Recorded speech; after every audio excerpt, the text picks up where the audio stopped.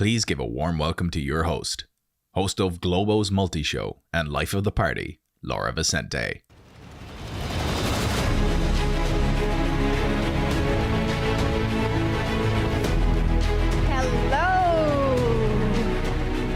Good morning, Doha. Okay, my name is Laura Vicente. I am the TV host at Globo, the largest TV network in Brazil. And I'm also the co-host of Web Summit Rio. I'm super happy to be here in Doha for the second time as your co-host over the next 3 days for Web Summit Qatar 2025. Woo-hoo! Okay, today as we kick off day one of the second edition of our Web Summit Qatar conference, right here on center stage, we'll be featuring the world's leading futurists in tech, marketing, venture, and entrepreneurship from around the world, covering topics like the future of tech, inside the AI chip race, marketing trends of 2025, as well as hear from the Facebook co-founder, who looks a lot like Andrew Garfield, by the way. We'll also have the Fresh Prince of Bel-Air himself, Will Smith, and author of game-changing books like The Tipping Point, Malcolm Gladwell. You'll be hearing from some amazing companies like Snapchat, Dow Jones, the NFL, Qualcomm, United Airlines, Cerebras, and so much more. Whoa, I mean, this might be the most epic day one that I've had in all Web Summits everywhere. I'm getting FOMO just announcing all of this, but you don't have to have any FOMO yourselves, as everything you need to know about the next 3 days in the Web Summit app right here. When you access the Web Summit app, you can create your own schedule, you can connect with other attendees, as well as join meetups that are hosting across the venue in all 3 days. I know that my co-host, Casey, will be at the Canadians at Web Summit meetup at Wednesday, 11 a.m., and I will be at the Women in Sustainability meetup this afternoon at 4:50 p.m. Oh, look. I just got an app message from Transfero CEO Marlison Silva, and he wants to have coffee with me in the speaker's lounge this afternoon to talk about Web Summit Rio. I will mark this as yes, and I will see him there. Okay, is everyone ready? Everyone ready? Okay, so if you have seen the movie The Social Network starring Oscar nominee Andrew Garfield, you might be familiar with Eduardo Saverin, which is one of Facebook's co-founders, and like me, a Brazilian. Today, Eduardo is co-CEO at B Capital, an investment firm to build and support early to late stage innovators creating paths in technology, healthcare, climate, and beyond. We will hear from Eduardo and his co-founder, Raj Ganguly, as they speak to Emma Graham from Fortune about the forces shaping the global economy.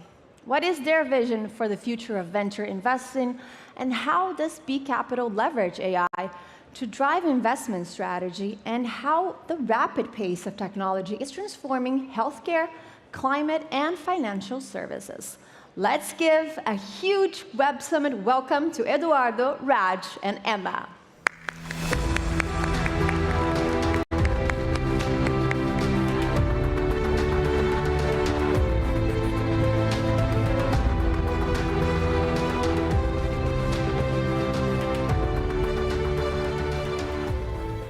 Good morning. Welcome to Doha. Raj, Eduardo, great to see you. Thank you so much for joining me today. We're kicking off today's Web Summit, so no pressure. But let's get right into it. So Raj, when we think about how you're deploying capital globally, what are the biggest forces you look at in the global economy that really impact your investment decisions today? Well, let me start off by saying good morning to everyone and thanking Web Summit in Qatar for having us here today. I think it's been a bit of a head-spinning start to 2025.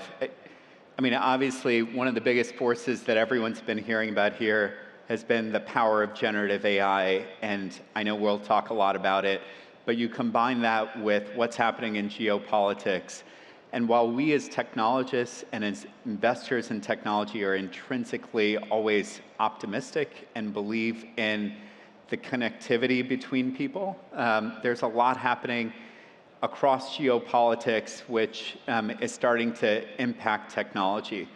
On top of those two forces, I think you also have a world where increasingly the power of technology is really now going into sectors that it's never gone into before. One of our other co-founders helped start Uber, and Uber at the time, there wasn't that much excitement about technology impacting the taxi industry. Well, now you're seeing technology impacting healthcare, education. Obviously, here in the Middle East, we've seen the power of technology in financial services and fintech.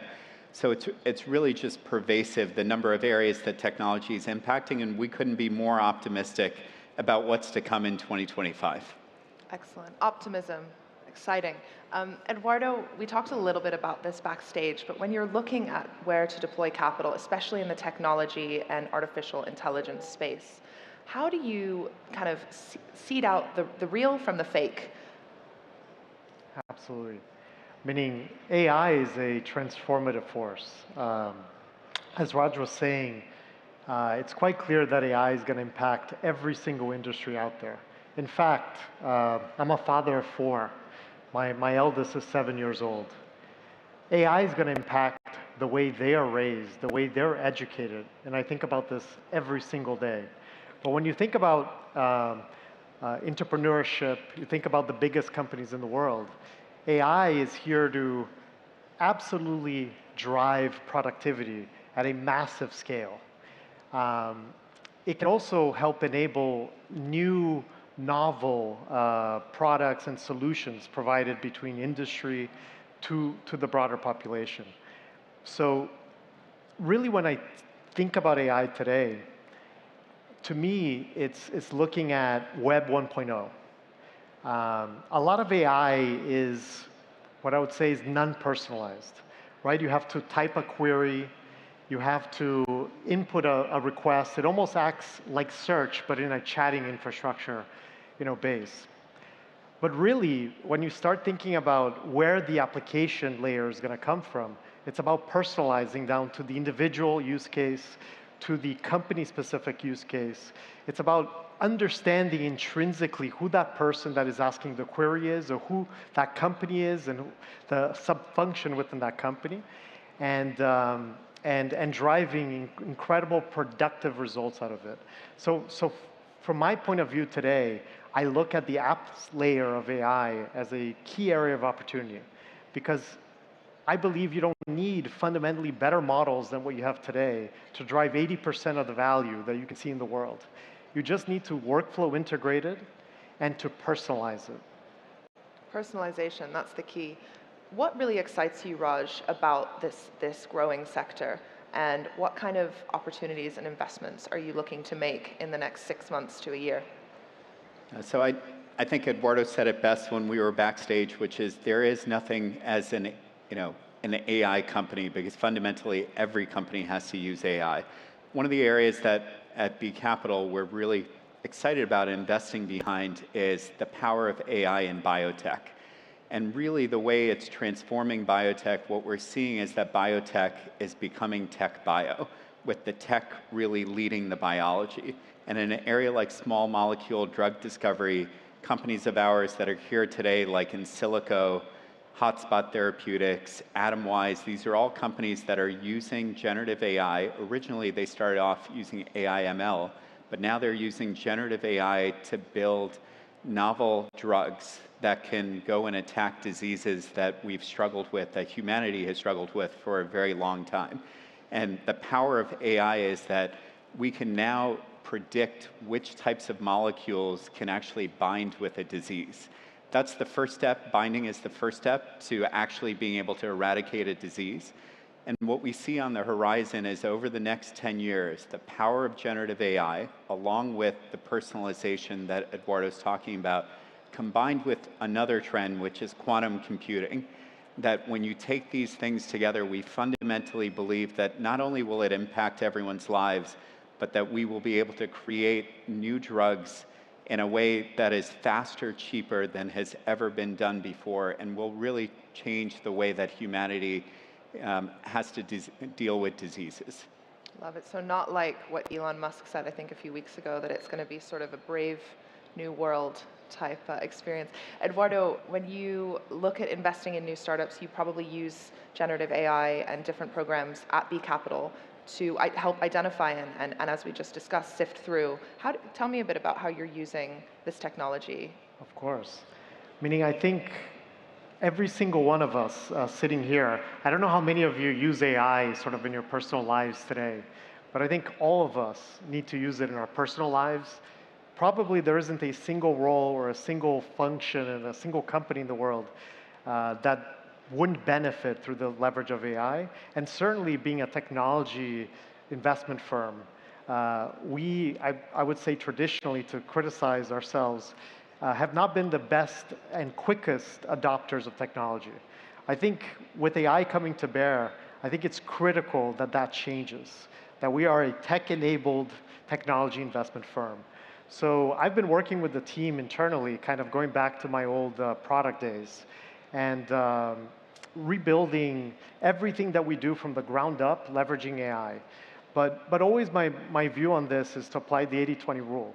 But in a pattern recognition-based business and a people business, which ultimately venture capital is, it's critically important to first try to bring together all intrinsic internal data sources, basically every interaction we've ever had with entrepreneurs, with companies, with potential partners for said companies and people, and bring that together to allow the external data world and instantly pattern recognize. As an example, when we look at a new startup, instantaneously be able to tell that C-level executive number 3 in that startup was in a previous startup that we spoke to, and start pattern recognizing across everything. Look at companies at a certain stage and understand how companies that have been successful looked at that certain stage. So it can give you an incredible, what I would say, people enablement lens into pattern recognizing and helping us at least increase the odds that we're backing entrepreneurs that we think will be highly successful. So interesting. I want to talk a little bit about the kind of AI arms race that we find ourselves in. What do you think DeepSeek tells us about the bubble in and the valuation of companies in the United States? Yeah, so listen, I use ChatGPT, I use DeepSeek, I use Llama because I know Eduardo's a fan from Meta. I think fundamentally we all have to start thinking about AI very differently. Today, so many of the entrepreneurs that we meet have an AI button on their application. Even my phone has an AI button whenever I want to use AI. I think fundamentally we need to go past that and stop thinking about making people change the way they work to use AI, and we have to integrate AI into the functions. We have a company that does web searches, that uses everything from DeepSeek to ChatGPT. They'll use any kind of underlying AI technology to power their web search. And what we found is that DeepSeek is really good for certain types of functions and searches, and ChatGPT's better for other ones. And I think the reality is that choice in AI and in foundational models is going to become something that drives more access to it. But fundamentally, what I would say to the founders in this room today is, don't force people to push an AI button on your application. Integrate AI into your workflow so people never need to push a button. If you think back 20 years, would people have pushed a button to use some kind of technology? No, technology has become the backbone of the way that we work and the way that algorithms are built. And don't force people to take an extra step, integrate it into your workflow. And that's what Eduardo and I have been doing at B Capital, and that's how we believe that great founders are going to build the next generation of AI native companies. But I'll add one thing as well, because when the DeepSeek news became sort of more public, I think it was sort of internally known in the sort of the AI community and technology company community for a few weeks prior to that. There was sort of a big question around our valuations, sort of too high. But actually, at the surface, no matter your beliefs on the premise of how much was spent to train that model, ultimately this is a display on return on investment. It's basically a company that is displaying both, first, the point that innovation can come from anywhere. It's not limited to a particular geography. Second, it's saying that with a certain spend, you can achieve a very high output. That should increase the addressable market of AI widely. For the largest companies in the world that are spending in the infrastructure in AI, in some ways that would not make them decelerate such spend. It would actually have them accelerate the spend because the ROI per dollar is higher. So one thing that I wanted to flag is I really think news like DeepSeek's are actually very positive for the industry, because one of the key fundamental goals is for the core models to become increasingly more accessible from a pricing standpoint. And where the magic is going to happen, back to some of my initial points, is in the personalization. And how you can take those models and apply to very specific data sets, particular use cases, and integrate into the everyday life. I know Raj talked about a button, and I agree with him. The UX layer of AI is going to be the most important thing. And the best UX in the world is the one that you don't realize you're using, is the one that you keep doing exactly what you're doing, you just do it more productively because of the backbone of AI. And DeepSeek is an example of an enabler technology, and hopefully there'll be a lot more news like that coming to bear. And I don't think that will be bearish, I think that will be bullish. I love it. But what worries you about China potentially winning this race? Does it worry you?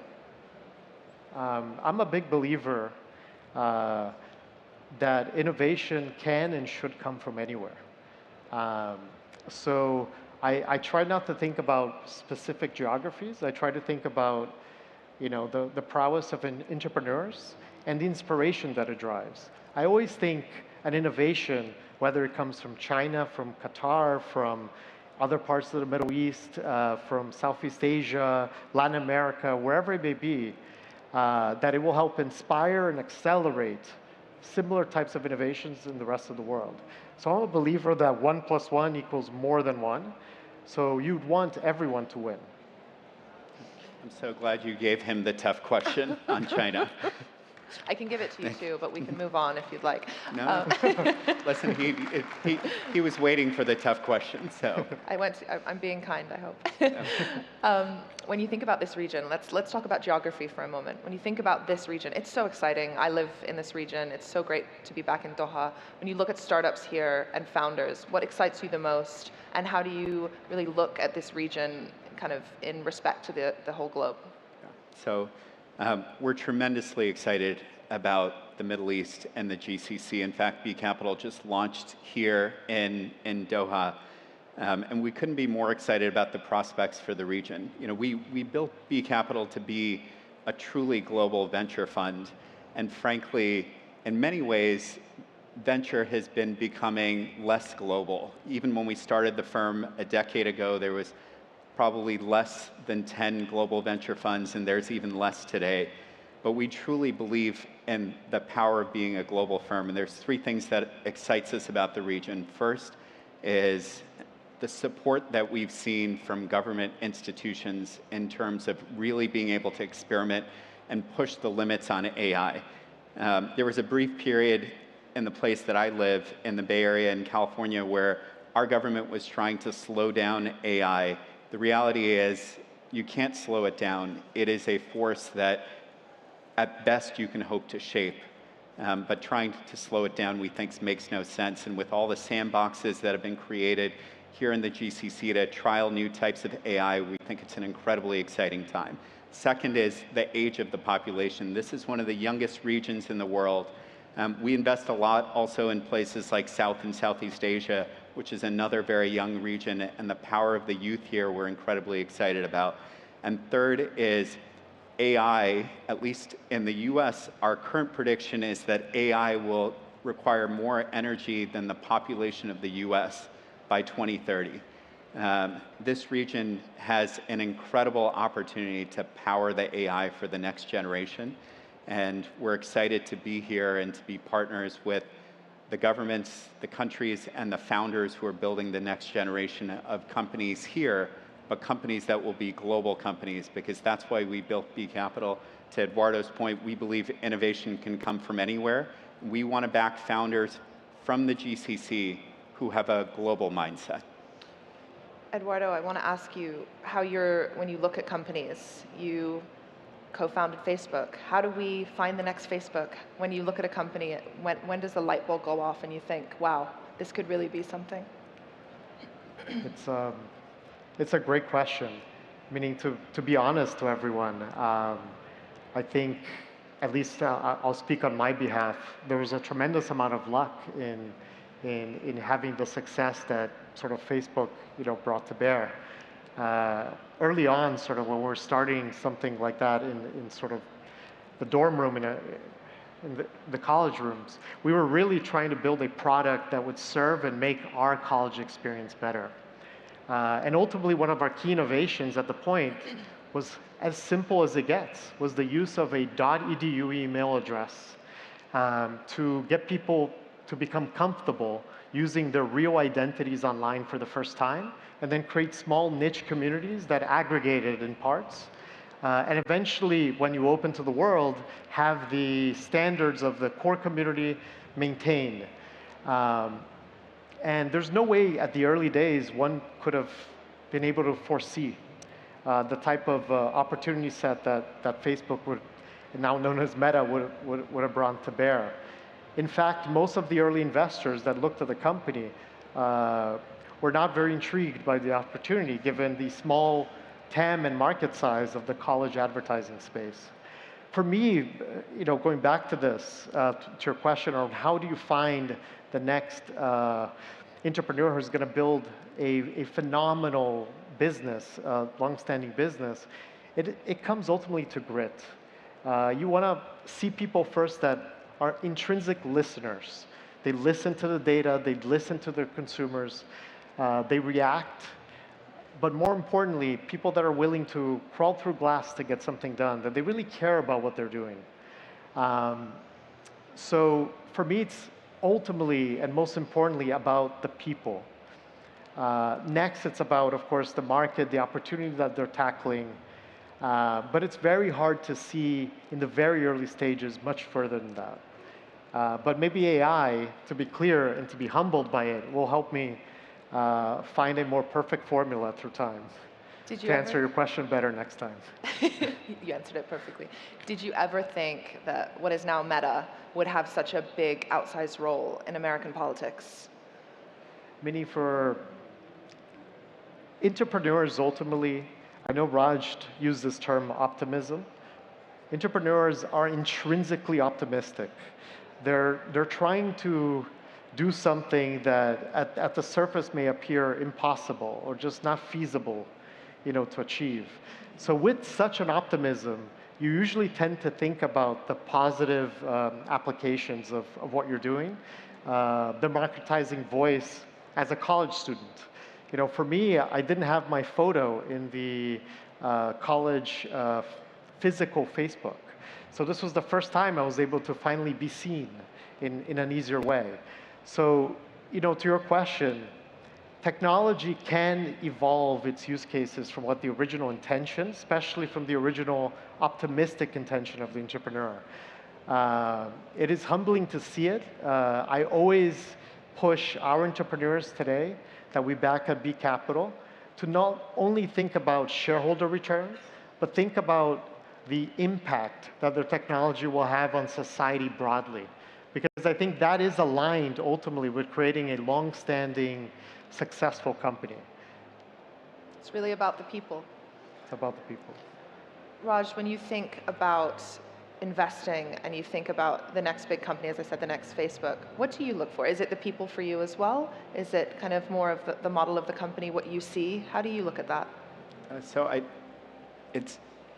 What I think is one of the most interesting things is that we're technology-driven investors. We leverage a lot of technology in the way we invest. We leverage a lot of data, but ultimately, so much of this comes down to the people.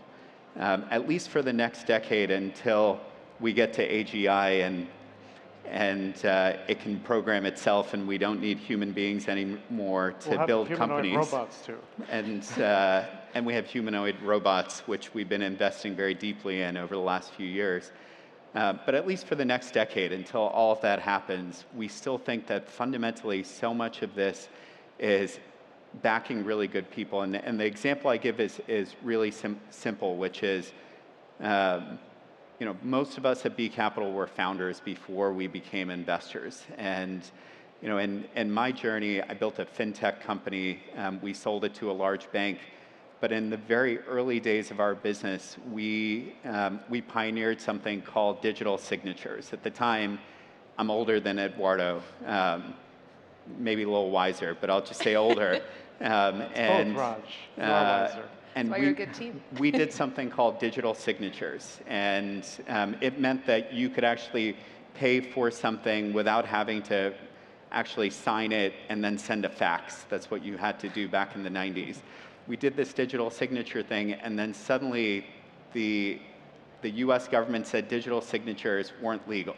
And we had to pivot our business very quickly. And we had a couple of co-founders who said, well, this was the original premise, that we're going to do digital signatures, we're going to do online payments. Without it, the business isn't going to work. And what we found was that the people, to Eduardo's point, who were willing to crawl through broken glass, that we were able to figure out a different way to attack that same problem. But for a period of 3 months, our business completely went to zero. And you really had to have fundamental belief, not in the business model, but you had to have fundamental belief in your co-founders and the team that you worked with. And that belief has always kind of powered the way that we invest. And to this day, I always say, I think I have one of the best co-founders in the world in terms of what we've been doing. And that's really our goal, ultimately, invest in great people who build great businesses. Brilliant. We're rapidly running out of time. Very quickly, both of you, just tell me your biggest risk to the outlook in the next 6 months to a year. Please, Raj. I think Wiser the one The biggest risk is that there is so much excitement about AI that people forget that e-commerce took 20 years. Generative AI won't take 20 years, but it'll take 7 to 10 years. We need everyone to be a little patient. Be patient. Eduardo? And for me, it's human psychology. I think with AI coming to bear, humanoid robots, one of our portfolio companies, Aptronic, is advancing that very rapidly. It's important for us to also focus on the humanity of the world and understand this new technology coming to bear to be collaborators, not competitors with ourselves. So I'm always deeply focused on how do we think about and interpret what's coming to a huge opportunity in front of us, not a threat. Eduardo, Raj, thank you so much. Let's leave the stage and let the day continue here at Web Summit. Thank you all so much.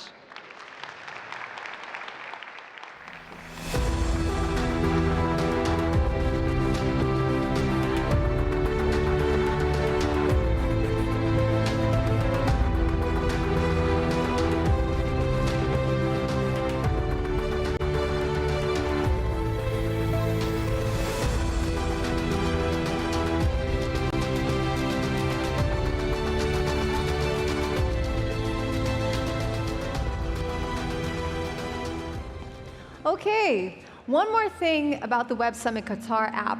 We have the option of live translation to Arabic. To make this work, just select live audio translation from your app and follow the steps. Now, in a world that often celebrates speed and novelty, we find ourselves in a cycle of constant reinvention, sometimes at the expense of wisdom and sustainability. Our next speaker invites us to pause, reflect, and ask ourselves a vital question. Are we innovating for true progress or simply chasing the next big thing? In conversation with a man who took his considerable charm from CNBC to YouTube and TikTok, Upton Saidi, it is my honor to introduce a visionary leader who challenges us to rethink innovation not as a race to the future, but as a craft rooted in depth, intention, and enduring impact. Please give a warm Web Summit Qatar welcome to Her Excellency Sheikha Hind bint Hamad Al Thani.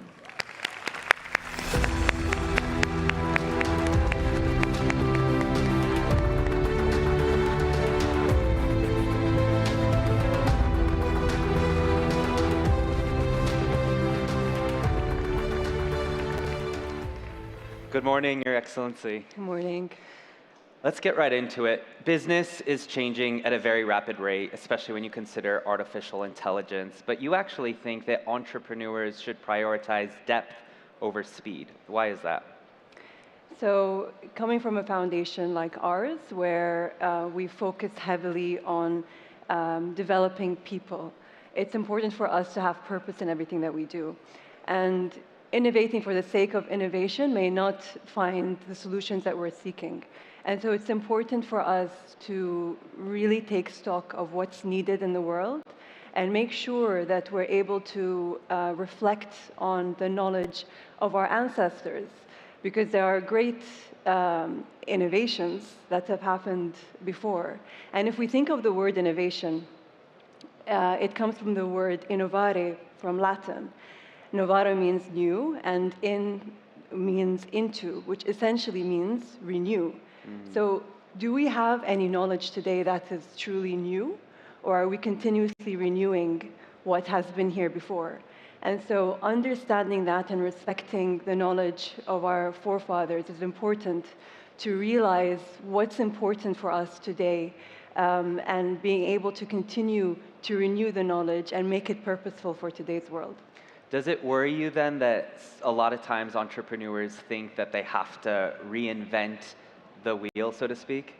Absolutely. And I think sometimes we think, the big ideas are the more important ones, where, maybe the smaller solutions are actually a lot more impactful.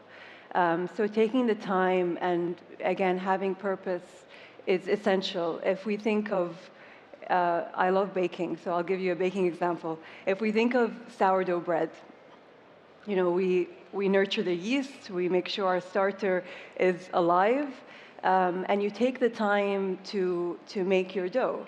Now, I can easily use the fast-acting yeast, but it's not as healthy, it's not as tasteful, and it doesn't provide for an opportunity for us to really take our time and enjoy the process.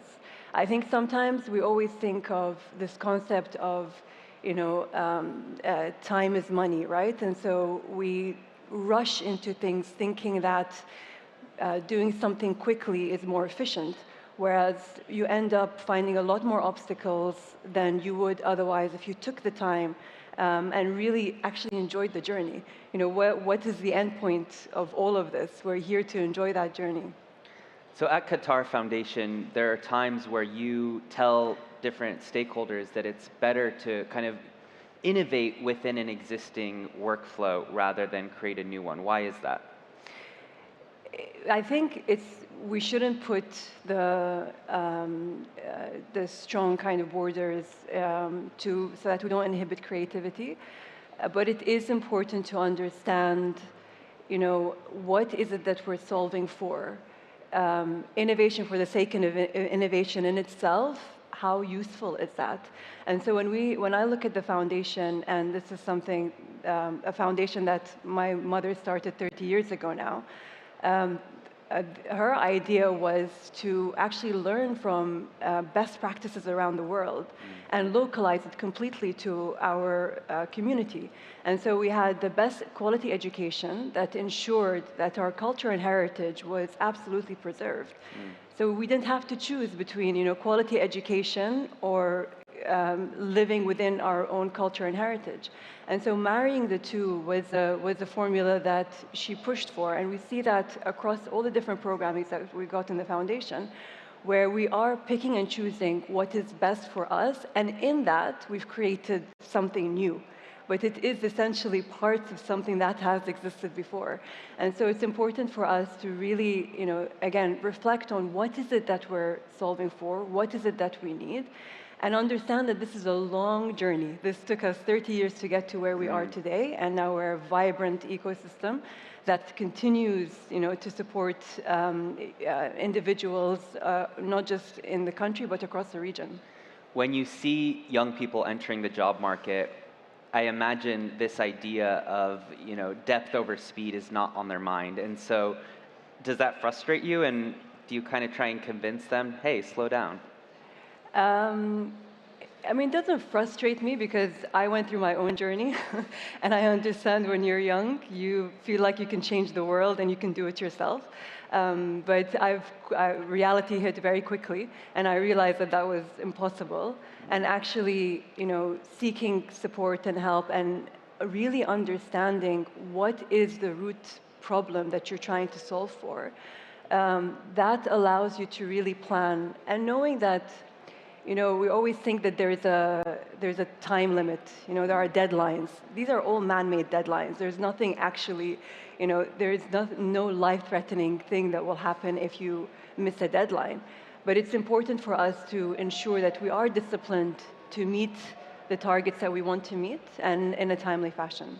It's almost like social media has caused a lot of this, right? Because you go on your phone and you see someone who is more successful than you, someone who has more followers than you, someone who's raised more money than you, and that creates oftentimes a sense of unease and a sense of I'm not going fast enough.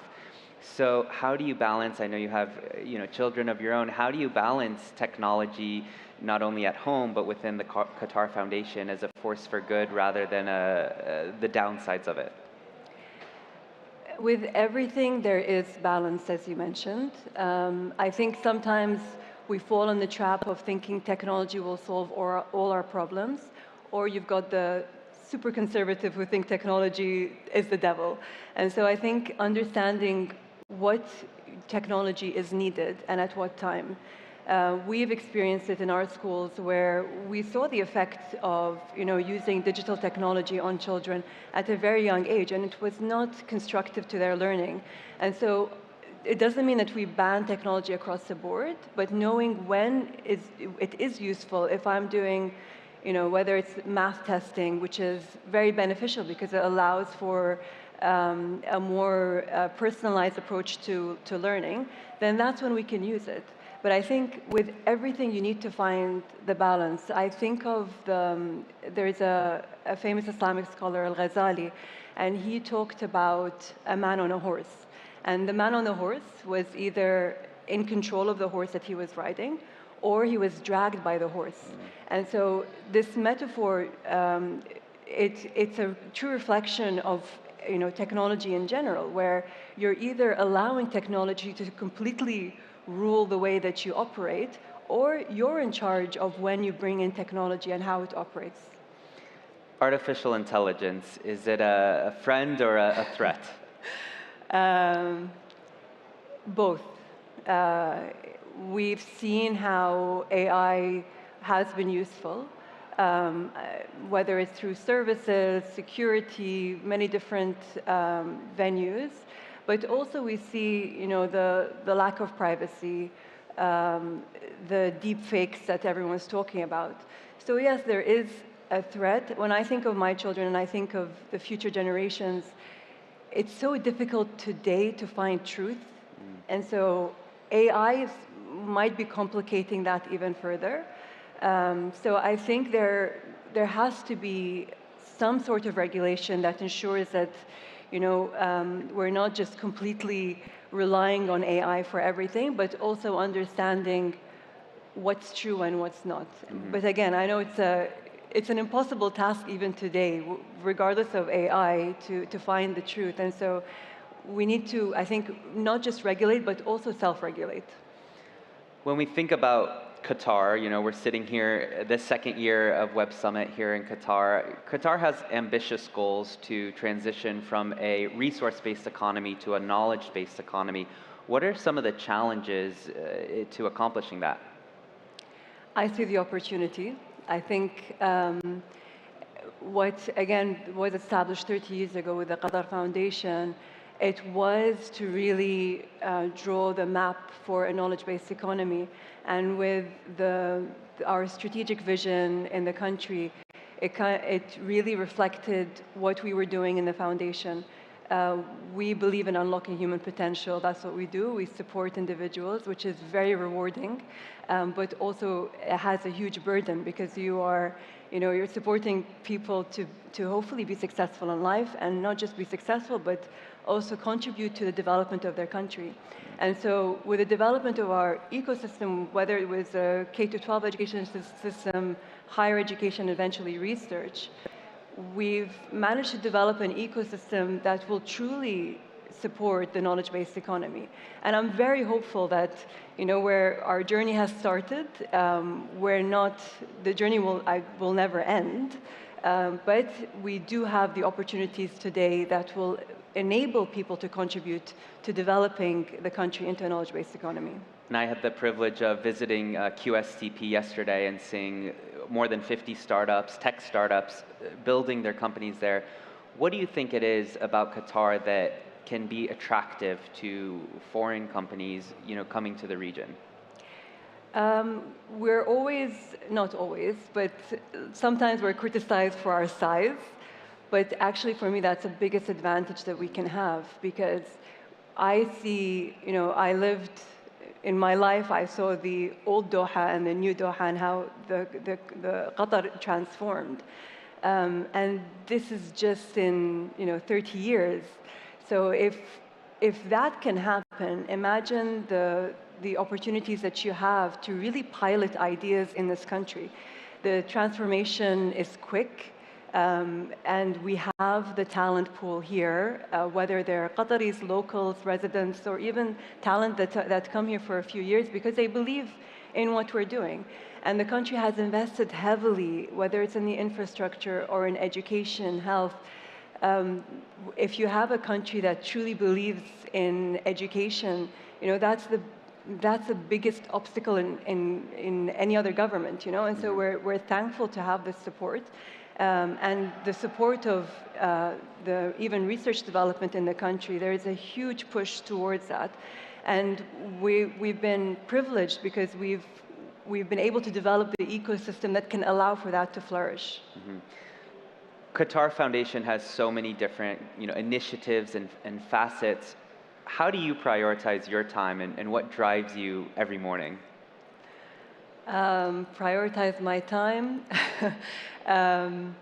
So I've been privileged to work for both my parents. I started off working for my father, and he taught me to be disciplined, but also humble. And with my mother, of course, she taught me, again, discipline, but also that the sky's the limit. And so every morning we think, what is it that we can create? How can we improve? How can we continue to contribute to the development that was started 30 years ago? My children, of course, are also my greatest motivators. I want to be able to support, just like my mother did when we were children, to support in an education ecosystem that can be that can support every single individual in the country.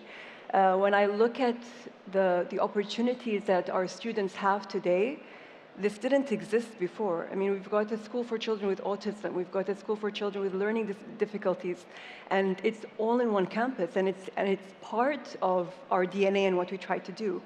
Because every student needs to have a place in school. That's their right, and we need to make sure that it's not just, a seat that they fill, but actually it's a productive seat for them so that they can themselves contribute to the development of this country. On the other side of that, what keeps you up at night? Not being able to accomplish that. Again, we're a small country.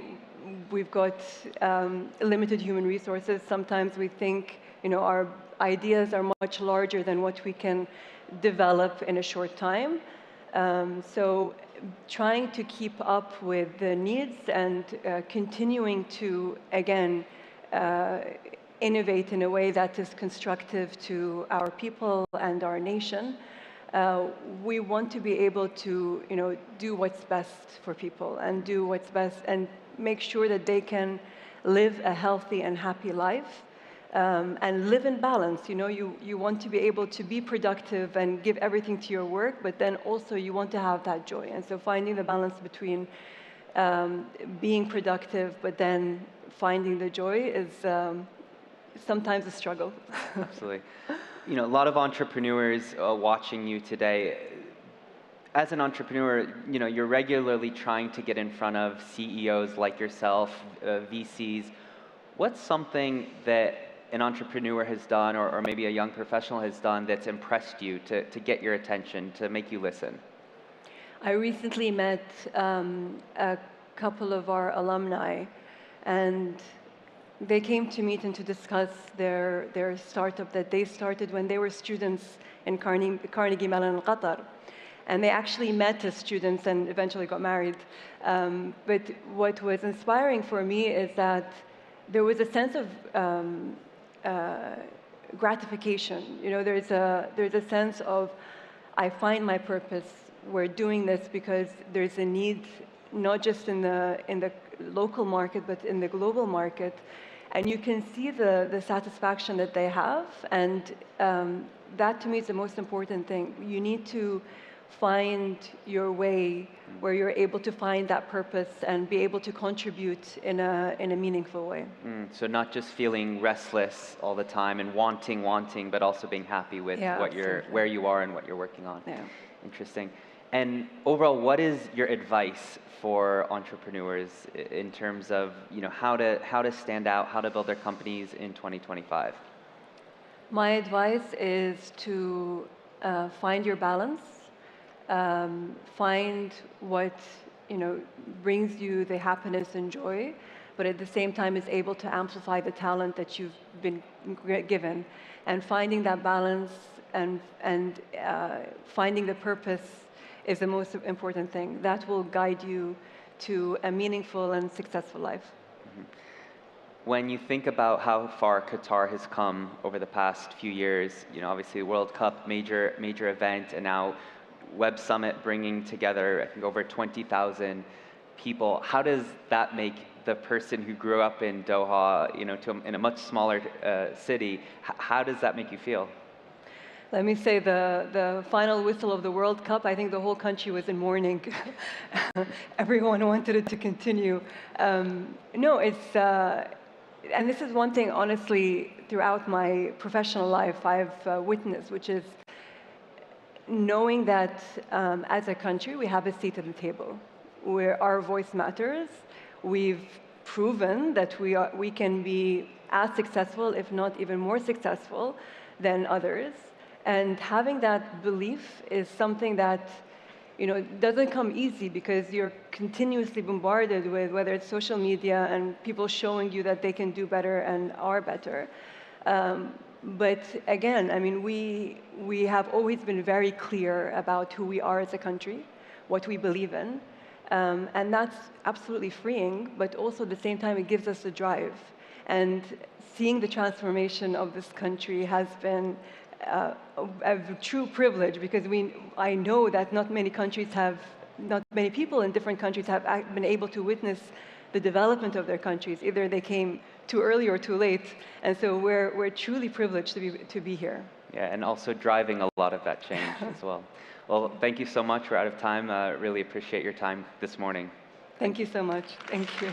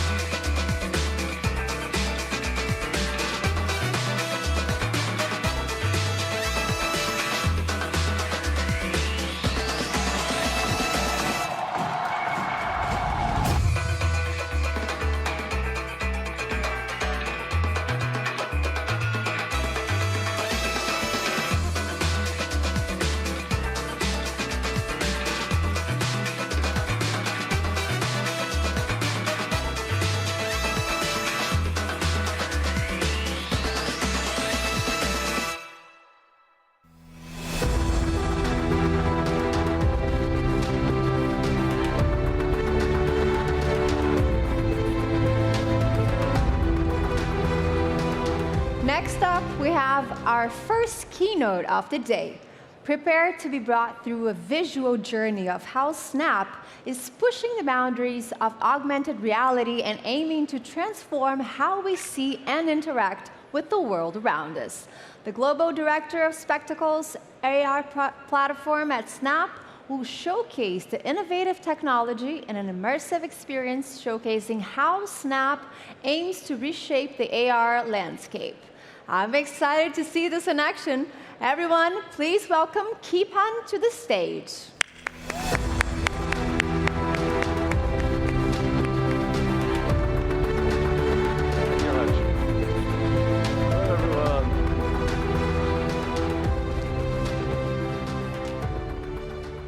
Hello, my name is Keith Han, and I am the director of the Spectacles AR platform at Snap, and I'm based in London. And I'm here today to give you a sneak peek at the future of AR. So if we can switch to the video feed, please.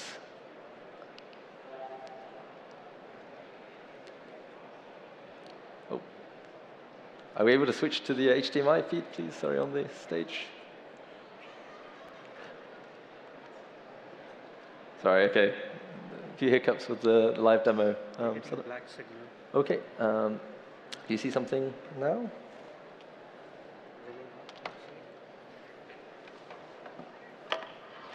Okay. Sorry, we have a few technical glitches here. We'll be with you shortly.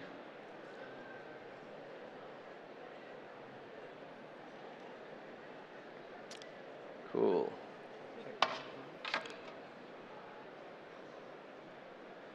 Great.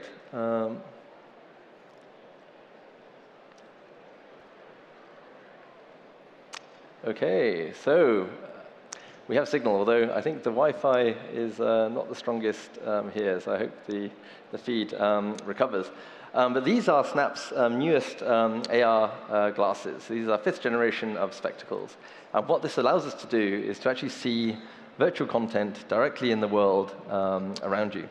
And apologies here, but yeah, we seem to have a little bit of an issue with the Wi-Fi connection. So I'm just going to plug in here. And hopefully that makes it a little bit better. Great, sorry. Cool. So let's see here. Great. Do you guys see a feed now? Okay. Sorry, we seem to have a few Wi-Fi issues right now. Okay, no worries. We will skip to the main presentation. Maybe we'll come back to the demo a little bit later. Sorry about that. So yes.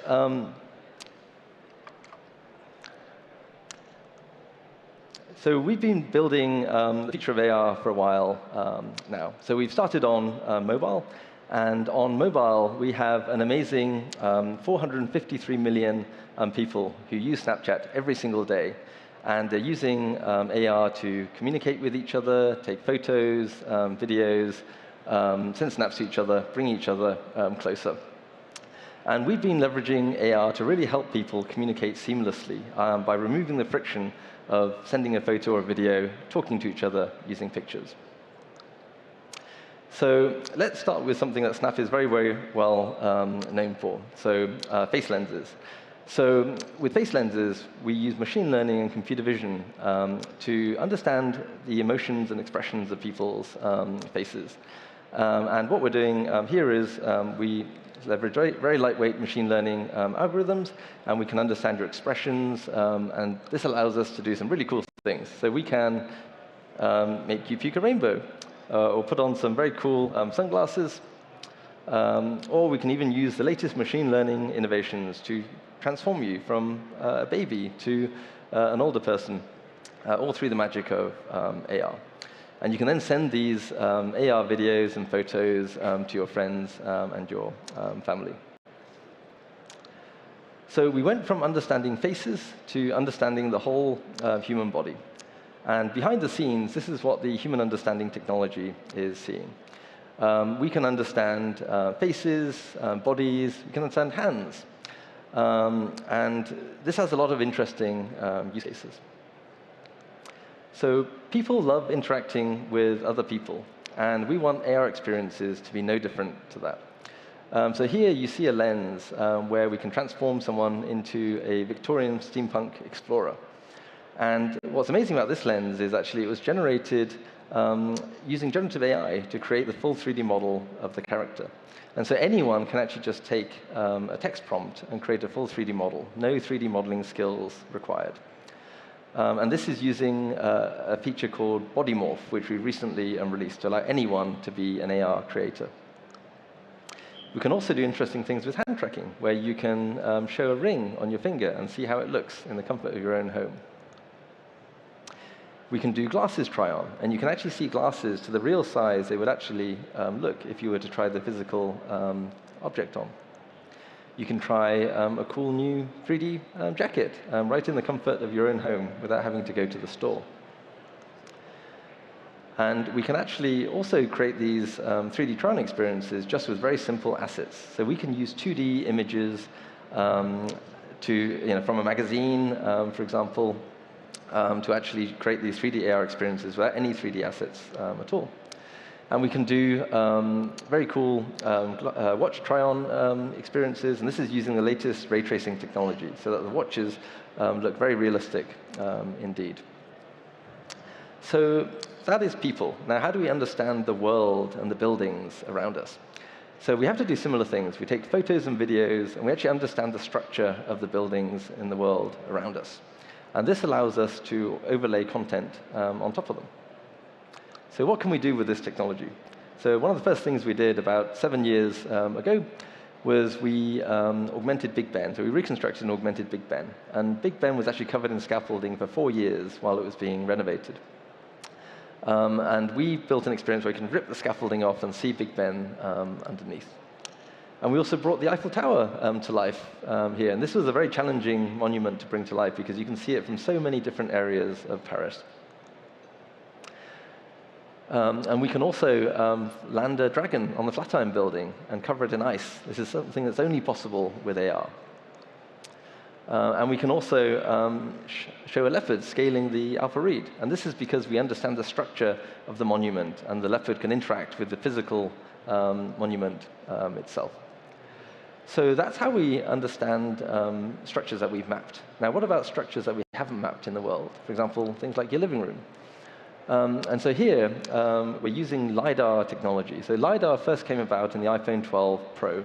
And what this does is it shoots light out into the world and measures how long it takes to bounce back to the camera. And using this, we can understand all sorts of different surfaces in the world around us. We can put flowers on tables. We can put grass on the floor, grow vines on the walls, and turn the ceiling into a starry sky. And all of this is possible because the Snapchat camera understands the structure of the world around it. But the LiDAR sensor is only available on the highest-end phones, and we really wanted to democratize this and allow these experiences to work on all phones. So we used machine learning to take regular RGB cameras and actually understand the depth. And now any phone out there can basically have this sort of experience in the world. And so many people can use this to send snaps to their friends and family. And here's one of my personal favorites. This is a lens by Nick Kazakov, a third-party developer, and it allows you to shoot toilet plungers into the world around you. And here you can see it sticking to my dog because it understands the structure of the world. And I can assure you, no dogs were harmed in the production of this video. So because we can use machine learning to understand the world around us, we can actually allow developers to import any part of the world into Lens Studio, which is our authoring tool, and create an AR experience around it. And using this technology, developers can scan the facade of a shop and bring a virtual catwalk to life to anyone who goes and visits the store. Or Egyptian monuments in the Louvre can be brought to life in all their historic splendor. And most amazingly, we can even bring dinosaurs to life. So if you go to the Chicago Field Museum, you can actually look at a dinosaur skeleton and see the skeleton come to life and walk around and roar at you right in front of your eyes. One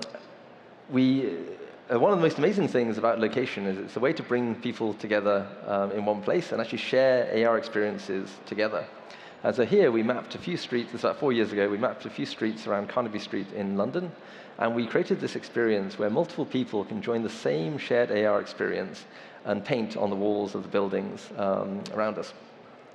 And what's amazing about this is everyone sees the same shared AR world. And this is something that is a small technical jump, but it's actually a big mental leap, because all of these virtual objects are now suddenly much more real, because you can all see it in the same place, you can all point to it, you can have a conversation around it. And about 3 years ago, we launched city-scale AR. So this is really to highlight how we can enable reconstruction, not just of a building or a street, but an entire city. So we enabled Zone 1 of London for AR by reconstructing it. And you can see here just the sheer scale of the reconstructions that we built here of London. And we also enabled downtown LA and Santa Monica to be reconstructed as well. So a lot of times when we talk about AR, it sounds like something that's in the future. But actually, I want to convince you guys that AR is here today, and it's already mainstream. So 300 million Snapchatters are using AR every single day. And they're using AR to express their emotions, make their friends laugh, really bring themselves closer to their friends and their family. And this leads to 6 billion interactions with AR every single day, which is an amazing number. Now, all of the AR experiences I've shown to you guys, they're built using a tool called Lens Studio. And this is our in-house authoring tool, so that anyone out there can go and download our free tool and build AR experiences. And you don't need to be an AR expert. You don't need to be a computer vision expert at all. And we have an amazing 375,000 lens creators who built 4 million lenses. And that's generated an astonishing 4.5 trillion views of these AR experiences, which is an astounding number. So where do we go from there? So we're actually looking at a future where we want to put digital information directly into the world in front of you. And we can do that through spectacles. And through our investments in mobile, we built the foundations to build the next generation of computing. And so the understanding of the world of faces allows us to build an engine that evolves into SnapOS, which is our operating system, built from the ground up for AR. We have invested a lot in hardware so that we can actually build these AR glasses. And I'll talk a little bit now about how we've gone about that. So in 2016, we launched the first spectacles. And these were camera glasses that allow you to take a quick snap of the world around you. We followed up with glasses with different styles, with better cameras. And we also followed up with a model with stereo cameras, so you can actually understand more of the world and augment your videos through Snapchat.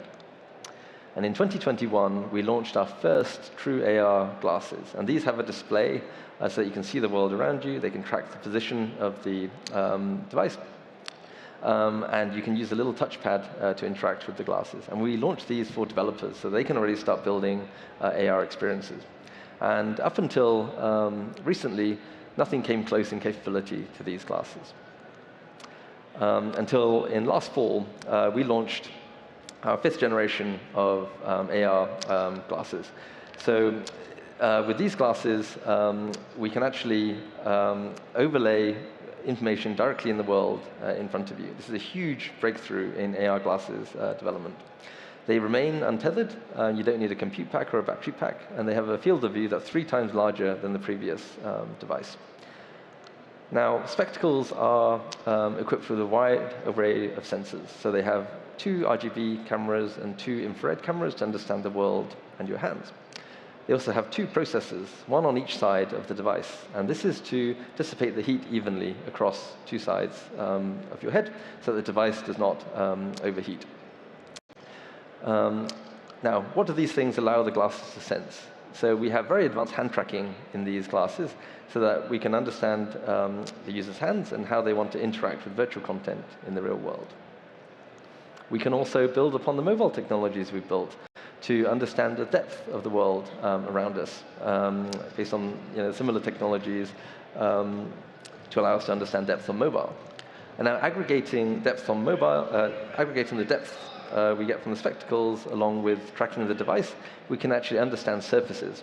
And this is something that's very important for us to be able to anchor AR content exactly in the right place in the world where it's most relevant. Now, we've talked a little bit about how we understand the world. The other part of augmentation is actually how do we put graphics into the world around us. And there are two ways to do this. So one is through something called video pass-through.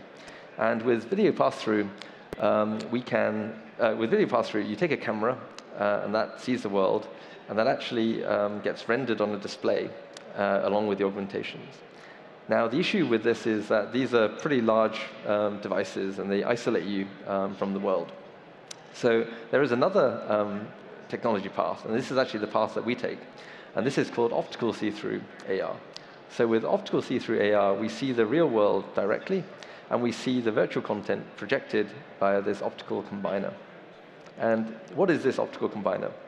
So the optical combiner we use is called a waveguide.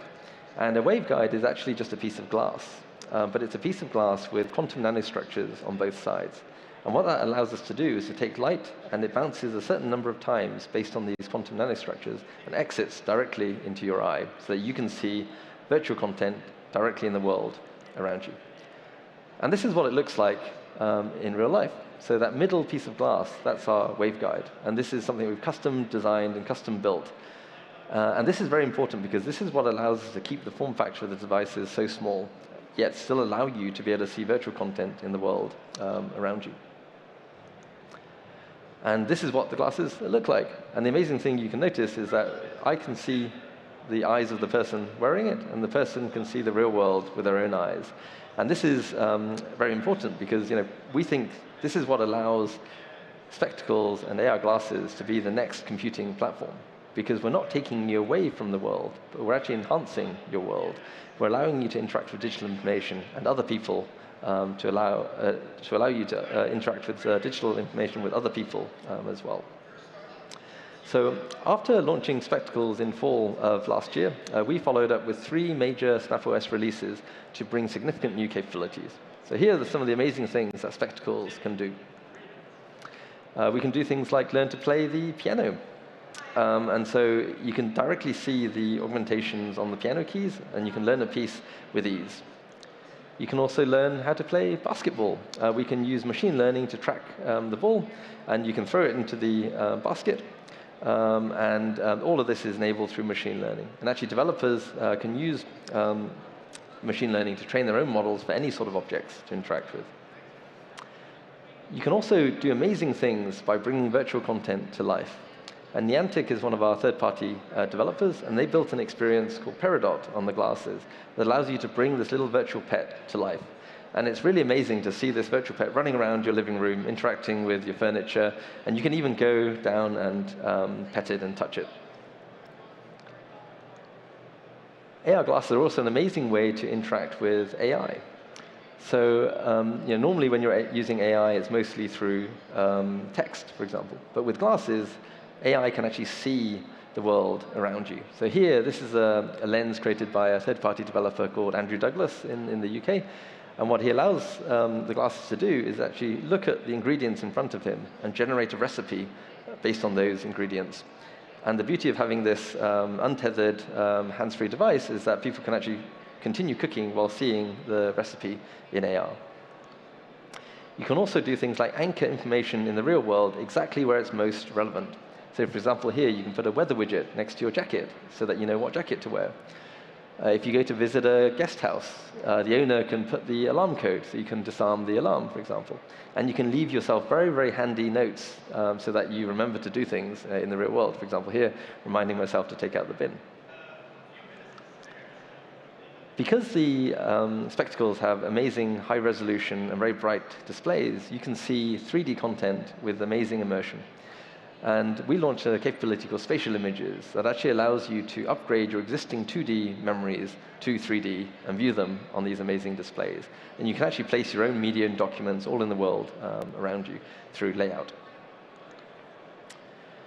And most importantly, I feel spectacles, because you can see the real world, you can see people around you, it allows you to connect with people and the real world more fully. So you can experience AR together and share special moments with friends and family. Spectacles lets you connect to multiple people in the same physical session and see the same AR content in the same location. And this is really like nothing you've ever experienced before. All of a sudden, that virtual content is much more real, and you can all point to it and have a conversation about it. So the future is here now. These spectacles are devices we built for developers so they can already start building the amazing AR experiences of the future right now. These experiences will help sculpt the consumer devices of the future and make sure the right trade-offs are made so that developers can turn their dreams into reality, and consumers have countless AR experiences to fill their world and participate in with friends.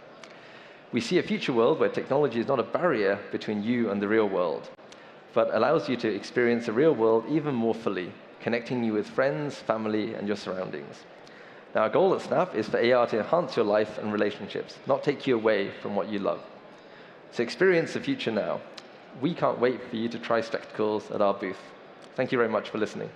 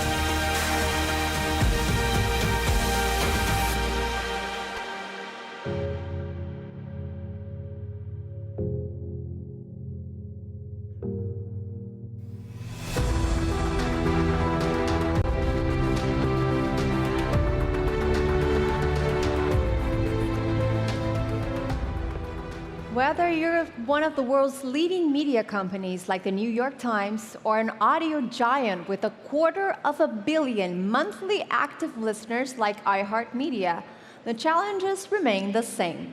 Building sustainable revenue models, meeting audiences where they are, and competing for attention in today's competitive media landscape. To discuss this big topic of building media brands in the new world, please welcome, in conversation with Aisha Chowdhury from the BBC, Conal Byrne, CEO of iHeartMedia Digital, and Joy Robbins, Global Chief Advertising Officer of the New York Times.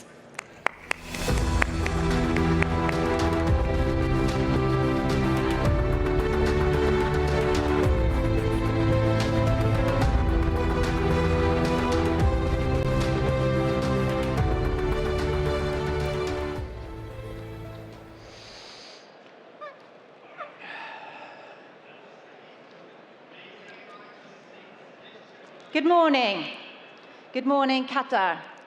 This is my first time here. My name is Aisha Chowdhury. I'm from BBC World Service News. I have to say, I did miss the World Cup, and I'm a huge fan of football. But I'm delighted to be kicking off this session today with two, as you've just heard, mega media giants in the name of the New York Times, Joy Robbins on my right, and Conal Byrne from iHeart Radio Media. Conal, let me just sense check that, because you are actually CEO of the digital iHeart Group. That's right. And that's what we're here to talk about. Now, these two names, their reputations precede them, so you are well aware of who I'm speaking to. I'm going to kick off with you, Joy. New York Times. When we talk about kicking off this sort of conversation, 1851, is that correct? That's when the New York Times started. Right. So we're talking about 174 years in action. And there's been substantial change during that time. Yeah. The change hasn't happened by standing still, not least. In fact, the BBC's ex-boss, Mark Thompson, actually moved on to the New York Times and arguably transferred it into a print to digital world. Now, I love the term that you've used when you've talked about transformation. You've used the word reinvention. Yeah. Talk to us about that. What does that look like for the New York Times? Sure, of course. Well, first of all, thank you so much for having me today. When I think about the one choice that the New York Times has made that's really led to its global success over time, it's been our unwavering commitment to quality journalism. We are relentlessly focused on building news products and lifestyle products that are so good that people actively seek them out by name and build enduring habits with them. And that focus has really led us to launch in 2022 our essential subscription strategy, which is so core to the next phase of reinvention of the New York Times. And that strategy means that we are going to be the essential subscription for every curious person seeking to understand and engage with the world. And there are three components to that strategy. The first is to be the world's best news destination. The second is to build products that help people make the most of their lives and engage with their passions. And lastly, to create a comprehensive and connected product experience that's really allowing people to discover the best of the New York Times coverage. And that has led us, that unwavering, that focus has really led us to become the most subscribed to journalistic platform in the world, with nearly 11.5 million subscribers, tens of millions of people who are coming into our coverage every day across a range of different topics, whether that be news, games, which I know we'll talk about, sports, shopping, and cooking. It has required us to really rethink what the New York Times means to an expansive group of people. Because that's the key thing. You are asking people to pay in an age where there's a wealth of content out there. There's a wealth of all sorts of content out there, whether it's news, whether it's games, as we've said, that are free to access. Yeah. How do you make that pivot where you are asking audiences, well, here's the thing, we are offering something different, and you will want to pay. So there's a clear call to action there. I mean, I think it comes down to creating that direct relationship and becoming essential in people's lives. And so building products and journalism that are so good that people are actually willing to pay for them to get access. And it's that reputation that you're talking about. Trust, exactly. Trust and quality. That's right. That's at the essence of it.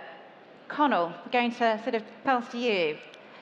You guys are huge. I mean, we've been working together for some years now, and Connell and I met at a time where the podcasting industry was growing massively in the US, and various key big outfits, iHeart in particular, were looking to buy their own production house. And you were CEO of Stuff Media at the time. Now, I've watched how iHeart have really evolved during that time from when you started, in fact, just a little bit before, from the radio broadcasting medium into and transformed into this digital space. Tell us a bit more about that. Well, I think you have in iHeartMedia a mass reach medium in the United States. So the maybe most understated form of media in the United States and maybe the world is audio. iHeartRadio reaches 90% of American adults a month. We do this across almost 1,000 broadcast radio stations in almost all 50 states of the United States.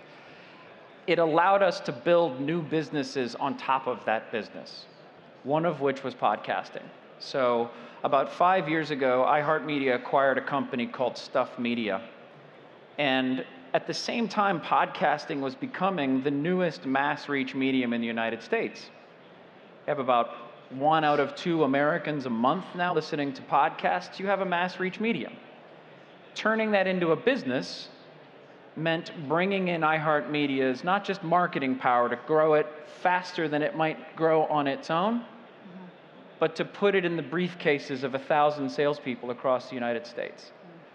What we're trying to do here is, I think in a very smart partnership with Sheikh Jassim and the GCO, is to bring that medium, podcasting, that I have seen firsthand change the way creators think about telling stories and change the way listeners think about content. try to bring that to this region in a way and help accelerate it, leapfrog 5, 10 years of growth that we just went across in the United States. So it's really exciting. It is. I mean, I love podcasting. Tell us a little bit more about the medium of podcasting. It's very different, isn't it? What's amazing about comparatively? podcasting and audio in general is the listener puts the creator in a different bucket. So usually when you consume content, you have a relationship with the creator that is a little bit at arm's length. You believe you're consuming media that is created for one-to-many. It's not to say it's good or bad, it's just how your brain is working around that content is, it wasn't made especially for you, you don't have a deep, deep relationship with that creator. Audio, and especially podcasting, is built a little differently. You consume the content in a way where you trust and engage with the creators a little more. You literally, psychologically, put them in the bucket of a companion rather than a creator. This changes everything about this medium. It makes it have engagement that other mediums don't have. And by the way, it creates a marketing vehicle that's super powerful for marketers to carry messages through to consumers. So we've not just seen it change the way creators tell stories, but we've seen it sort of change the minds of marketers of how to tell their stories too and drive greater effectiveness.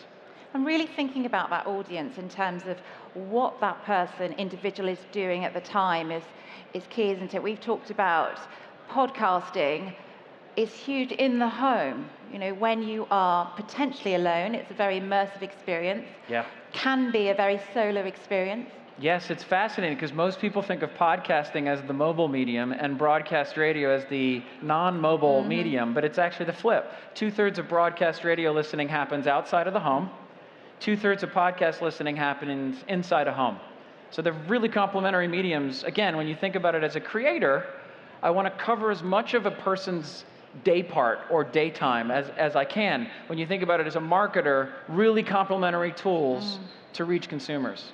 And you've got one of the biggest ones, of course, Joy, The Daily. The Daily, yes. The most downloaded podcast, the most listened to podcast in 2024 on Apple. Now let's lean into one of the big things that really has made you guys successful, and that is making money. You make money. We do. Now, you've described the New York Times as subscription first, digital first, subscription first, but you lead, of course, advertising in that space. That's no mean feat, particularly in this current time where quite often it's out of your control. How is that doing? And what are the key, where are you now, and what are the key challenges that you're grappling with? I think that's a great question about how a subscriptions first business leads to somebody like me leading advertising and what the relationship is between those two things. And I think the subscription first orientation of our business leads to an incredibly strong opportunity for advertisers. And that's because everything that we do is focused on our audience. We want to make sure that we are creating engaged loyalty for people to either continue subscribing or to become subscribers. So it makes us make choices that really puts the reader, the listener, first. And that helps advertisers because it, first of all, gives them access to first-party data. We have an incredible amount of first-party data across 150 million registered users. It allows us to really think about what the advertising experience across our platforms looks like to be user-first. So for us, it's meant creating beautiful, large, premium canvases that feel part of the reader experiences that perform consistently better than what we see standard advertising units do. And then ultimately, the trust that is required from the reader side to invest in a product, not only with their time, but actually with their money, creates the circumstances where brands can actually then really benefit from that trust transfer. And we see that consistently in the way that our advertising campaigns perform, whether that is to drive brand visibility, favorability, consideration, or even outcomes. And one of the key things I recall from listening to Joy's podcast, if you've not heard it, it's fantastic. Thank you. And one of the things that stood out for me is you were talking about the world of content where you are going into, you know, it might be relatively new, let's say Wordle, and you didn't surround it with advertising at the beginning. Yes. It wasn't something you had to buy, it was That's right. there. You grew that audience, you grew the reach. And I'm going to come to you, Connell, because I know that's something you guys have done as well. And in this space, you've then inserted advertising. How have the audience responded in that space? That's right. That's right. I mean, I think first and foremost, again, it's all about creating products and content in journalism that people are seeking out by name and building habits with. The advertising monetization really comes once we really understand what it is that these readers or these listeners, these viewers are going to respond to. So it allows us to not be quick to assume what they want, but actually to understand how they're behaving with the products, and then launch something that's complementary from an advertising perspective, and that performs ultimately for marketers. It can do, because it's a fine line, isn't it? Yeah. Where, in terms of monetizing and how much to monetize. Connell, in terms of the audio space, advertising can be quite challenging, particularly with digital advertising. Now, it also extends into a huge wealth of opportunity, and I'd love to lean into that to understand a little bit more. First of all, when you are adding advertising to content, to listeners, particularly in the US, who are often used to that world, let's open that up a little bit in terms of audiences in other parts of the world. Sure. How do you know what is the right level of advertising for your audiences?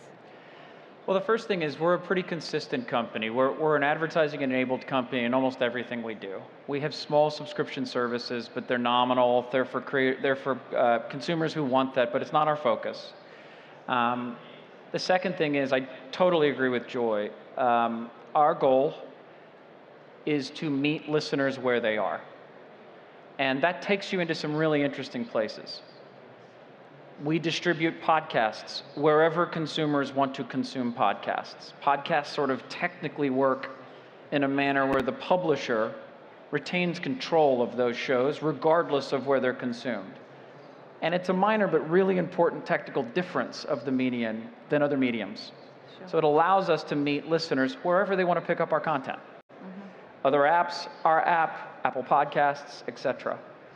It also has meant that we've launched platforms like iHeartland and the Metaverse on Roblox or Fortnite, a theater where you can watch shows from artists. By the way, that's been as interesting from the marketing side of things, having marketers understand how does my brand show up, what do I sponsor in such a place, as it has been from the creator side.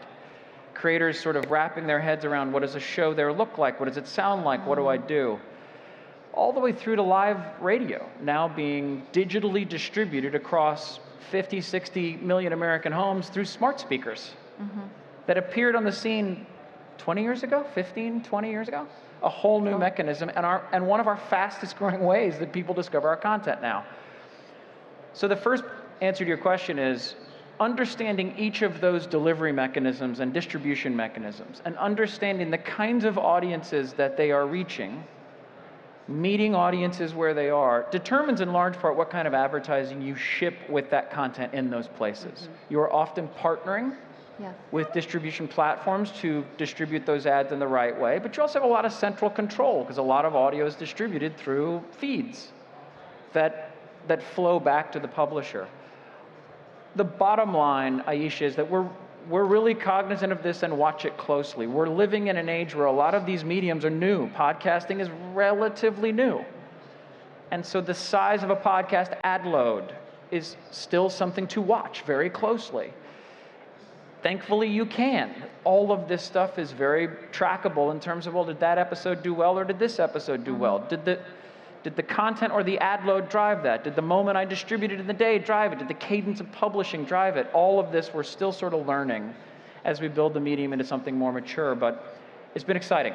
I think that experimentation, too, as 100%. we launch these new products, as we start to better understand these consumers, as we really understand, like, what drives audience, what drives people to have propensity to subscribe or to spend time with something, that experimentation is something that we're learning so much from. Yeah, and it's okay to try something and try something different in 12 months or 6 months. That's and if you're not doing that, especially in digital media, you're not doing it right. And the fact that you are thinking so critically about those audiences, where are they, what do they want, what are they enjoying, what do they not know that they don't know yet? Now, in the interactive space, you briefly mentioned iHeartLand. I don't know if anybody knows iHeartLand. Connell mentioned it. I took a look. Would you like to talk to us a little bit about that? Because it blew me away. It was a really interesting moment for our company when, again, if our mandate is to create companionship through content and meet listeners where they are, then, like we've talked about, you have to be open to platforms where a lot of listeners are that might not be originally obvious to you. Mm-hmm. So when Roblox a few years ago was 200 million users a month, now almost 400 million, that's a place where we should show up. And so building a metaverse experience there that we called iHeartLand, which was a sort of an amphitheater where we brought creators in to perform, again, it was really interesting from the marketer's side, how do I show up here, but equally from the creator's side. Our opening concert was with Charlie Puth, this incredible musician, but also a bit of a musicologist of sort of figuring out, wait, so this is a totally different environment where I can sort of control the fan base a little bit because it's all digitized and gamified. Let me think about how I would perform in such an environment. It was just a fascinating moment for us. And you've really broadened the audience base. You got it. So we were just talking about podcasting there, but we've sort of leaned into events, really. That's right. And this is a virtual way of doing that. So that's additional monetization. Joy, I know that's an area that the New York Times have also leaned into. So you're looking at audiences in a variety of different ways, not just consuming news. No, of course. I mean, I think that, first of all, I think news gets painted a bit monolithically. News is lifestyle coverage, it's sport, it's fashion, it's culture, it's food, it's travel. And I think what we're really trying to then understand is what makes a great event. And for us, right now, it's really thinking about news-making opportunities.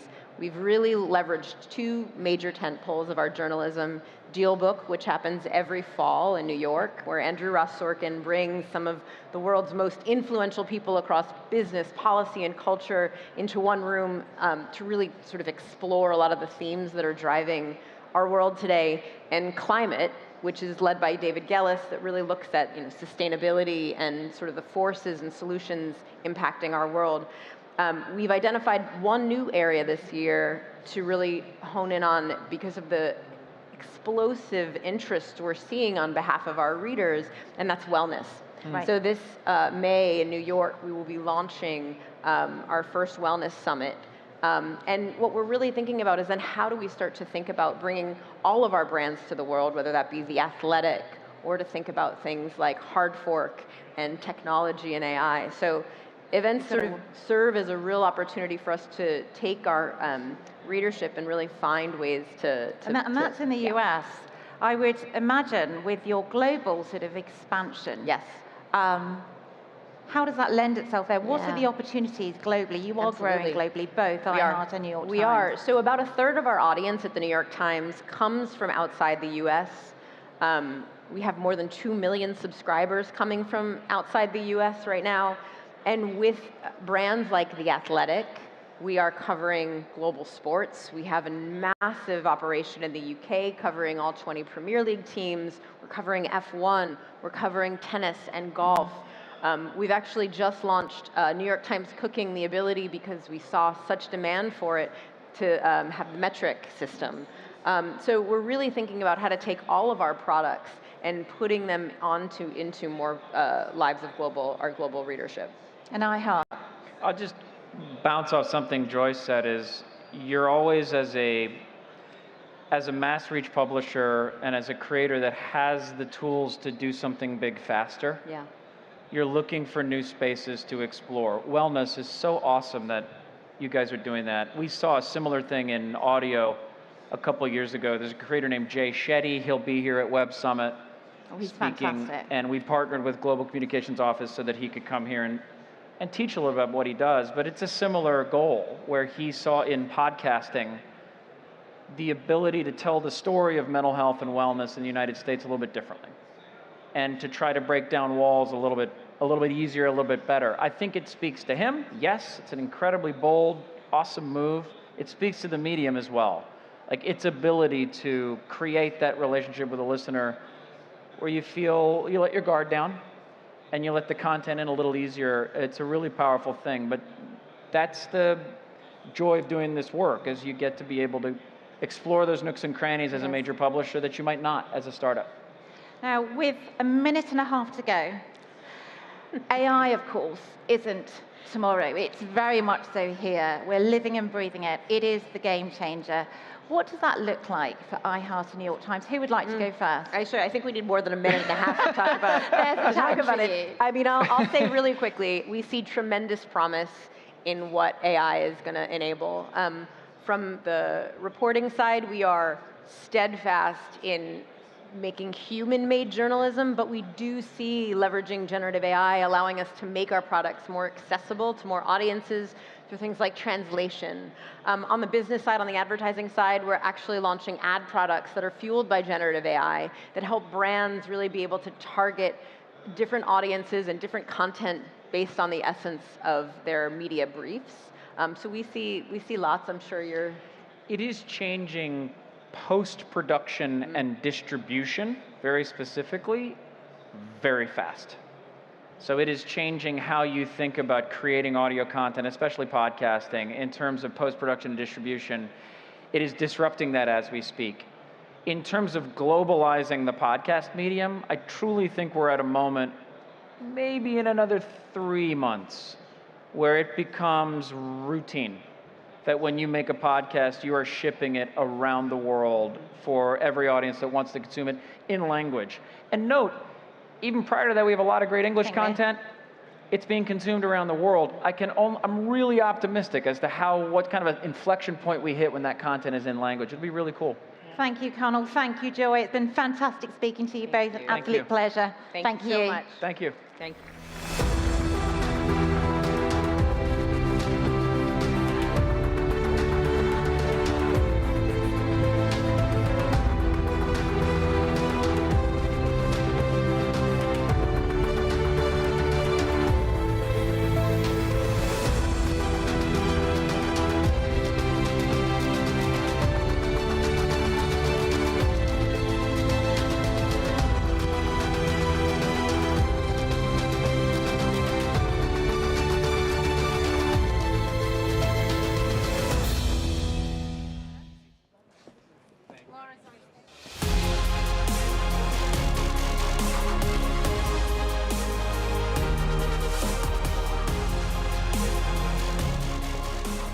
All right.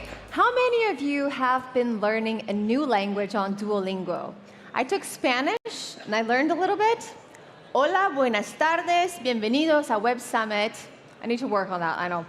And I also have a friend who's on a 200-day streak. In the ever-advancing world of technology, we're all more and more reliant on tech products that we can't put down, or with Under Armour and their high-performance sportswear, or Lanvin with their global luxury fashion. But how do these gadgets, products, and fashion get designed, and how do they become so popular? To divulge the secret sauce about making products that people love, and more importantly, why did they kill Duo the owl? In conversation with Kelsey Chang from Taishin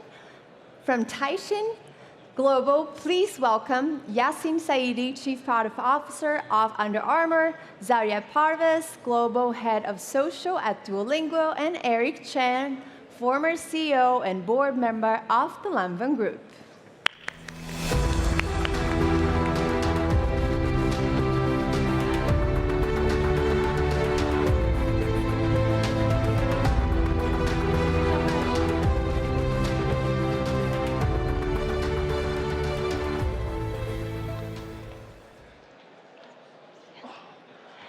Good morning, everybody. Welcome to our panel, where we're going to find out how to make products that people love. I'm your host, Kelsey Chang from Taishin Global, and I'm delighted to be here today. Today, when our attention spans are getting shorter and competition is getting fiercer than ever, how do companies make products that not only serves a critical function, but also inspire lasting loyalty? Brands across different industries are building experiences, communities, and engagement and connections with their customers. And to share this secret formula with us today are three distinguished speakers. We have Yassine Saidi, Chief Product Officer at Under Armour, Zaria Parvez, Head of Global Head of Social at Duolingo, and Eric Chan, Board Director of Lanvin Group, overseeing brands like Lanvin, Sergio Rossi, and Wolford. Welcome, and thank you so much for being with us today. And before we jump into our discussion, I'd like for each of you to introduce yourselves a little bit more. Yassine, could you kick us off? Hi, everyone. My name is Yassine Saidi. I've been about 20 years in the sports and fashion industry, about 9 years at Adidas. Then I moved to 9 years at Puma. And then I built my agency, which was really focused on product design in footwear and fashion house, different fashion houses in Europe. And I joined Under Armour a year ago as a Chief Product Officer. Thank you, Yassine. Zaria? Hi, everyone. My name is Zaria. I head up social content at Duolingo. I've been here for about 5 years now, and really was in charge of building our TikTok, our Instagram, and Twitter presence, and bringing unhinged brands to life. Wonderful. Hi, good morning, everyone. I'm Eric Chan. I'm from the Fosun Group, which is the mother company of Lanvin Group as well. I'm very much focused in the fashion side. We own 5 brands. We have the Lanvin, the first couture house in France. We have Sergio Rossi, Italian women's wear. We have Wolford, which is from Austrian, and then we have St. John from the States, and then we have Caruso from Italy as well. So, but at the same time, we also very focused in consumer goods. It's like spending a year over here today. Thanks, Eric. Now that we've gotten to know a little bit, know about yourselves, so let's start with a big picture question. Whether you're in sportswear, at tech, or luxury fashion, there's a difference between a product that simply serves a function and one that truly resonates with customers. So straight to the point, what are the key ingredients in making a product that people love? Yassine, could you start first? Yeah, I mean, from the course of my different experiences with different companies, the common denominator, especially when you have that fashion house experience, that matrix of product by story, by distribution, it's what creates what we call this object of desire. Having a product that has a strong purpose, innovation, and innovation, not only innovation from a technical standpoint, but innovation from a design standpoint as well. That this combination of these two levels of innovation, and have a true story. I have a true story that is rooted in the product, and the stories in our industry can be from a different form. It can be a story that comes from telling the technology, like the purpose and the benefit of the product. It can be a collaboration. Collaboration has been very populating into our industry as a strong way of telling stories. And the last one is like your seasonal themes. Okay, it can be a print, can be an overarching theme from a design, a creative direction. That's the level of the stories. And then the distribution, which is the amplificator and the connector with the consumer, is like finding the right wholesale partners that's going to be telling that story, or reinventing our own channels to be able to tell those stories. I think multiplying this product story and distribution is what actually help us get to the chase and have this connection with the consumer. So strong product purpose, innovation and design, and then amplified by good distribution and channels. Exactly. Yeah. Zaria, what's a good product for you?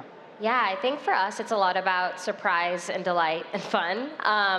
Our sentences in our app are silly. Everything we do has that element of fun to it. So I think we really try to constantly innovate education, because education can be boring and it's not always easy. So our big mantra is like language learning is hard, so we make it fun. And that shows up obviously in our product with the sentences you learn, all the way to our social with our duo, the owl, always doing unhinged things or showing up at unexpected places. I think like one of our favorite things was showing up at like the Barbie premiere, and Duo was like walking with celebrities. And I think people don't process that you can have that fun and you can constantly keep innovating, even on things that aren't as, I guess, sexy. When you're stuck with just, language learning, how do you keep making something that we always keep doing fun and exciting? So I think it's always surprise and delight and always doing the unexpected. Wonderful. And we just spoke this behind stage, and it's your idea to kill the owl on Duolingo, isn't it? Yeah, we'll see what happens. He's Definitely still dead. Surprising for that. Yes, For surprised sure. a lot of users.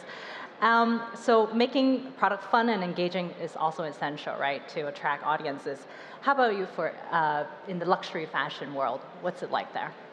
Well, I mean, for luxury, I think the most important treasure for us actually is the heritage, right? I mean, if you look at why luxury, I mean, they're selling at that price point. I mean, talking about the uniqueness, craftsmanship, but at the same time, it's about the heritage. Like Lanvin, for example, is 135 years old, the French couture house. Where the Wolford actually this year we are celebrating 75 years since it launched. And then the next year, 2026, is the 75th years for Sergio Rossi. Of course, I mean, we still have St. John, we still have Caruso. But putting all these together, I mean, I do not see the heritage is opposite to the technology. I mean, we have the heritage, which is the foundation, and this is the foundation of what we call the emotional value. So we have a very good foundation for emotional value with the customer, but how do we connect with the customer with that emotional value? That is where the technology should click in these days. I quote an example.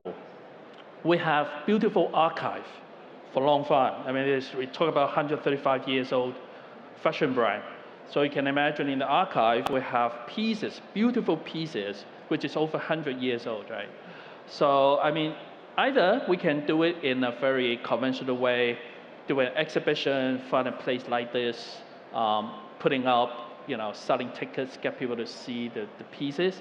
But the fact is, some of the pieces I cannot even put it out because it's so fragile. It's over 100 years already.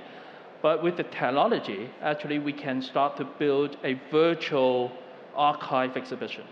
And it's not only one way. I mean, actually, over the technology, we can interact with the customers. They can actually interact. They can really connect, with the brands.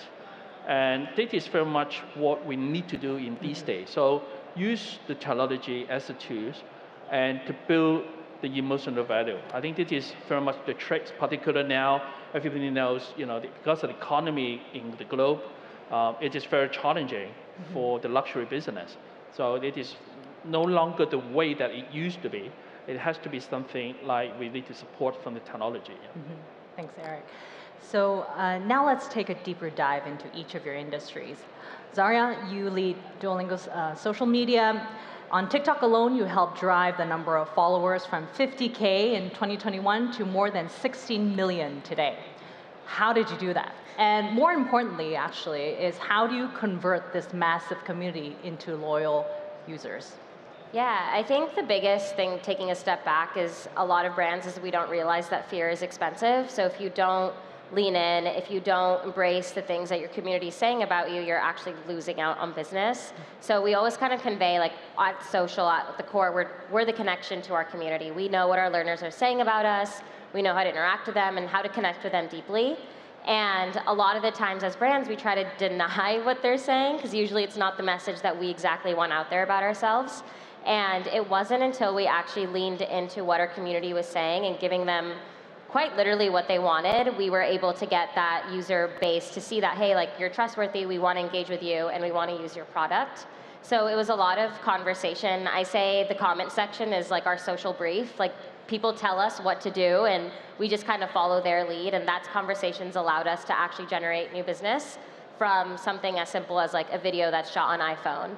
And it's gone from something as small as like, again, shot on iPhone in our office, all the way to like movie premieres, to brand deals, and things that you wouldn't expect of a brand itself. And we've pretty much created a celebrity within our brand that people want to partner with and engage with. So it really was about giving the learners exactly what they wanted and constantly feeding into that human insight that like language learning is hard, so we're going to make it fun no matter how we go about that. And yeah, since then we've just grown and we just keep trying to find new ways to surprise and delight. Very nice, Zarya. Fun, engaging, and understanding really what the customer wants. Yeah. Eric, you touched on this a little bit just now. So Lanvin is navigating a very complex luxury market these days.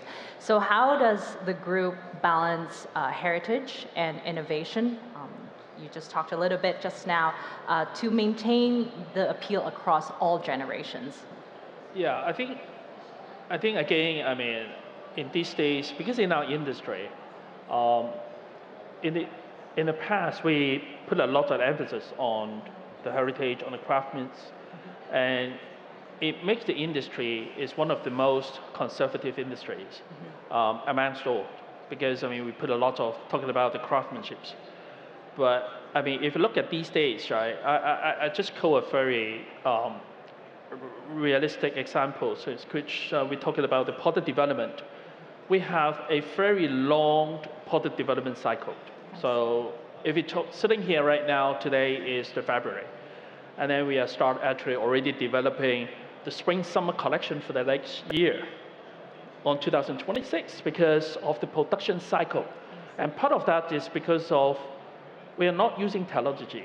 We're still using human eyes and human to judge, to produce a lot of samples, and then to pick which one actually we should be used. But in fact, I mean, with today's, actually we're seeing with the data, with the AI data analysis, actually we can come up also with the samples on the screen, which is what exactly we need, rather than produce the samples physically, which is also not eco-friendly as well, right? So, and then it shortened the time by 3 months, and actually it can shorten the whole life cycles. Now, the good thing for that is, I mean, we can actually predict, or actually we can meet up with the customer what they want in a much more accurate way. Because I mean, I cannot really tell what the customer actually they want for 2026 in spring summer. Yeah. I mean, it's after 1 year. I do not think anyone can actually have that kind of like prediction, right? So, in most of the time, in today's we see actually technology, the AI is something that we really should head to. But again, I need to emphasize is like we do not see the technology is to replace what these people they are working as their expertise in the industry, but you know I mean is to support and make it more friendly. And the very important part is we produce the products that actually the customer they want. Yeah. I think that is well, I can quote hundreds of all these examples, but I mean today's I mean they just really like to share with you. I mean, the fashion industry is evolving, and it's no longer just the fashion industry in a boutique stores, and that's it. I mean, it is completely different, you know. I mean. Thank you, Eric. So harnessing the technology, but not to replace the expertise that's required in heritage brands. Yeah. So, Yassine, you're approaching your 1-year anniversary at Under Armour. Congratulations. Thank you. So, stepping into this role, you likely had a vision where you wanted to take the brand. How has that evolved in the past year, and how do you foresee where you want to take the brand? Just going back to Eric's point, he's working in fashion about 12 months, so he's working on Spring Summer 27. We're working on Spring Summer 2026. We're working on Spring Summer 27. It's almost 2 years in advance, which makes it very, very difficult when it comes to defining a vision for a brand. Yeah. You have to work so much in advance, and the data that you're using for your consumers sometimes are invalid because you're just too far away. So the vision, it's been a year, that I've been at the company, but one of the objectives that I had, which I think we get to a pretty good place, is the brand is born from an innovation that was a need from an athlete, that was this compression shirts. Okay, that was basically the first product that the brand invited, and the brand was always known for technical innovation. And what I brought with a new design team is like that design innovation that's going to be attached to that technical innovation. So then we get to a level of product that is more appealing, but very true to the brand from a DNA of being very technical and very innovative. I think we get to the point starting for Winter 25, and the product will be launching in a couple of months from now. That objective 1. Objective 2 was to reset the team. The team was very much working into a divisional approach. We had an apparel team, a footwear team, very much like fashion houses actually work.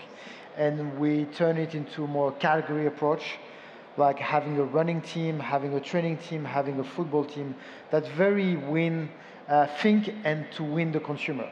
Okay, and because we're talking about being culturally relevant, but there's a culture in running, there's a culture in training, there's a culture in football, and I think the team needs to really deep dive and understand all this culture, because there's also applied to social. Yeah. The way you apply social for running handle, it's very different from a social that you apply on sportswear, for example. So I think it's like making these adjustments from an organization and bringing that design innovation to the mix will get us to a pretty good place. Thank you, Asim, for sharing that. Now, let's look ahead a little bit.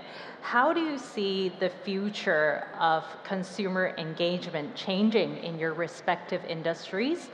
And what strategies are you pursuing to stay ahead? Eric, what's your take? Well, I think there's two ways we shall look at that. Consumer engagement, of course, I mean, we're always talking about the online, offline, omni-channels. But in fact, actually, as I shared in my previously, I mean, most of the time now, we are still engage our customer through the retail stores. So where you find us in department stores, right, in the Place Vendôme or in Dubai Mall. I mean, but I'm seeing actually now we shall actually engage with the customer in a more interesting way. For example, actually we start looking into working together with ski resorts. Okay. And when you sell your collection, I mean, most of your customers, depends on the season, of course. I mean, the ski resorts, they need the products over there. And, I mean, so the hotels, and, I mean, that is something can be interesting for the customer rather than just, I mean, in the store, even like the cruise ships, right? I mean, this can be interesting. In fact, actually, in China, we have a very interesting tourism train. So it's like the Oriental Express. You spend 5 days on the train. It runs through really scenic view. It's very interesting tour.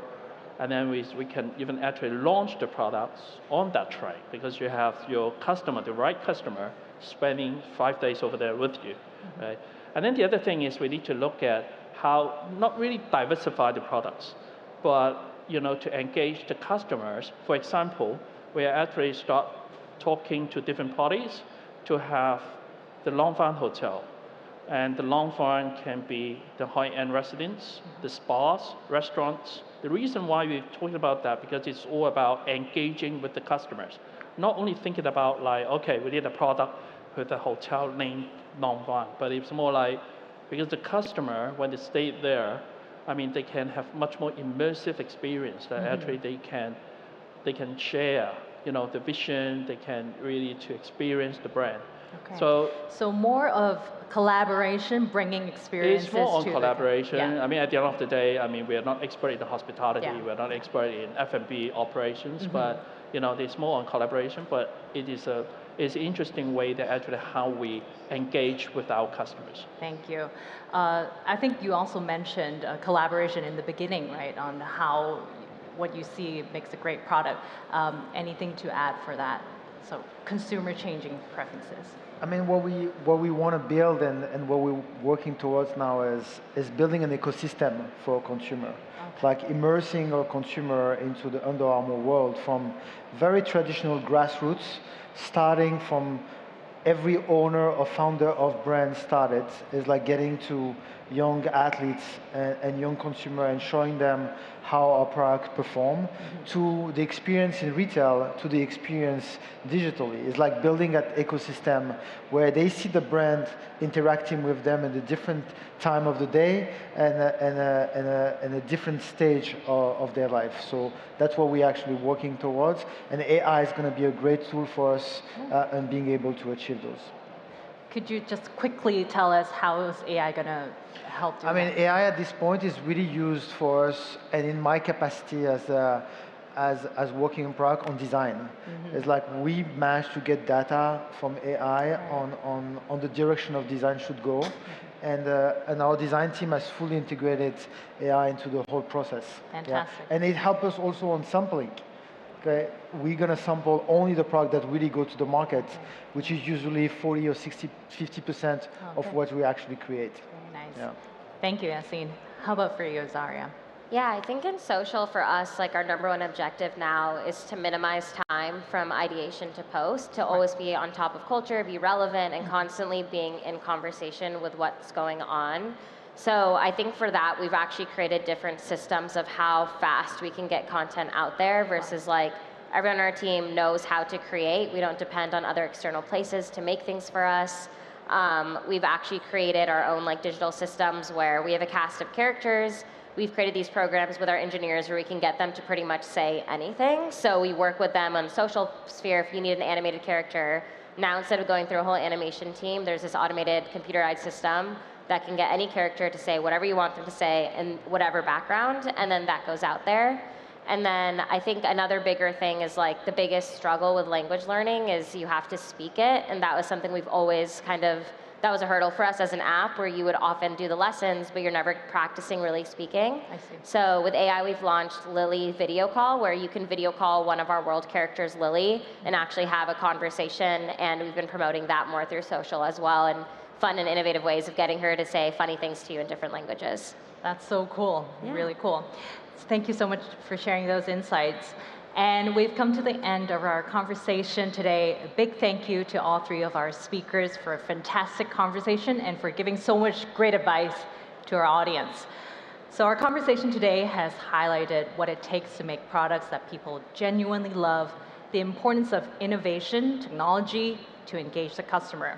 And we've also explored how company leaders like yourselves are thinking about consumer behavior in the future. So whether you're a founder who is looking to engage your users a bit more, or if you're an investor looking for a great product, we hope this session has been helpful to you. Thank you again to our speakers for your contributions, and thank you all for joining us. Enjoy the rest of Web Summit Qatar, and hope to see you in our next conversation. Thank you. Thank you. Thank you.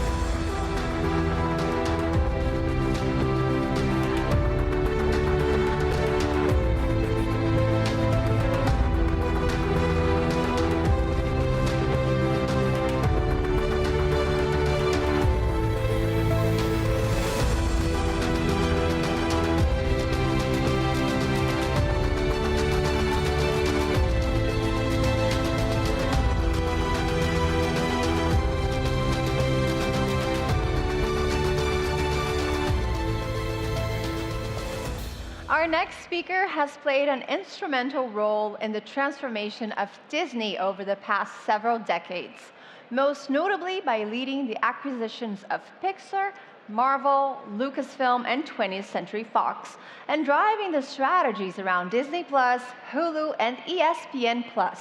He was also the CEO of TikTok for 3 months. Woof.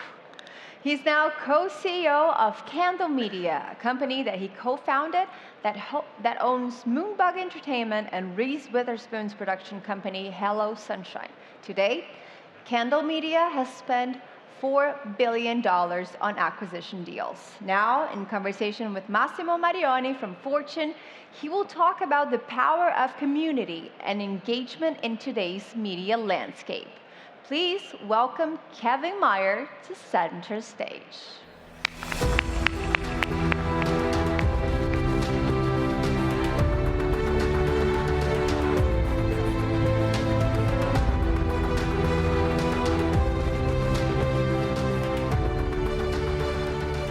All right. Kevin, great to be back with you, and great to be back in Qatar. So look, this panel is all about building brands through communities. That can be a bit vague for people, so let's try to give specific examples of what we're talking about. Okay. Hello Sunshine is a media company founded by Reese Witherspoon, one of Candle Media's largest acquisitions. Now, it's produced massive TV hits like The Morning Show, Big Little Lies. Tell us how she built a community to help her achieve success and give herself the best chance. Yeah, sure. You know, Reese Witherspoon is a very unique talent.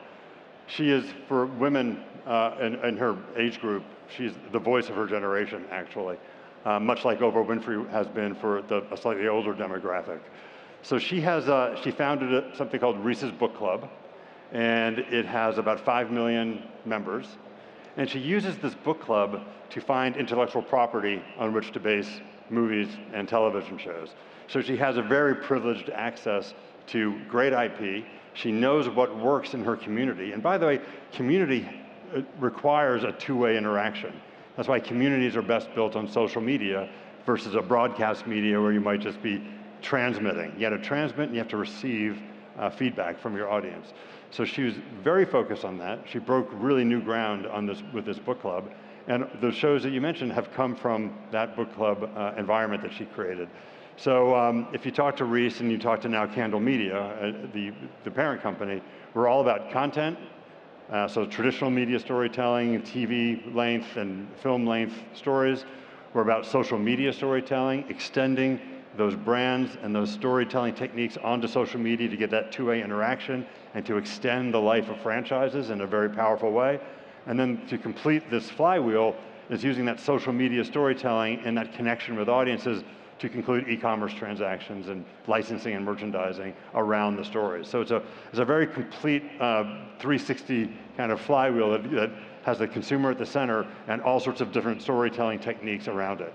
And it's been very powerful. Absolutely, and that's very compelling for studios, right? Because that's one of their biggest worries, commissioning something that doesn't have the audience that they thought it would. And Reese can put that in front of them and give them this data that makes their decision and people like yourself who were greenlighting these kind of things a lot easier. It really does, because if you know the audience loves a story, that it resonates with their audience, and by the way, Reese tells stories for women and by women. I mean, she's very focused, we all men watch these shows too, obviously, but they're really built around women in front of the camera, behind the camera, in key roles in the storytelling. And she knows what's going to work because of this book club connection and that community that she has. So it really does reduce the risk of a story just not landing with an audience. And it's been proven to be, again, super effective, and the product speaks for itself. She's had some of the best shows on television, I think. Big Little Lies, one of my favorite series of the last 10 years. Let's talk about TikTok briefly. How important is TikTok for Candle Media, and how do your brands leverage TikTok as a platform? Well, I mean, TikTok is one of several social media storytelling platforms, obviously. Now, it just so happens that I was at TikTok briefly, as was mentioned. I love TikTok as a platform, as a user, as the first instance of really using a mass deployment of artificial intelligence and machine learning to curate a stream of videos. The For You feed, I'm sure everyone in the audience uses TikTok. That For You feed is AI driven. And it's not generative AI, but it's curation AI, which is another really important part of the AI ecosystem. But TikTok is for creators, it's for marketers to use influencers to market their products, it's for direct sales of people that are doing, live streams and selling their own products or third-party products. But it's not a great platform for professionally produced content because they don't share revenue the way YouTube does. So, love TikTok. It's probably the most important platform in the world at this point. YouTube is, every bit as big, has every bit as much reach, and they do share revenues on an advertising basis with the producers of content. So you find more professionally produced content on YouTube than on TikTok. So I'd say YouTube's our main partner for that. The reason why I mentioned TikTok is, as I'm sure many people in the audience are aware, they're facing a ban in the US, and I couldn't have the CEO or the former CEO of TikTok up here without asking about that. You've done this dance before. You were in charge when President Trump version 1 was trying to ban it himself, and now he's seemingly on the friendlier side of negotiating that ban or the potential of that ban. How wild is it for you to seeing this playing out today, as the same as it was in 2020? Well, when I was there in 2020, you're right. President Trump was issuing executive orders to try to ban TikTok, and he was unsuccessful because he overstepped his authority as president, and there's checks and balances in the way the US government runs. Now, it's a little more difficult because in the US, both houses of Congress have passed the law, President Biden signed the law, and just recently the Supreme Court of the United States ratified the law on a unanimous basis. So that law is in place, and it does require President Trump to find a buyer. and for China to agree to sell. So, I'm not in the middle of this anymore. It's a complicated situation. I do think that Trump has, the ability and the capability to make this transaction happen, but something does have to happen. It can't just be status quo, I don't think. Right. He's floated this idea of a joint venture. Does that work? I'm not sure who the joint venture would be with. He's floated things like the U.S. government would be the joint venture partner. I think it's more likely that a Musk, a Larry Ellison, who's very close to the president, and Oracle. Larry Ellison is the CEO of Oracle. Oracle does host TikTok in the cloud, and they do a great job of it. Something along those lines. There's no shortage of people that would like to own and buy TikTok in the United States. It's hard to contemplate a social media platform like TikTok just existing in one country and not globally, so that's a bit of a nit. Yeah. The algorithm can't be exported out of China because of export laws that the Chinese government put in place in 2020. Yeah. It's complicated, and I'm not sure how it's going to turn out. I hope it survives. I really do. It's a great platform. Yeah, it sounds very complicated, and this prospect of a joint deal, no one really quite knows how it's going to shake out. But we'll know for the next 45 or 50 days, I suppose. Let's stay tuned. Look, let's touch on some huge news in the entertainment industry from last week. Amazon took creative control of the James Bond franchise. Now, you've led similar acquisitions of hot intellectual property when you were at Disney. You helped lead the acquisition of Marvel, of Lucasfilm. What are the challenges facing Amazon to maintain the integrity of a brand as important to a community as James Bond versus their need to distribute it widely on their platforms and expand the franchise? Yeah, I mean that's a good question. Franchises and the brands associated with the franchises are very fragile. Now, James Bond has been one of the longest running franchises, I think might be the longest running franchise in movie history. So there's a large canon behind this. And I think it's important that in managing a franchise of that longevity and that's that beloved and is that well defined. James Bond's a pretty well defined character and a set of stories are pretty well known. So I think, and the team at Amazon is very, very capable. Mike Hopkins is a close friend of mine. He runs the Prime Video there, and his team beneath him is Jen Psaki and the others are very, very capable. But I would say having done this at Disney over Marvel and Star Wars and Pixar and now and then 21st Century Fox, you have to take great care.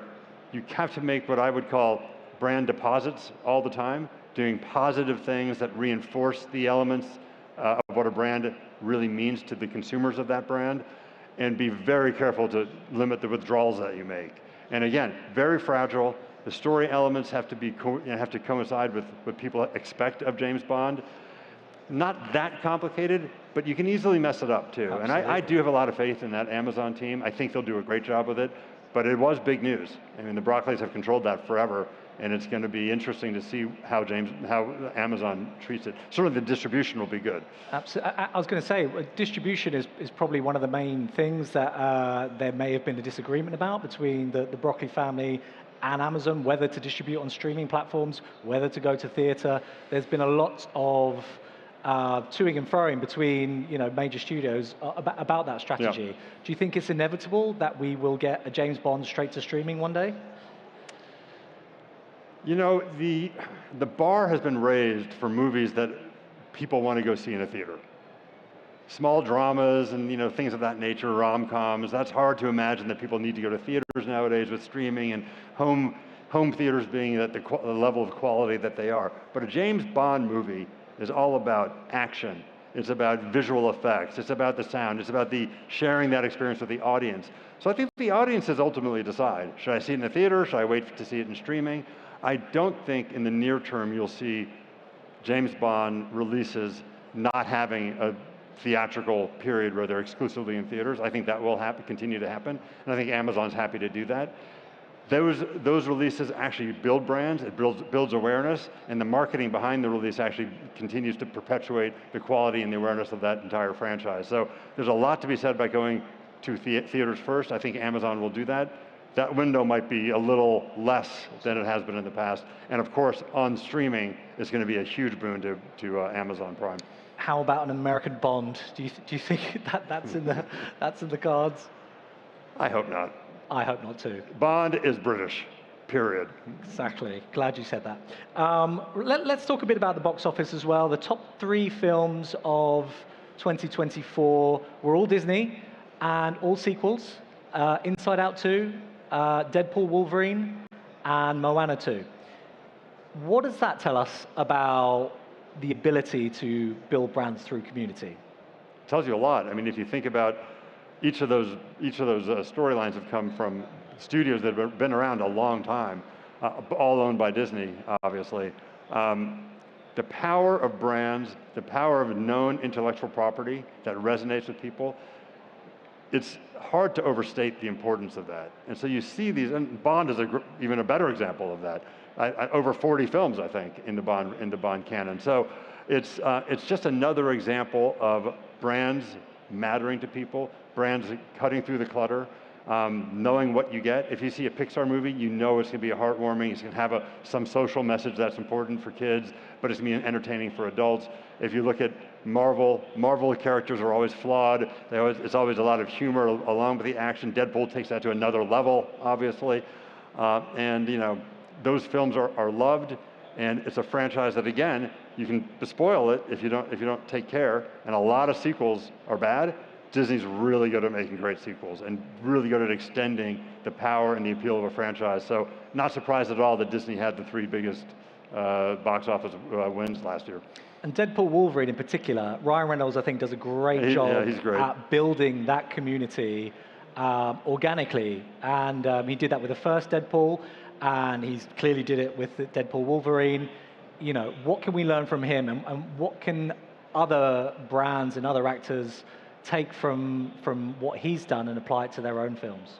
Well, Ryan Reynolds is one of the hardest working people, forget just actors, one of the hardest working people I've ever met in my life.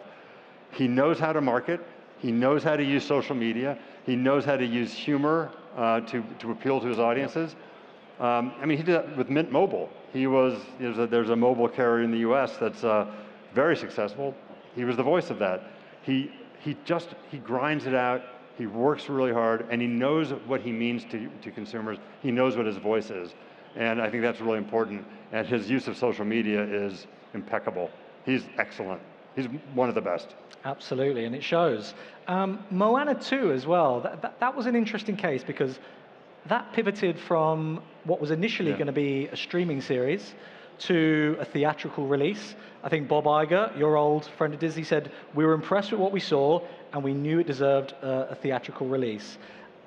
What does that tell us about the evolving strategy for major studios in the streaming era? Because as I said before, there was a time where the theory was release on streaming, bring in the audience for the streamers and increase subscriptions that way. Yes, I mean, it's a fine balance.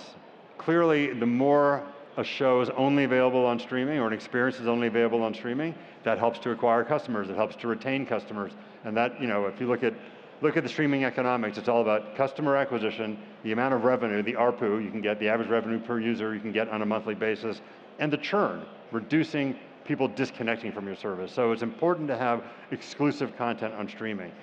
The Disney franchises are so powerful and they're so long lasting, and kids like to watch them over and over and over. So Disney can afford to put, and should, put these films first in theaters and then on streaming, because kids will watch them over and over and over. So you don't lose much by putting it on in the theater first, and you gain a lot of marketing and you gain a lot of awareness. There's nothing that can replace a theatrical release for creating brand awareness, because of the amount of marketing that goes behind it. And everyone knows these days that a film that's made by Disney, that's in the theater, ultimately goes on to Disney Plus in a few months and is there forever. So that also helps Disney Plus. I can't say the same for all studios, but for Disney, that strategy works really, really well. Do you think that example is going to give studios a headache now, where, you know, artists are going to be saying to them, look at Moana, you wanted to send that straight to streaming and it's now the biggest box office film of 2024. You know, what about my film? Yep. It's going to cause some problems and some headaches and some arm wrestling with talent. But again, I think we have to be honest with ourselves in the Hollywood community too. The bar for what should be in a theater has been raised quite substantially. And post-COVID, the box office hasn't fully come back to where it was pre-COVID, nor will it ever, I don't think. And I just think that it takes a certain type of movie with spectacular visuals to really deserve to be in a theater, that must be in a theater. And so I think that that arm wrestling will continue, but I still think you'll see movies that would have otherwise been in a theater 5 or 10 years ago that will now not be in theaters. And what would you say the biggest challenges are in building a loyal community in the age of streaming when audiences have so many options? It's always been about quality first. Brands are only as good and as relevant and as vibrant as the product that they represent. So the one thing that Disney did right, I think, very, very right, is they took their movie slate and their television slate and they collapsed it down to do fewer, bigger things. For a while there when Bob Iger was gone, it expanded too much and it diffused their efforts over too many projects. Bob Iger came back and did this and refocused on the strategy. Fewer, bigger things. You got to break through the clutter. You have to create product that supports the brands that ride above the product. And if you can get those brands to mean something to consumers in a consistent way that you keep reinforcing through great product releases, those brands become meaningful, break through the clutter, and you can have a very successful streaming service or social media presence or whatever it might be. Quality, quality, quality. But the moment you break that, the moment you do something different that's unexpected, that's not as good, those brands can collapse pretty quickly. And you saw that at Disney a few years ago when it was struggling, and now Bob's back and it's doing better. So make things that are great, make sure that people know the brand with which they're associated, make sure Moana, everyone knows that's a Disney and Pixar movie. Make sure that Wolverine, that's Marvel. Make that brand connection. If you have quality and a brand attribution that's really well known and well established, that brand can then carry you forward throughout all the noise and clutter that's in the marketplace. And that's crucial. That is, Kevin, that's a great place to leave it. I think we'll leave it there. Ladies and gentlemen, Kevin Mayer. Thank you. Thank you very much.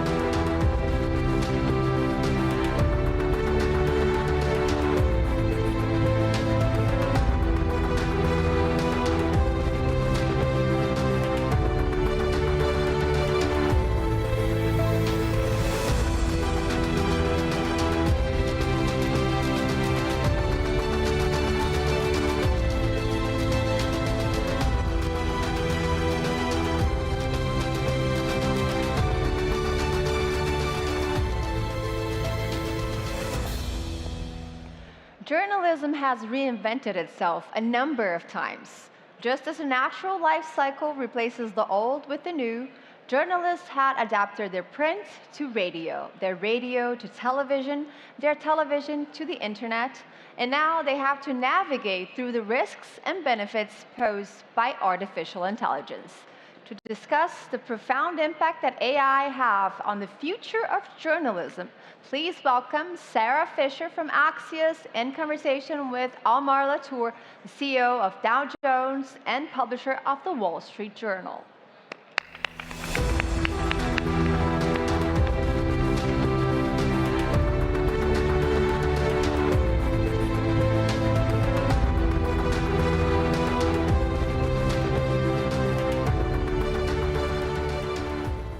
Good afternoon, everyone. Thank you so much for joining us today. We are so privileged to be able to hear from Almar Latour, who is the CEO of Dow Jones and the publisher of the Wall Street Journal, about a topic that is critical to the news industry right now, the relationship between news publishers and AI companies. Almar, thank you for joining us. Great to be here. Hello, Doha. Great to be here at the Web Summit. It's a wonderful summit. I wanted to kick off by getting your view from the top about where we are in terms of an industry fighting for its IP rights in the AI era. We're seeing some publishers choose to make deals, some of those same publishers choosing to sue AI companies. Do you think we are actually making progress in terms of protecting our IP, or are we just as at the same level as we were when we started, when ChatGPT was introduced about 2 years ago? Yeah, no, we're definitely, I think, making progress as an industry. I think first taking a step back, when you see change that is of this size, then there is automatically some exhilaration and excitement, and I think there's a lot of excitement on offer, and we'll talk about that. And then some anxiety because the rules are changing. And so where are we right now? We are making sure as a company, but also for the industry, that intellectual property rights are ensured. If we do not have a foundation where we agree with the large platforms and with anyone using AI to bring information to customers, if we don't have an agreement on the value of information, then we are going to make the same mistake as an industry as we made 10, 20 years ago when the internet had to be free and a lot of publishers lost value. So what are we doing? We are making sure that we strike large commercial agreements. That's by far our preference. We're industry leading in striking a deal with OpenAI. Other companies, including Axios, have followed with that. And that is incredibly important to have a mutual understanding and a respect for the value of the archives, the journalism, the reliable information, the data, and the analytics that we've built up over the years. In our case, over 138 years of hard work and billions of dollars of investments. So that needs to be reflected, and we will continue to push for that. That is the primary goal. Let's all come out better. Now, that doesn't always happen, and we see from time to time that our information that we've so painstakingly built up over time, and in which we invest so much every year, that gets used without permission or without recognition of the value that we bring. In that case, yeah, we still reach out. We want to have a conversation with you. We want to make sure that we end up in a good place. But we also have a team of lawyers who are very active, and in some cases we file lawsuits, and we have done so where necessary. So you've struck a deal with OpenAI, but you have sued Perplexity. Perplexity, we have sued, yes, that's What makes or breaks the difference between whether or not you're going to choose to partner or choose to sue? Yeah, it's really the recognition of value, and so I can't speak specifically to Perplexity or even to the ins and outs of the deal with OpenAI. That's a private arrangement. But at the core, we need to see a monetary value for the information that's being used, including a recognition for information that may have been used already without permission for a long period of time, and so you need to see compensation for that. If we relent on that, then we're not doing our job as a publisher. We're not doing a favor to the news industry at a time when we all need reliable information more than ever. So you cannot have a bloodletting of the publishing industry, of the news industry, just because it might be too difficult to fight something out in court. You've got to be willing to fight. In our case, we are blessed, but also have a responsibility because we're of a certain size in the industry. We're one of the world leading media and news organizations and information service companies. And so we have the resources to take on fights where we have to. Our preference, though, is a commercial agreement. So when I hear you say that you need to get compensated a fair value, was the Perplexity situation just so that you're not getting paid enough, which is ultimately why you sued, or is there something else in those terms that compelled you to sue? Attribution, the way the agreement was shaping? Well, without going into deep specifics on that particular lawsuit, we are not satisfied with how our information was used, and so we need to see a recognition of that, and hopefully that will lead to a settlement if that's possible. Yeah. When I think about your deal with OpenAI, other publishers, the New York Times, for example, has chosen to sue OpenAI and Microsoft. Eventually, most likely, that case will go to trial, that will go to court. And there will be, if it does, an outcome on how we think about fair use for copyright in the AI era. How does that change the way then that you might work with a company like OpenAI?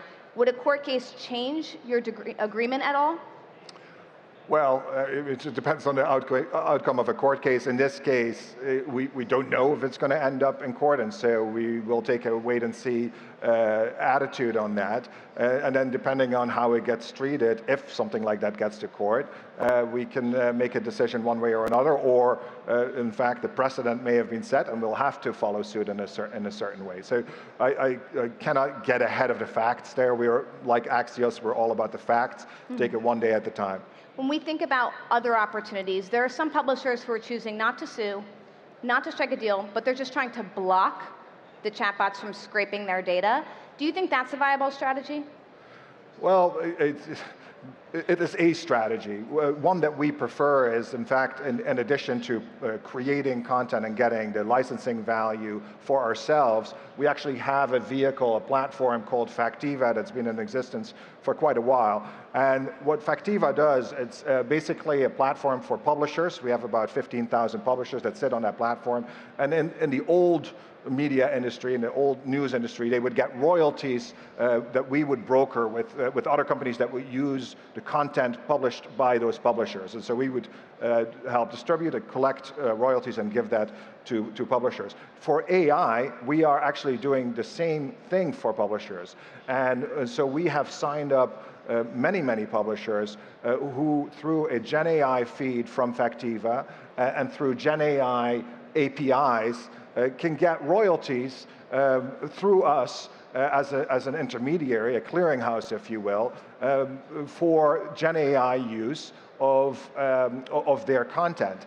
Now, this is something that is actually really taking off, Sarah. So in the past 6 months, we went from 2,000 publishers that have signed up to 4,000 publishers who have signed up to rely on Dow Jones and Factiva to get AI-related, Gen AI-related royalties. And so we see that as a great thing for the publishing industry because we have a size, we have already this relationship with many publishers. We know the platforms very well, and therefore can create a revenue stream for publishers. And so I think that is a critical solution. We're not the only ones, by the way, who offer that. There's some other companies out there as well that are trying to set it up, but we have a rich history in that. Yeah, I was going to ask, because Fox has announced something in that really, and there's pro rata, of course. So it's Dow Jones' unique history as working with publishers and being a publisher that you think is the reason it's uniquely equipped to provide this. I believe that we are uniquely equipped. One is our size, and that we have thousands of publishers that have signed up compared to others that haven't quite achieved that yet. But it's not just the publishers on the one side, the media companies on the one side, but it's also that we have the very strong connections with the customers, with corporate customers like banks, large corporations that use Gen AI, as well as the platforms. And so for us, this is, I think, a wonderful way to help the industry and to create new revenue streams and also create some order in what, at a time of change, is of course a little bit chaotic because the rules are changing. And so we are hopeful that that business will continue to grow, hopefully at the pace that it has been growing in the past 6 months and the past year. And so we definitely see some green shoots there. And just to follow up on that, when you talk about having corporate customers, banks, those 4,000 customers that you have signed up to use this, those are not just news publishers, they also include corporations, or those are just news publishers? So the way this works is, so you have publishers on the one hand, so say a magazine that writes about science, maybe a publisher in Germany somewhere, or maybe a large US publisher, and we have some big names there as well. I'll leave it to them to share that if they want. So they're on the one side, then we're sitting in the middle.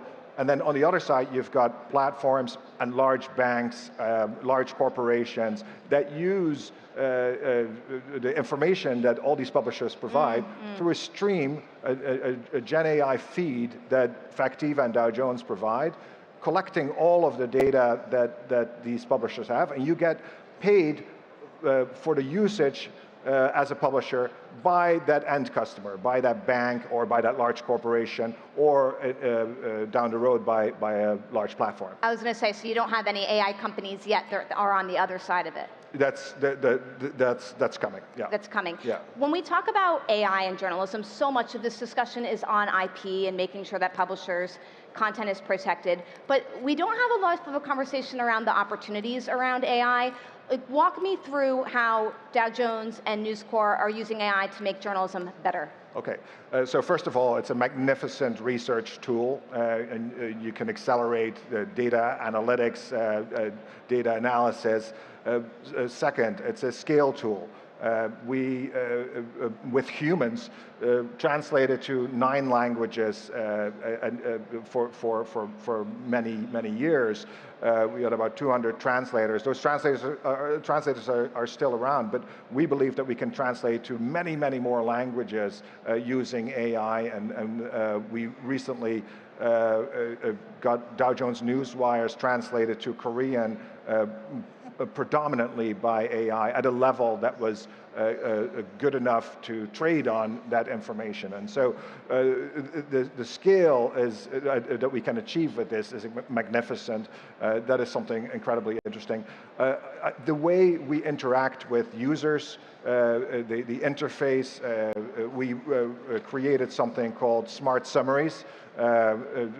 Somewhat like Smart Brevity, Sarah, from Axios, but then AI-generated summaries that in this case sit on Factiva, the platform I just told you about, but that technology we can also use for other properties. And so there are countless applications that are available and that depend really, one, on the creativity that we see from our staff. We're empowering our staff to really go and look for the best possible applications that drive efficiency, but that also drive user delight, and rank stacked at the same time by commercial interest and the commercial yield. You want to make sure that we're not just innovating for the sake of innovating, but that we are also making money so we can support great journalism. So with your OpenAI deal, how are you using those technologies and tools for your newsroom right now? Is that part of the deal? Yeah, I can't comment on the specifics of the deal, but having a relation with OpenAI and having that acknowledgement that our great content accumulated over so long has value and a significant value in accordance to that deal gives us confidence to work with OpenAI and with their engineers in each part of Dow Jones where we can deploy AI. And so we're working with them on numerous applications, some of which will come out later, and I can tell you about at the time that happens. So I know it's proprietary, but I have to ask. I believe it was reported by the Wall Street Journal that deal is $250 million over the course of 5 years, $50 million a year. Is that in the ballpark?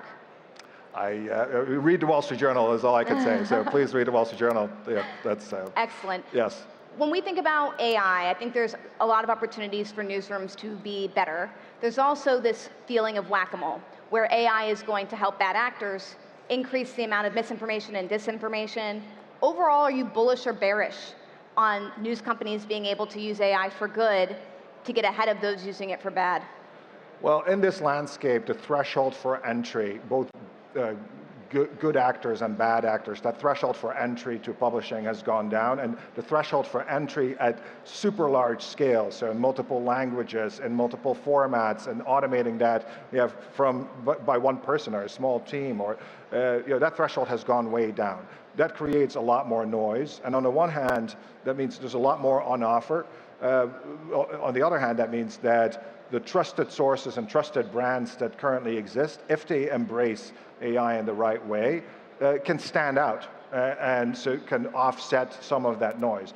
What we have seen is a vast increase in demand for our types of services: reliable information, reliable news, reliable data, reliable analytics, as the level of noise has grown around the world overall. And so I think there is a news value and reliability value differentiator that companies like ours, and I think Axios would fall into that camp, but I'll let you decide that. there's a differentiating value for us and a great advantage. So you've announced the OpenAI deal. Obviously, the Perplexity lawsuit is public. Are there any other deals that you've brokered that are not public? So very good question, but yeah, you'll have to read the Wall Street Journal for that, or maybe Axios. I like that latter answer. When we think about AI, sometimes I talk to executives about it, and their heads are so in the weeds on deals and on money. How do you, Amar, use AI? Like, what's a fun application that you're trying it out, or are you deciding not to try it at all? No, I embrace it, and we in fact have a program at Dow Jones and the Wall Street Journal called Odyssey. We want 100% participation from all of our employees to make sure that everyone is trained in generative AI and multiple applications.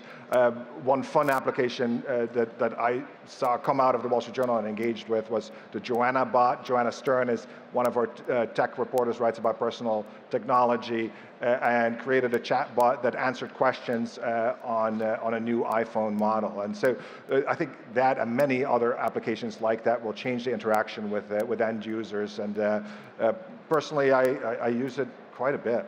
The Joanna bot's so fun. I'll have to call Joanna about that. Yes. So at the top of this conversation, you talked about both the excitement, but then also a lot of anxiety, sort of hearkening back to 20 years ago with the beginning of the free internet.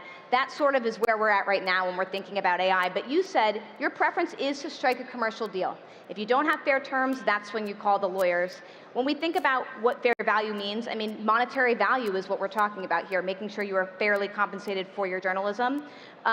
When I think about Factiva, I did not know this, that the Dow Jones had this platform where you were sort of brokering these deals between publishers and corporate users of AI. Soon, hopefully, you'll have AI platforms on the other side of that. Going from 2,000 folks signed up to 4,000 in the past 6 months shows you how much adoption there's been. When I asked why you're doing that, you said it's your size that makes you uniquely capable to do that as an industry leader, which I think is very interesting. When we talk about all of the efforts that you're doing, it really is also to bolster the entire industry. And then lastly, just at the end, you saying that you yourself embrace AI, I think is really important, because you don't just sit on top of the Wall Street Journal, you sit on top of Dow Jones, which is so much bigger than the Wall Street Journal, so many data, so many tool sets. I'm sure people are happy that their leader gets it. Amar Latour of the Wall Street Journal and Dow Jones, thank you so much. Thank you, Sarah. Thank you, everyone. Thanks, everyone.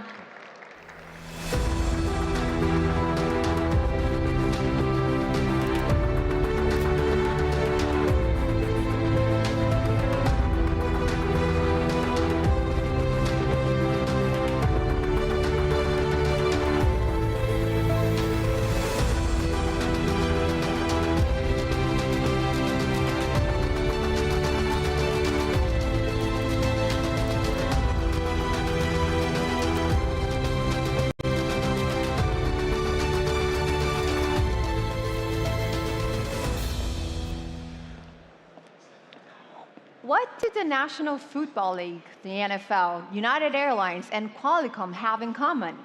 The chief marketing officers of these mega brands are all in our last talk before lunch. In a rapidly evolving landscape, the role of the CMO remains steadfast in a core purpose, connecting brands with their audiences in meaningful and impactful ways. Our next talk will explore the enduring responsibilities of the CMO, highlighting the balance between innovation and tradition. Please welcome our star-studded panel, moderated by Seth Mellings of the Forbes CMO Network, Tim Ellings, Chief Marketing Officer of the NFL, Maggie Schmering, Chief Advertising Officer at United Airlines, and Don McGuire, CMO at Qualcomm.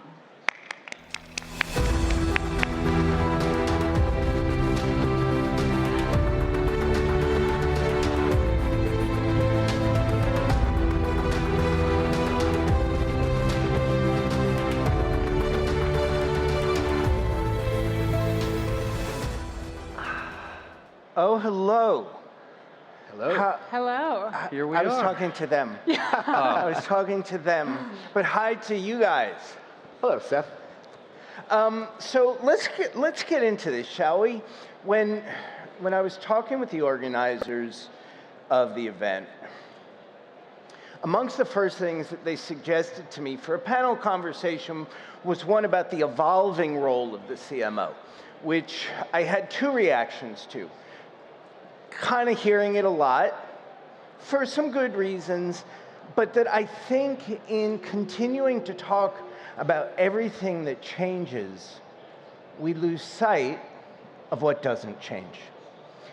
And I actually have a hypothesis, and I want to ask the first question, giving you guys the chance to disagree with the hypothesis, that in fact, while the what and the how of marketing has changed, will change, is changing, the role is fundamentally unchanged. The role remains that of capturing attentions, influencing attitudes and behaviors in service of creating a customer, right? Creating and keeping one. So I think in focusing on what changes, we risk distraction from what is unchanged. Tim, let's do it alphabetically. I'm going to start with you. Do you agree or disagree with my hypothesis that too much consideration of the change misses the point of what endures? Yeah, no, I wouldn't disagree with that. I think it's not so much of what we do has changed fundamentally.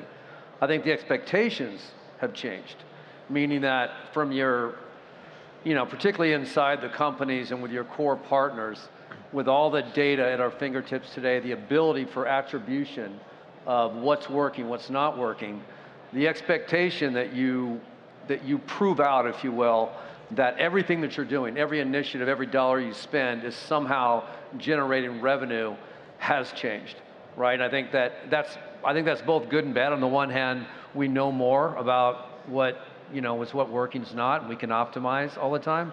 But I think it moves you toward things which you can attribute to a sale or to generating revenue. And so all these other things that we know are also critical, important in terms of getting awareness, building the right brand equity, bringing your fans, your customers closer to you. Now is a little more risky, and I think that the industry is beginning to show a lack of, I'll just say it, a lack of courage for some of these activities, and I think that in itself is a little dangerous. I want to get into something you said a little bit before, Don, going to you with the same question. But, there's that famous John Wanamaker quote from 70 years ago, I know 50% of the money I spend on advertising is wasted. The problem is, I don't know which 50%. As you talk about attribution and expectation, I would argue that there's an expectation from those who are not in fact marketers, but sometimes think they are, that attribution is in fact perfection, or at least that the models of attribution are perfect models, and what's unchanged is they're not, because we're still in the business of creating emotional connection, and purchase decisions of all types are emotional. So has that changed, or do you think it stays the same? Well, I think that the need for that, I don't think there's ever been more importance around emotion and connecting with people, right, on a human level. And ultimately, connection is really what we do, right? But we have to do it in a mass way. We have to have mass intimacy, and whether that's a one-to-one digital-led, initiative where you know something about your customer or your fan, and you're bringing them closer to you because of that insight, or whether you're just creating something big and powerful which connects on a more of a human, authentic, the heart, right? Bringing people close with the heart. That to me is, again, I think what's being questioned and whether it really matters. And quite frankly, I think it's, people go after what they know for sure, and they're sort of protecting themselves, if you will, and therefore, that's why I say courage has become so important to be able to understand, and quite frankly, to be able to lead your teams internally through what you're doing and why. Having that level of confidence and credibility inside to explain how it all works together.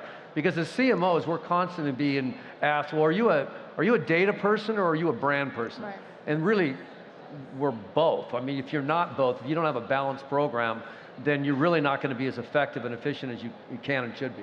Yeah. Don? is the role, not the function necessarily, and I don't even know what I mean in that distinction, but I think you do, changing, or is it fundamentally unchanged? What do you think? Well, I think the discipline, which maybe is the function, interchangeably, is not changing. But I think how the role can influence business has evolved in the minds of the rest of the C-suite. So marketing as a growth driver, marketing as a revenue generator has not always been viewed right in that way. And I think that what's evolved is the ability for marketing to drive business objectives is a lot stronger today than I think it has been in the past. And I'm sorry, while the ability is stronger, do you think the expectation has kept pace with the fact that it's stronger, or do you think, in fact, more CEOs, CFOs, C-suite are like, yeah, thanks for your pretty pictures? I think the expectations maybe have trailed a little bit, but the more ROI, the more data that you drive into it, and the more proof points that you have, I think that's evolving. It's catching up. And then what we have to, what the risk is though, is creating over expectation, because it's still a soft science, right? And so we talked about emotion and connection and all those types of things. It is still a soft science. So you have to bring those things together. I think that from, being a tech marketer my entire career, and maybe in the tech sector it's a little bit different, I think marketing historically has been looked at as a press release and a trade show. And that product ruled the day. And I think what's evolving is that product's not just good enough anymore. It's not just about product. You have to tell a story or show a story. You have to connect with your audience. And so that's in tech marketing, I think what's evolved is the actual discipline of marketing is becoming more important. And we've added those layers to the layer cake that weren't there before.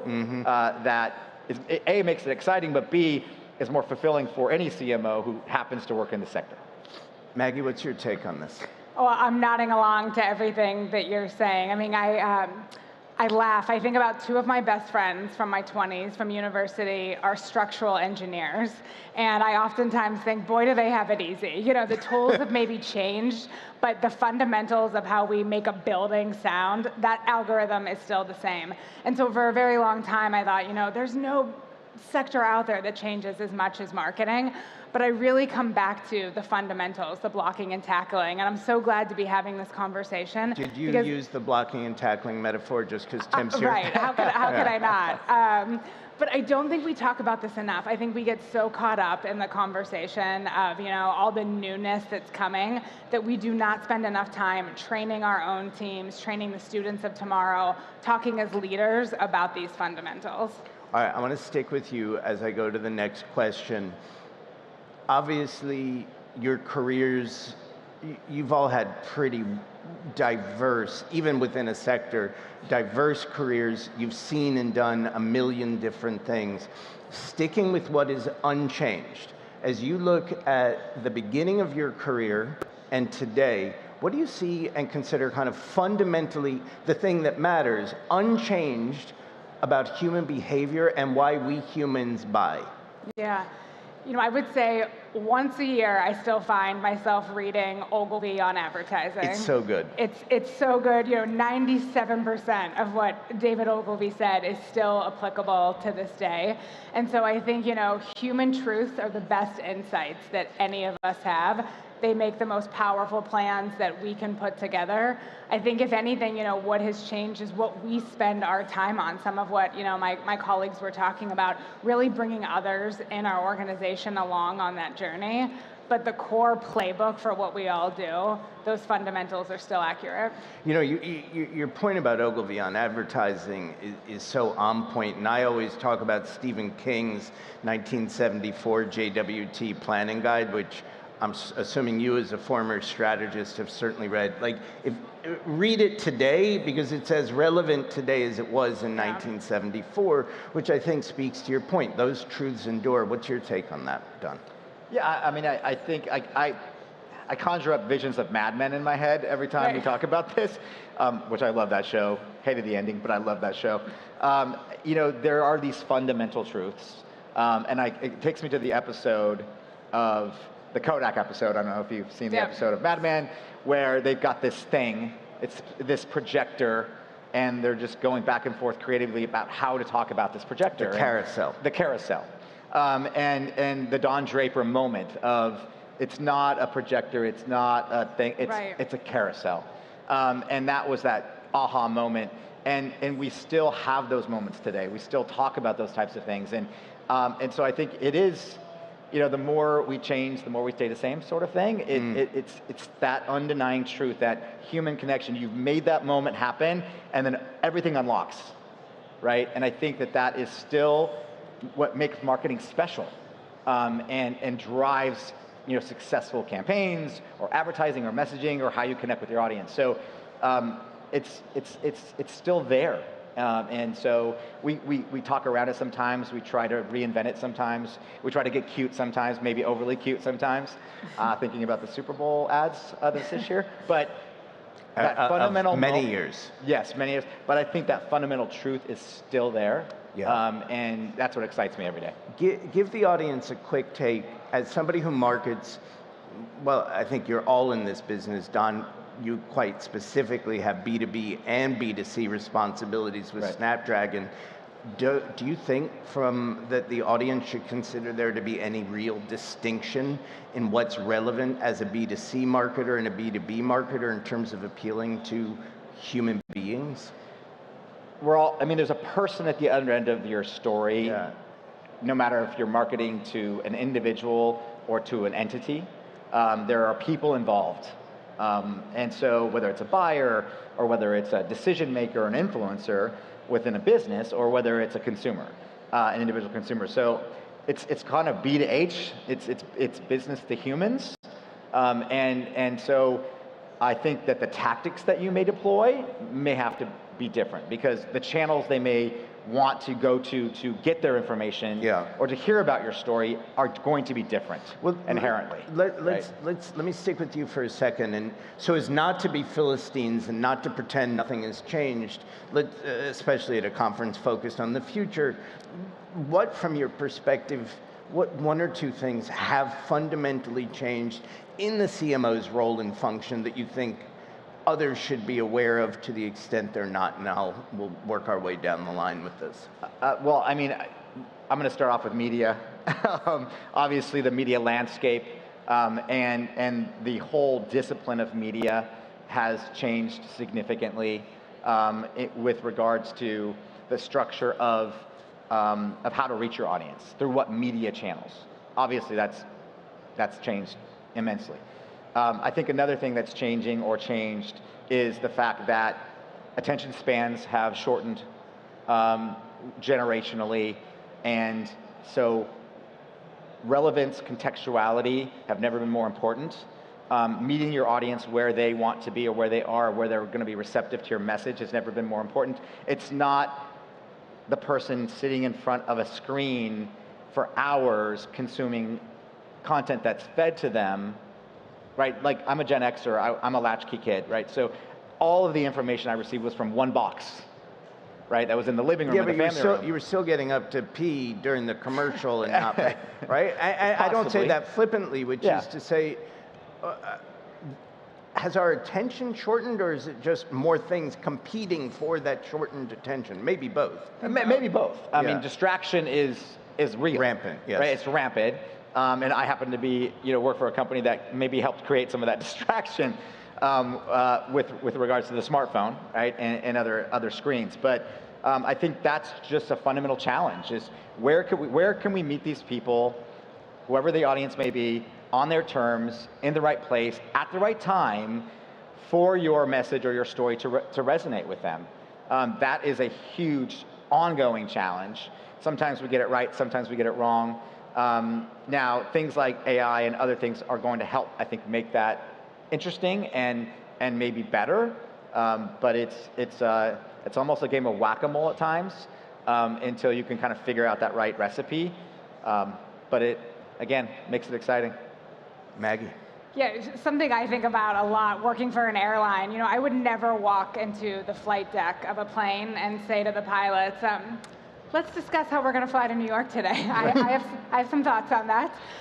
But you think about what we all do, other people have access to what we do. And so I think, what's changed is the need to really protect the expertise that we all bring to the table. Everyone has Instagram, they're on TikTok, their kid's an influencer, they evaluate the Super Bowl commercials. And so they really feel that they could, chime in on the work that our teams do just as much as we can. So I think making sure we're staying ahead of that curve to bring that really smart expertise and continuously prove out why we have that seat at the table. I wasn't planning on this, but you did kind of cue me up for a little plug for my Forbes podcast, The CEO's Guide to Marketing, which does seek to actually bridge the divide for thinking you get marketing because you've been marketed to, and actually not knowing what the F you're talking about. Tim, what has changed really about kind of the job? I'll end on an optimistic note for all the marketers in here. I think that, listen, I work in sports league, the NFL. It's a team sport. Like, I think team has never been so important. I think that the decisions that we used to make at the very top could be like, okay, we're going to do this campaign, these set of commercials, these social media executions, and that was it, right? Call it a day.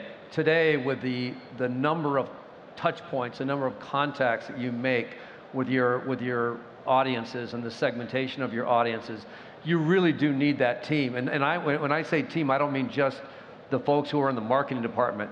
I think the most successful CMOs today are the ones who are not only sitting at the board of the highest board of the company, but they're the ones who are influencing others who have nothing to do with marketing, who are working on your behalf to make your marketing more successful. I mean, I'll give you a very simple example. For us, participation in football is very, very important. And we know that if you don't get a young person to play the game by the time they're 18 years old and to be a fan by the time they're 18 years old, you're never going to get them to be a fan. You sort of lost your opportunity. So flag football has become a really important initiative for us. And it really, in many ways, started out as a marketing initiative for fan development, right? To grow your fan base, because it's the most inclusive part of our game. Girls and women can play, anybody of shapes and sizes can play the game. And so we put forth an incredible effort to put flag football on a pedestal and to position it as a badass expression of the sport, and to get not only our marketing group, but everybody across every division of the company and the 32 teams to get behind flag football. And now it's in the Olympics in 2028, so we work with the IOC. And then we've also, in now 15 out of 15 states, and our goal is to get all 50 states sanction it as a girls' varsity sport. So all those things is to say, that took so many people in so many different divisions to work toward the same goal. And ultimately, it kind of like started off as a marketing initiative. So we're almost at time, and I want to ask one last question that I've been thinking a lot about, and it seems pretty apropos to the summit that we're at. Maggie, I'm going to start with you. If the premise of our conversation is that humans are fundamentally unchanged, right? The architecture of our brains is basically as it's always been. As we enter the agentic period, and bots are going to be marketing to bots, and our agents are going to be buying and making decisions on our behalf, does what's unchanged about human beings matter? And what are the implications of that? And we don't have a lot of time. So a big question, quick answers. Right. No, I think I'll say the core fundamentals absolutely remain the same. And I think all of us, feel really strongly that is that art and that science. Just because AI is here doesn't mean that we are going to forego being great storytellers at the end of the day. So you think, real question, you think the bot is going to respond to the story? I mean, I don't think they will have the emotional abilities that, real humans have. But in terms of, keeping it simple, one message, training it on like the right perspective with SEO, those things, are the same. Tim. I mean, I just think we have to keep our eye on that human connection and the emotional aspect of what we do. There's no doubt that we all have to embrace whatever technology is at our fingertips in order to be successful. but that level of human connectivity and that sort of what is truly unique is always going to be important, I believe. And therefore, I think that, yes, we have to have the right teams in place, we have the right focus to understand it, and also, we always think about each other as marketers. You forget that you're actually talking to your audience who also is going to be embracing AI in a different way. Yeah, that's actually a little bit of the point of the question, which you get the last word on, sir. So the answer is no, just more layers and more filters. You heard it here first. Thank you all so much. Thank you all so much. Appreciate you. Thank you.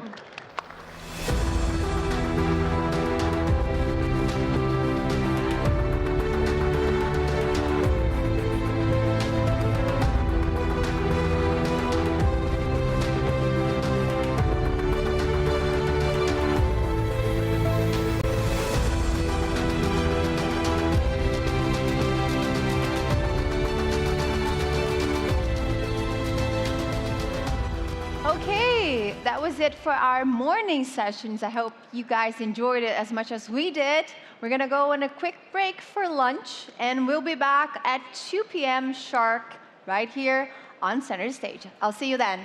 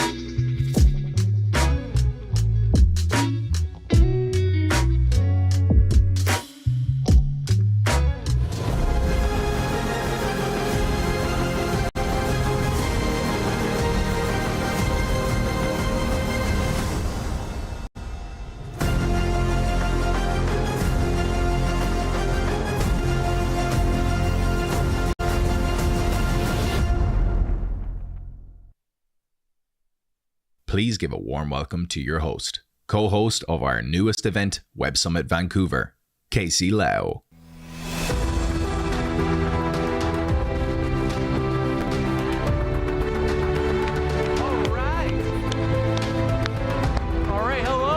How's everyone doing? All right, great. Welcome back to Center Stage.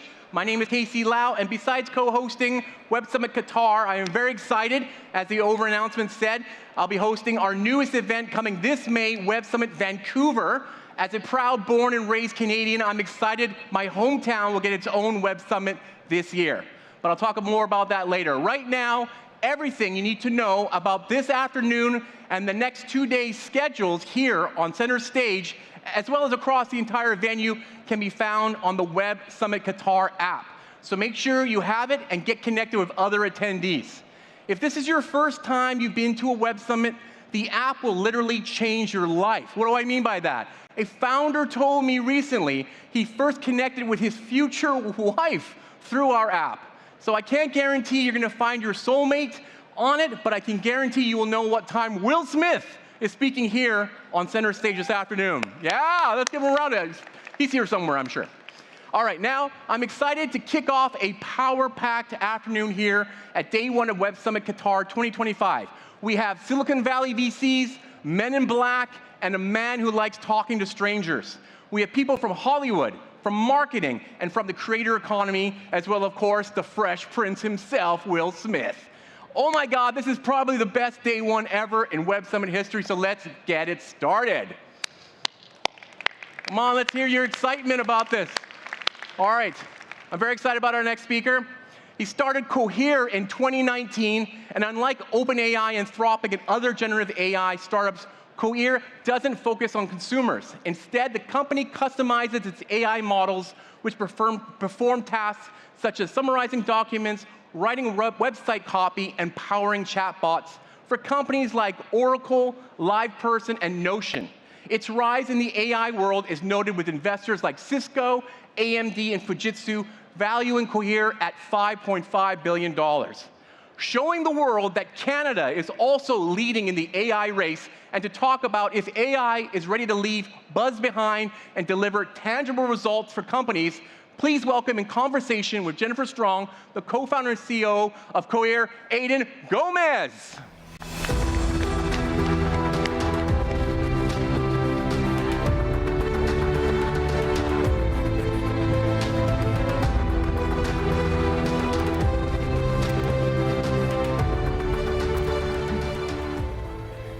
Well, hello, everybody.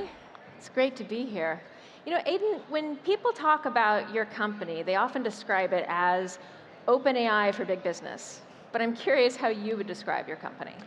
Yeah, I think we're a little bit different than some of the others in the sense that we're not trying to build a consumer service. We're very focused on the enterprise and bringing down the barriers for enterprises to adopt this technology quickly, securely, effectively.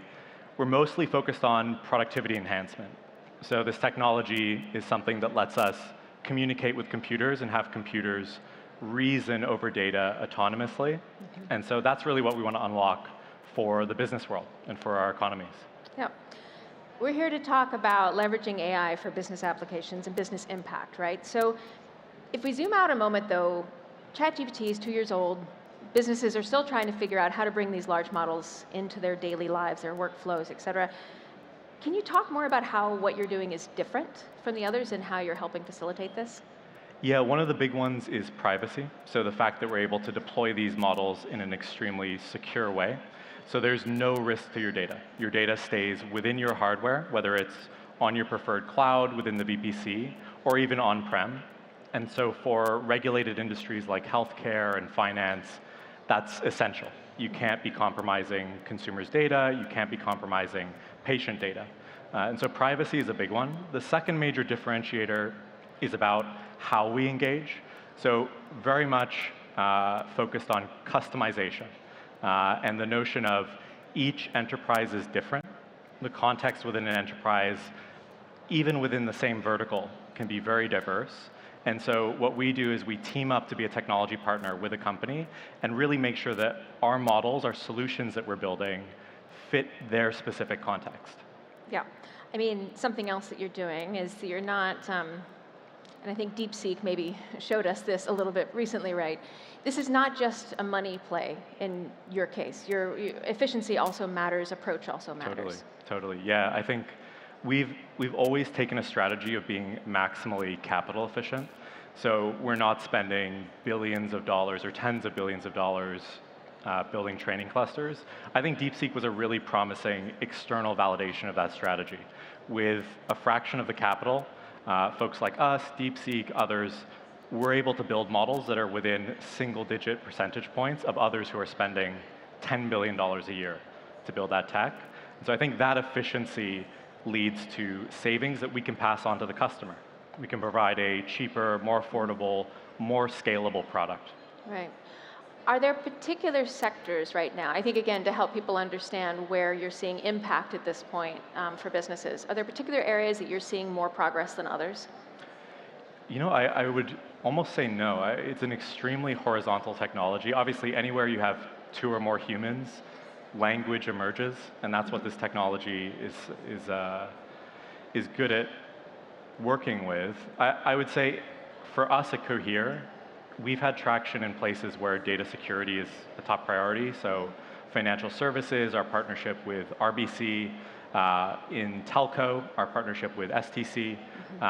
And so there's lots of different industries. And then of course tech, right? So with Oracle, we're powering their Fusion applications. The Fusion apps are where work gets done by humans. And so to drive productivity there, we're introducing features that help workers do things faster, do it better, and really just boosting efficiency and productivity. Yeah. I wrote a piece for the Wall Street Journal some years ago that basically said for AI to be more useful to businesses, it needs to become boring. And I think that's kind of largely still true, right? So how do you think companies should balance this pace of change with AI, but also this need for stability and long-term solutions? Yeah, I don't know if boring is the right word, but definitely it's going to become part of our day-to-day. It'll become mundane. I think that's already starting to happen. For instance, like with our platform for agents that we just released last month called North, that's something that I've been using every day for months.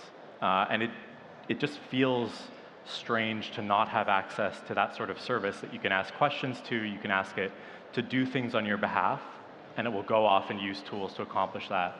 It's become normalized, and it was a bit like the first time that you sit in a Waymo. You sit in a self-driving car. For the first like 15 minutes, you're smiling. You're just like, this is extraordinary. This is so crazy. But after a few minutes, you're just sitting on your phone, playing on. Like it sort of becomes normalized quite quickly. So I hope that as this technology diffuses into the ecosystem, it starts popping up in different places. I hope that it becomes boring or normal or status quo. Sure, or at least maybe less exciting sometimes. I'm old enough to have worked at the Wall Street Journal the first time we were still covering the web as like its own part of the paper. Oh, wow. Yeah, and cool. Feeling when it came back to work there a second time in 2016, 2017, going, okay, we're going to do this again, but with AI, I think. But speaking of newspapers, I'd be remiss if I didn't bring up that a large number of US media companies have sued your company over copyright issues, a common issue within AI. I don't expect you to comment on pending litigation, but if there's anything you wanted to add on this or other problems facing your industry, I'm certainly here for it. No, I can't comment. I think that there's a lot of different issues that the industry is facing. One is a lack of multilinguality, the ability to speak different languages. That's something that we've been focused on. We've always been a big supporter of open research, and so our non-for-profit Cohere for AI has been focused at making models better at speaking over 100 different languages. We ran like the largest data collection campaign for multilingual data. Well, for Arabic, actually. For Arabic, and 100 other languages. And so we've been focused on trying to get this technology out into the hands of businesses. And businesses are multilingual. They're global, and so we have to be able to speak and process the language of the global enterprise. So that's been a big focus for us. But yeah, there's loads of different issues that the industry is tackling. Yeah. I want to talk about trends too, because, well, So for those who don't know, Aiden was on the team at Google that invented the transformer, which is the T in ChatGPT, and largely, arguably responsible for the moment we're living in right now with AI and what we associate most of us with right now. So what are some trends you're going to be watching over the next few years that you think will be key to business applications? I think reasoning models are extremely exciting. They unlock the application of this technology into a new, harder set of problems. So most people might be surprised that before reasoning models, the status quo would be you can ask this system, this model, anything. You could ask it, what's 1 + 1, a super easy question. Or you could ask it an incredibly complex question like prove, Fermat's last theorem.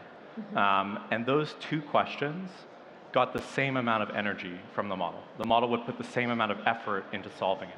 And that's obviously wrong, right? Like one of those, it should answer in a second. The other one, maybe it should take a year of computing to figure out. And so what reasoning lets us do is have the model dynamically decide the amount of effort to put into a problem and really start to problem solve instead of just regurgitating an answer. So that's been a huge unlock. And it's an obvious capability. This is what humans do, right? We can put different amount of effort into different complexities of problems. The other obvious human capability that's missing in the models is that today we'll spend $250 million to build one of these models, and we'll train it during the pre-training phase, and then we'll push it into production out in the real world where it's talking to people, and it stops learning. So during that learning phase, it's learning, and then it stops. And that doesn't make sense. We should have models that learn from experience and learn from interacting with the world. And there you can imagine if we're able to deliver that technological capability, it just leads to a much better user experience. You're spending time teaching this model. It's kind of like your little intern. Maybe it makes a mistake the first time, but if you correct that mistake, it learns. It never makes that mistake again. And so you can train up your own model that knows you, knows what you want to do, and is just dramatically more useful to you. So that's a capability that doesn't exist today, but hopefully in the next 12 to 24 months, we'll see that emerge. What about agents? Yeah, agents are huge. Actually, the reasoning thing that I was just talking about, the biggest unlock for agents has been reasoning. We were looking at our metrics and scores. For folks who don't know, agentic behavior is just models which are able to operate using tools over many steps. So instead of just question response, it's now request and going off and taking many steps and taking lots of time to solve a problem. So reasoning has been a huge unlock there, complete step change. It went from almost always failing for very complex tasks to almost never failing. So I think finally we have the technological foundation to be able to support this application. We'll start to see that rolled out into enterprises, into consumer services over the course of the next 6 to 9 months. Yeah. I think it could be helpful too for the audience. Do you mind to lay out a couple of examples of what businesses are going to use agents for, just in like a kind of brass tacks? Sure. Like the first one that's really taking off is actually for knowledge workers, researchers.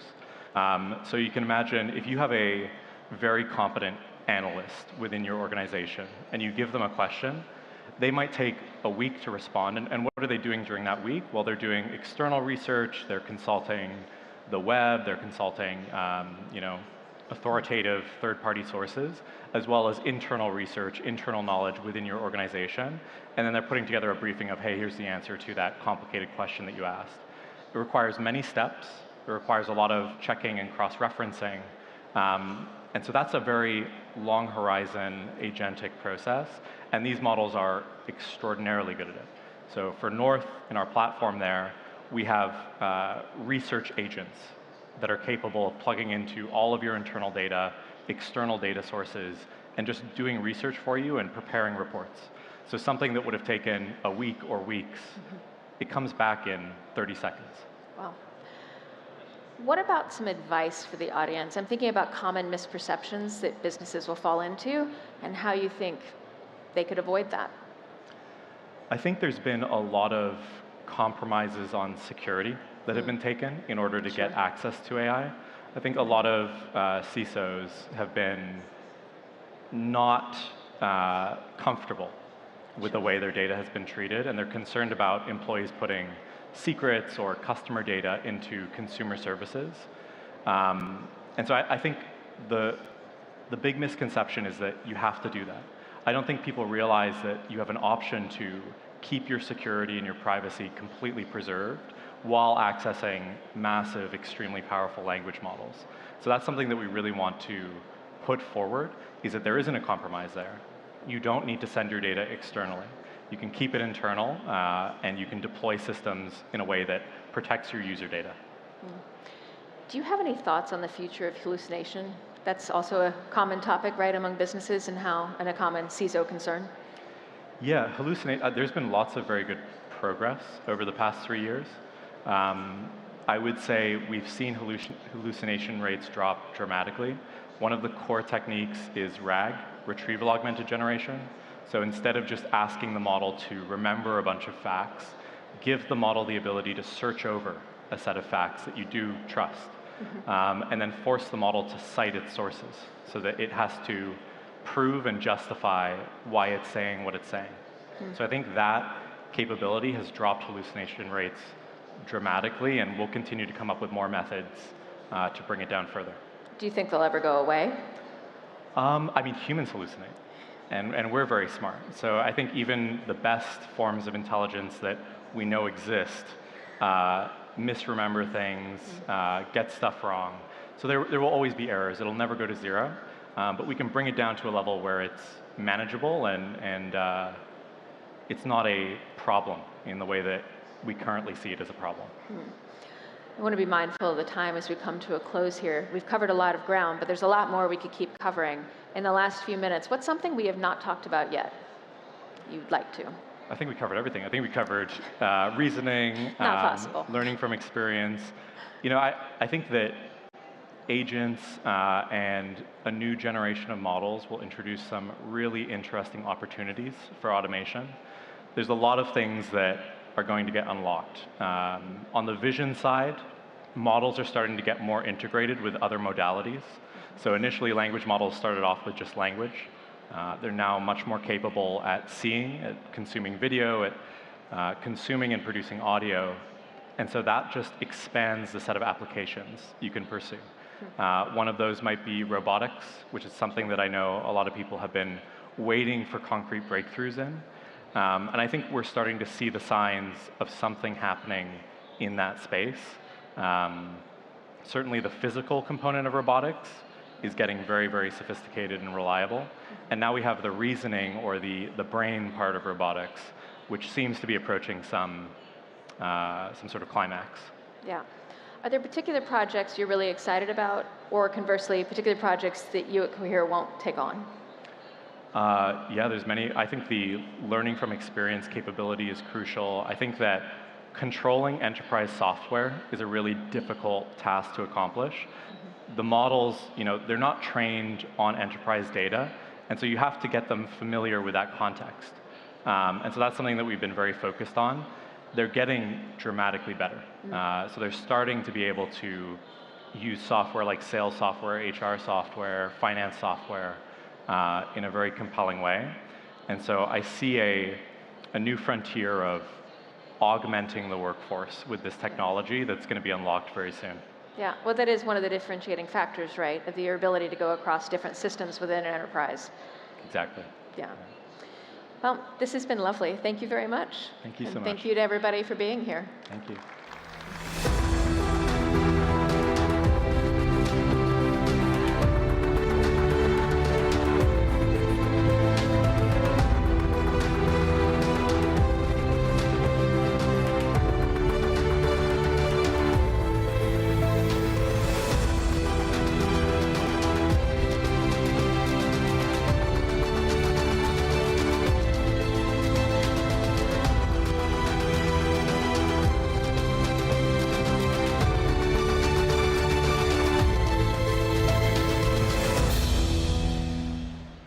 Right.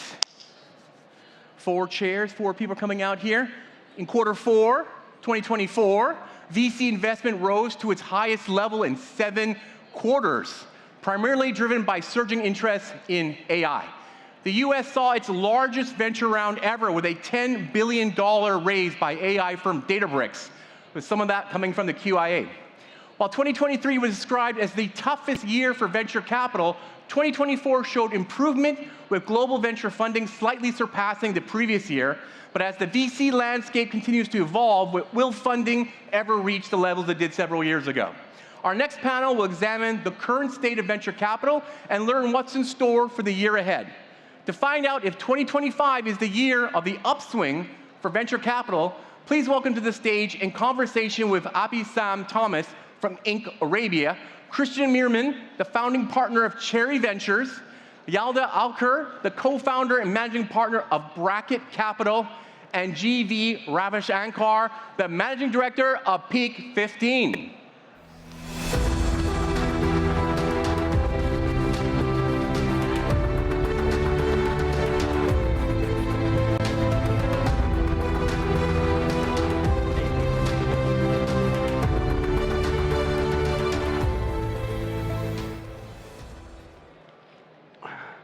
Hello, everyone, and good afternoon.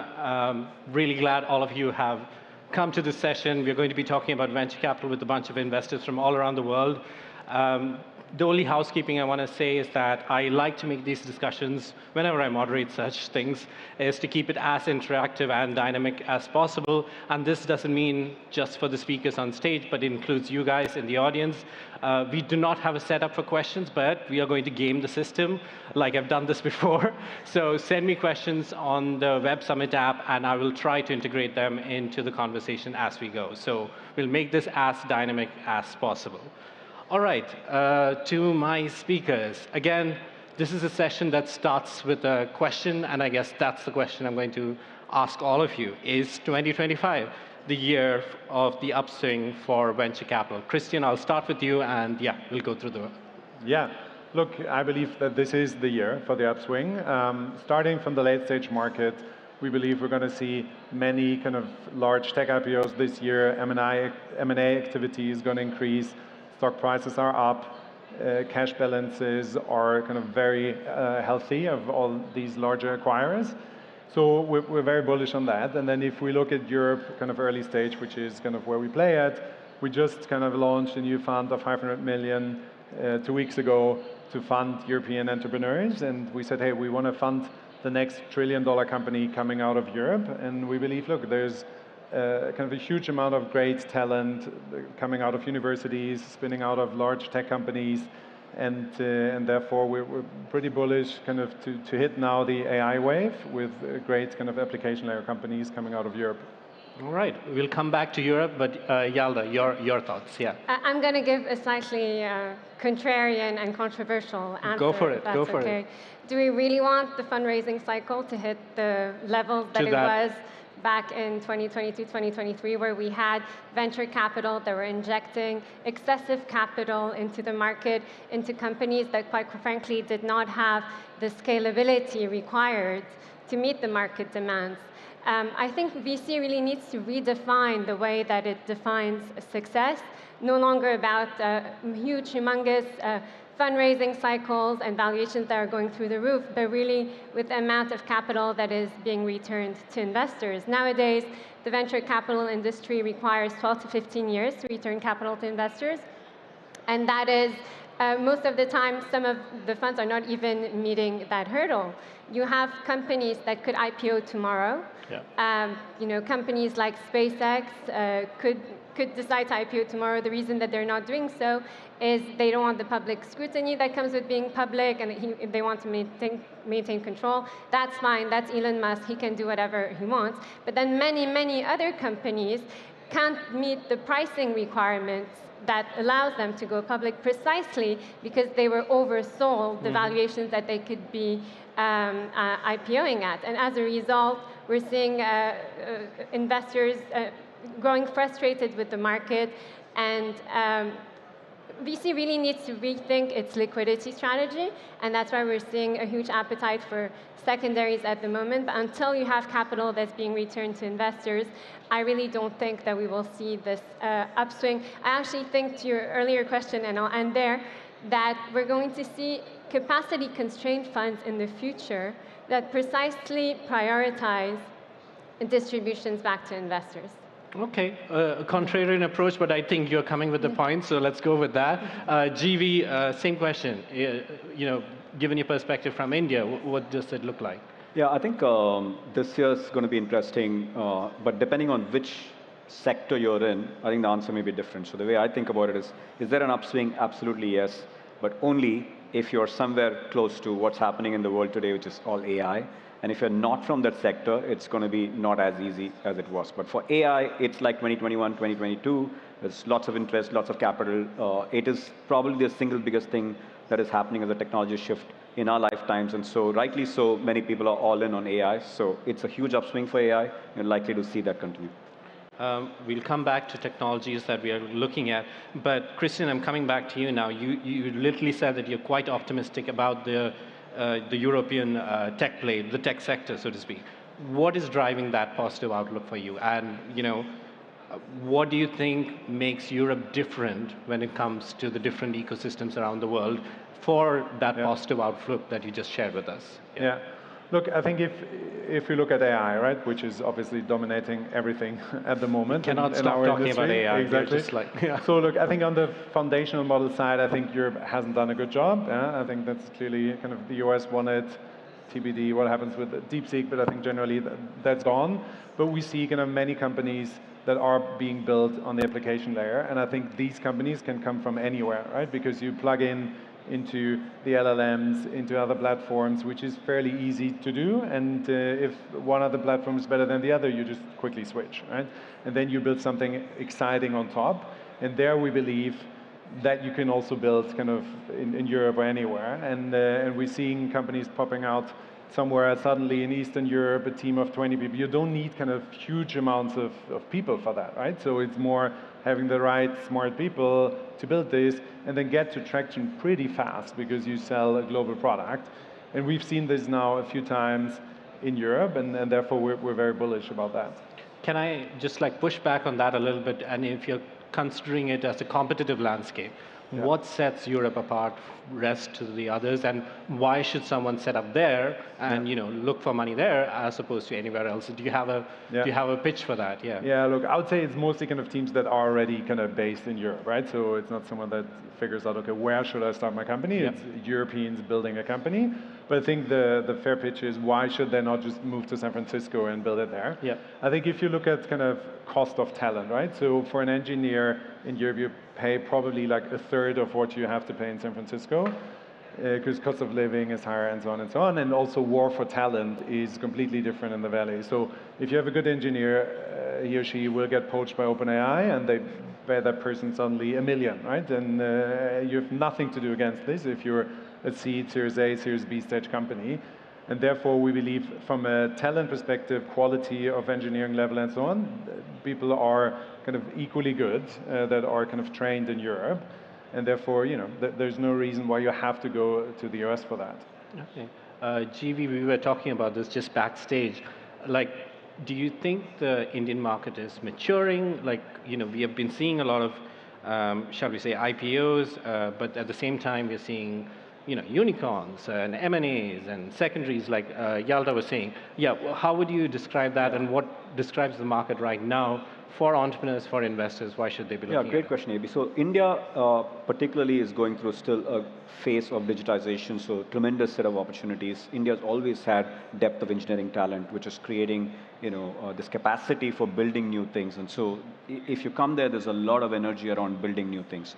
And people are also encouraged by what they're seeing in terms of value that is being ascribed from the public markets. And India is uniquely interesting because today, if you look at tech market cap as a part of total market cap, and we have a market that's about 4.5 trillion total market cap, tech market cap is only 3%. In the US, it's north of 50%. In China, it's probably 15%. So there's still so much headroom for technology value creation in the markets. And so people understand that there's opportunity ahead of them. And we are in the early part of that journey. So we are certainly seeing a lot more innovation. Is market maturing? I think it's maturing in terms of talent, in terms of company building capabilities and so on, because it's now been a journey of over 19 years, and I've been doing this 19 years myself. So maybe 20 years or so where these things are going on. But I would say the opportunity is still very early in terms of what all can be done ahead of us. But lots of activity. do you think there are like any specific challenges that remain that you would like to see fixed? What would those be? Yeah, challenge in India has always been the, performance expectations to what has gotten delivered, which is really linked to liquidity. But I think the last 2-3 years that has changed. Companies like Zomato going public and several others that have done it in the last few years have shown that you can actually take companies public, have $10-20 billion market cap, and your early investors can actually reap rich rewards. That's the loop that wasn't closed before. It's starting to close now, and that's making it even more promising. Yalda, I want to come back to what you mentioned about secondaries earlier, and your company, Bracket, has actually a niche in this space. Can you talk about, again, the evolution you see for this particular space, this particular sector, especially given what you said about the IPO window? So what do we expect? That's an excellent question. I'll give you the short answer. I'll give you the longer answer. Yep. The short answer, I truly believe, and we believe that at Bracket, that the secondaries market will become the VC market. Okay. The longer answer is, if you look at every single other asset class in the world, the secondaries market is always orders of magnitude the size of the primary market. Think of public equities, commodities, cars, stamps, etc. It's only in venture that you have these humongous pools of capital that are chasing primary issuances, and the secondaries market is only a fraction of that. And that, we think, is an anomaly and an arbitrage. The reason being is that they still haven't figured out standardized contracts. But with the ascent of AI and the pace at which AI is evolving, and we had so many of our other panelists discussing that, it's only a matter of time before they figure that out. And at the moment, you have about $2.5 trillion of capital that is $2.5 trillion of capital that is trapped in unrealized values of private American unicorns. Do you know how much the secondaries market traded last year? And it was a record high, $145 billion. Do you know how much the public market volume transaction is? $145 trillion. So as you can see, there's quite a large discrepancy, and it's really a matter of time before the secondary market catches up with, the amount of capital that is traded on the public equity market. And effectively, you have a super sluggish IPO and M&A window currently. You have employees that are growing increasingly frustrated with the fact that 99% of their wealth is tied to the company that they work for, and they can't monetize on these opportunities. You have early employees, you have early stage funds that have a fiduciary obligation to their LPs to return capital, and you have investors that are growing increasingly frustrated and losing confidence in the system. And secondaries effectively provides a solution to that problem. So no, I don't think it's a niche. I think it's the future, and the one that we're heading towards. So we've been talking a lot about AI, obviously, and this is a question from the audience. His name is Farihan Jaffer, and it's a fair question asking because we're talking about all these AI startups booming. Are VCs shifting focus from rapid scaling to profitability, and how should early stage founders adapt? A question for all of you, whoever wants to answer. Yeah. I'm happy to take it. Look, when you're a VC, you're investing in very early stages of a company. When we are doing that, the number one thing that's telling you it's working, it's the sucking sound and the momentum of the company. So it's hard to say very early on the advice would be to go build a sustainable company from day one. But in the first few years, once you've shown that you have product market fit and you're able to scale, then you start focusing on how to take that from a journey of where you have a great start to building an enduring company. But today, if you're an AI company, quite honestly, the sucking sound is so strong in the market. Every enterprise, in the US at least, has a budget for AI, almost an unlimited budget. People are saying, hey, we can't miss this AI wave, so please go figure out how to make us better. So what we are seeing is if you have product market fit, it's a vertical takeoff. So we would think momentum is very important in the early days to prove that what you built is really working. And then there is a stage at which you start optimizing for long-term profitability and so on. Would you like to add? Yeah, I fully agree with what JP said. I think generally, like looking at 2021 versus today, right? I think there it was all about growth. No one looked at profitability. I think now people are a bit more nuanced, but I would say with AI, you still want to see very high growth in the early days, and that is possible. I mean, we see companies that go from 0 to 10 million ARR in half a year or 9 months, right? So that is completely doable. obviously, I think people would quiz you nowadays more about profitability, like how do you want to make money at some point. So I think you need good answers to that as an early stage founder. But yeah, people are not interested in, okay, it took me 2 years to get $1 million in ARR and so on, and I only have a tiny AI element that's not defendable. That makes it a bit hard. So this one is from Doreen, and Yalda, I want to ask this to you. Her question is, what advice would you give to startups to avoid overvaluation? Overvaluation. The investors are so happy hearing that. I think there's a tendency to over-romanticize the industry that we're investing in at the moment when it comes to disruptive technologies, artificial intelligence, etc. I think founders need to be really pragmatic, especially in the AI space. There's an update that comes from ChatGPT. It puts loads of startups out of business. Yeah. So be humble when you're when you're having these conversations around capital raising, and any backing is better than no backing. So try to be humble and stick to your grounds. I mean, this was a note for founders. I also, again, a question from Harshal. He's asking, as a first-time investor, where should their focus be? Any advice you would give them? Again, all three of you. Like, as a first-time investor, is it funds or is it like startups directly? Like, where should their I like to be contrarian. Go for it. So everyone's looking at AI at the moment. Where we're looking at is actually AI safety, in the sense that we feel like there's obviously great opportunity coming with deregulation, but there's also threats that are happening that are making our communities unsafe. So a few areas that we've been looking at is, image recognition to combat online child abuse on the internet, AI softwares that are making roads safer and traffic smarter. We're really bullish about longevity. People are living longer now, but that doesn't necessarily mean that you have healthy lifespans for longer. So we think health tech, biotech is definitely an area that we're spending a lot more time on. Obviously, AI is huge, and you have lots of energy demands that come with that booming innovative industry. And as a result, we're also looking at energy transition, especially as it relates to nuclear. That's an area of focus for us. And I think space is something that we really like. We're seeing a lot of analogies between the space industry and the internet in the 90s as it relates to commercialization. So that's another area where we're focusing. Christian, same question, yeah? Yeah, maybe to add one point, I think, look, we also believe healthcare is going to be big, AI. And I think now, with being out of the downturn, I think there's also enough capital out there to solve big problems that are hard, right? So if you look at robotics, for example, it's very complex because it has a hardware element, you need software, and you need to nail distribution, right? So it makes it much harder than a regular software company. But I think now you have the time and the money to go after these big problems. And I would say that was different 3 years ago, like almost impossible to raise for these topics. But now I think you can go and save and solve for big problems. Solve for big problems. Yeah. I'd say, look, the more horizontal advice is in the short term, go where other smart people are going. In the long term, figure out something where you have some unique insights and go deep there, because the difference always is 51-49. You need to know something incremental more than other people about something so well that you can make money. All right, 40 seconds to go. For the entrepreneurs in the room, if there's one thing you would ask them to start doing so that they have a good 2025, what would that be? I'll start with you, GV. Invest in yourself. Learn as much as you can about what's changing and stay on top. Cool. Yalda? Be yourself, because everyone else is taken.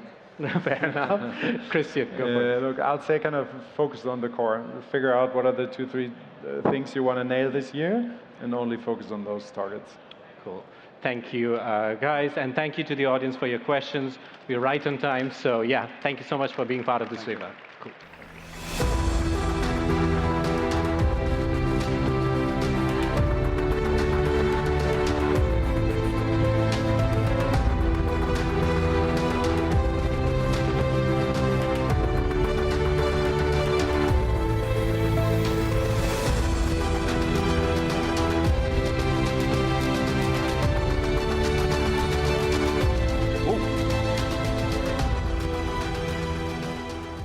All right, earlier today on center stage here, we heard about the changing role of the Chief Marketing Officer. But what is clear is that 2025 is shaping up to be an exciting and transformative year for marketers. New technologies and platforms are reshaping how brands connect with audiences, and the pace of change shows no signs of slowing. Our next session will explore what trends will shape marketing in 2025. In conversation with Darnell Strom, a partner and head of culture commerce at United Talent Agency, please welcome Brian Gleason, the Chief Revenue Officer at commerce media platform Criteo, Philip J. Davies, President EMEA at global brand strategy firm Siegel and Gale, and Christine McGuire, VP of Global Media Business at the travel planning platform TripAdvisor.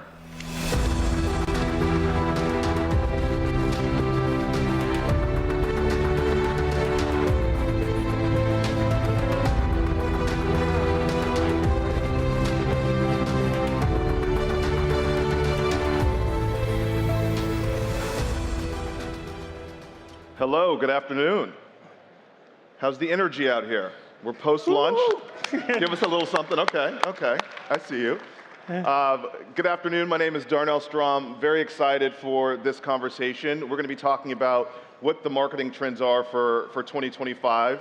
There's so much that's going on in this environment, changing consumer behaviors, new platforms, emerging technologies. So I'm joined by three wonderful experts in this field, and we want to dive in and have an exciting conversation. So we're gonna jump in. What I'd love for each one of you to do is just to give us a little bit about what you do with your company, and then also tell us one of the marketing trends this year that have really kind of captured your time and attention as you guys focus on 2025 and beyond.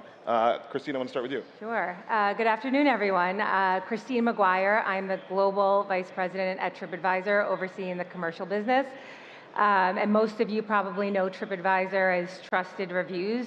We're in our 25th year. We just marked our 25th anniversary 2 weeks ago. But our mission is really to guide and inspire travelers, and 60% of the consumers that come to our site don't actually know what destination they want to go to. Building trust and confidence in those really high stakes decisions when they're going on trips, and then ultimately connecting to commerce. So I have the pleasure of working with global brands and destinations, small and medium businesses across things to do and accommodations and restaurants, and then building strategic partnerships that ultimately bolster our platform. We have a big and thriving experiences business. So we own Viator, which is a things to do platform. Hopefully many of you have used it. And I believe experiences, especially as the younger generations really prioritize that over material things, will have an emergence.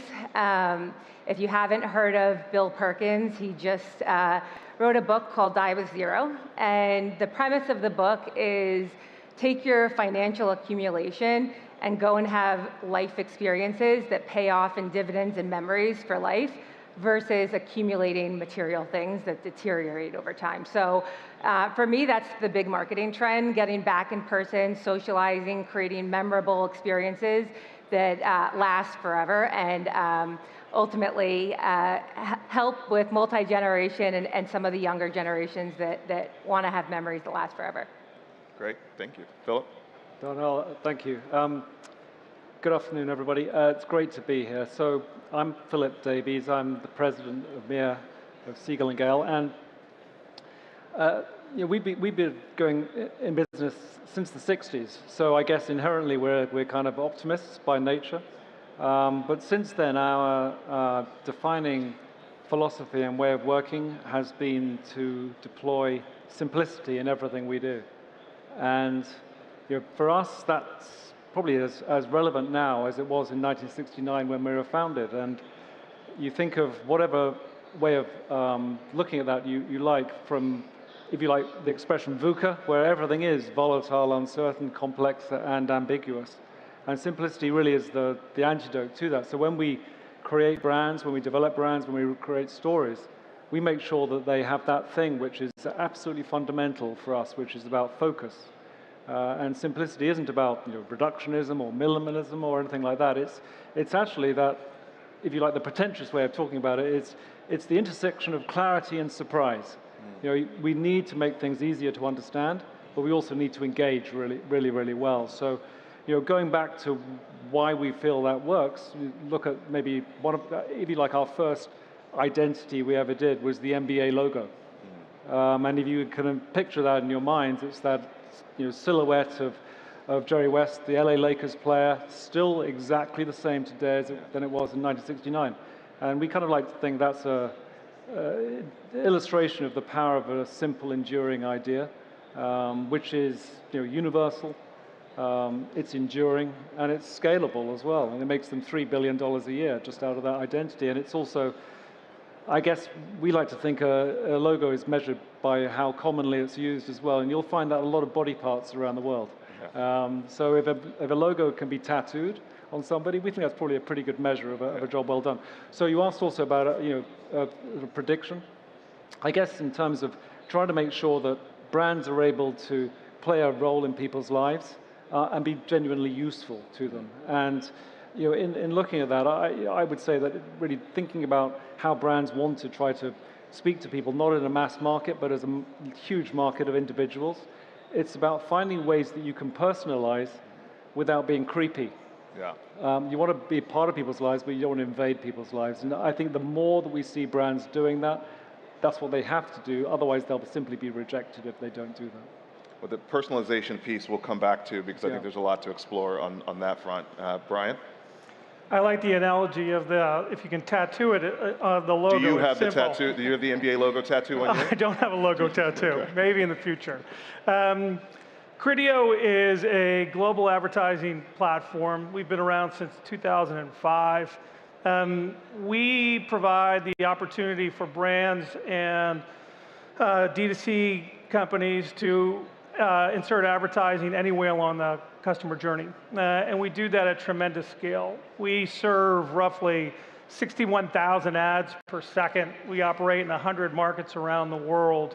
And when you see, for us over the last few years, when you think about a prediction, the commerce journey is dramatically changing. How we shop, it used to be like, at least when I was younger, you would go shopping, to now we live in a world where you're always shopping, whether it be for trips, whether it be for something you need at your house, whether it be for a car, we're always on. So watching that new journey unfold is fascinating, and Criteo sits at the center of that for over 20,000 companies around the world. So as we dive into talking about the trends of 2025, you can't not talk about the fact that consumer behavior is shifting very quickly. And in a lot of ways, it's very challenging for marketers to keep up with those shifts and movements, but there's also so many more tools and things to be able to track those and market consumers. How do you guys think about tracking and following consumer behavior and not only being reactionary to trends, but making sure that you're not going down the rabbit hole of what one trend can be, but actually creating some sort of sustainable storytelling with consumers when you're marketing to them? We can start with you, Christine.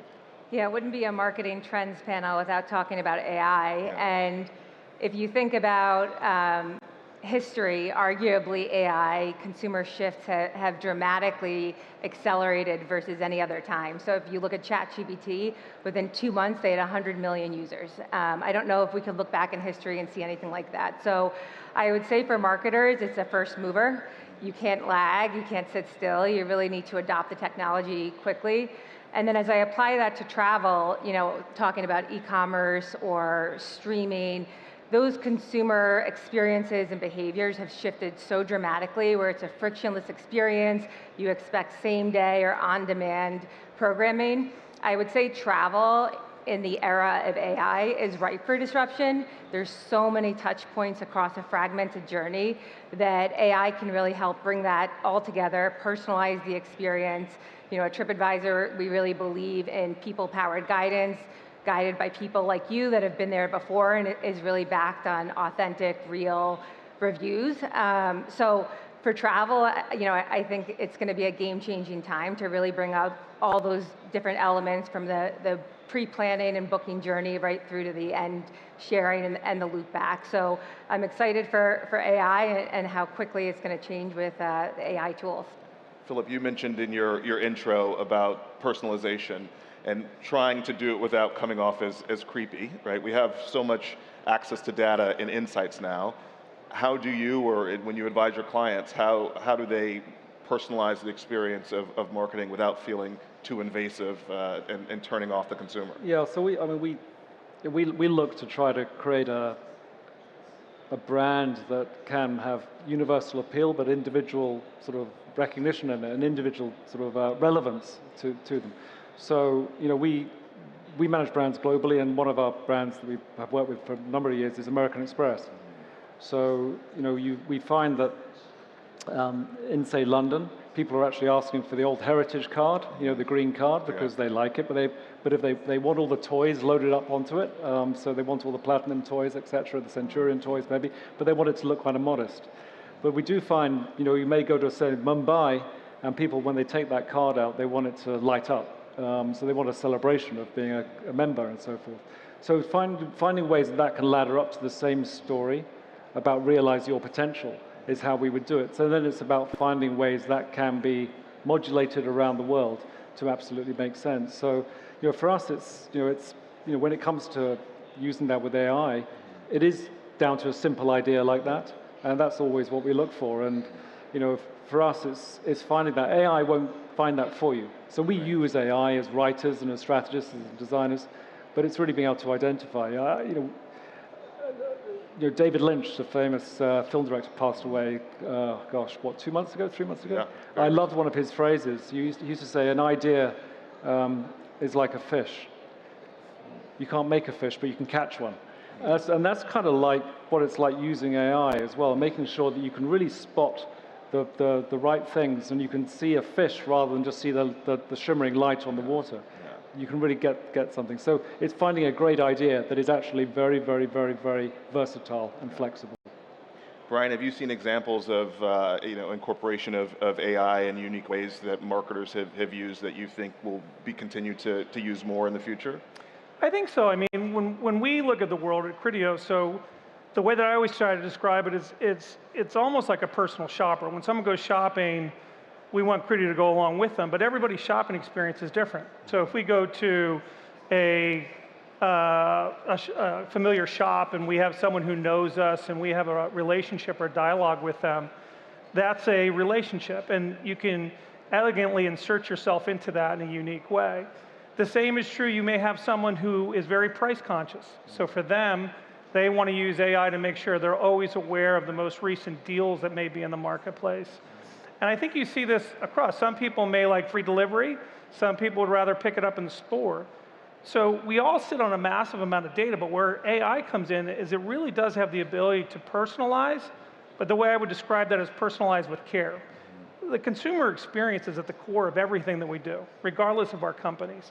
And I think where we got it wrong in the past in digital is we didn't understand that relationship. We bombarded people time and time again. And what I feel like now is AI is allowing us with the right level of control to engage with individuals the way in which they want to be engaged with. And there's a lot of examples from that we see daily, but I think that'll continue to evolve. Christine, we were talking beforehand about the generational differences when it comes to marketing. What Gen Z is interested in, or the way they like to be marketed to, is different than the way that millennials like to be marketed to. How do you kind of navigate the generational differences? And then as Generation Alpha is coming up, a purely digital generation, how do you navigate that consumer journey because it's changing and shifting so much?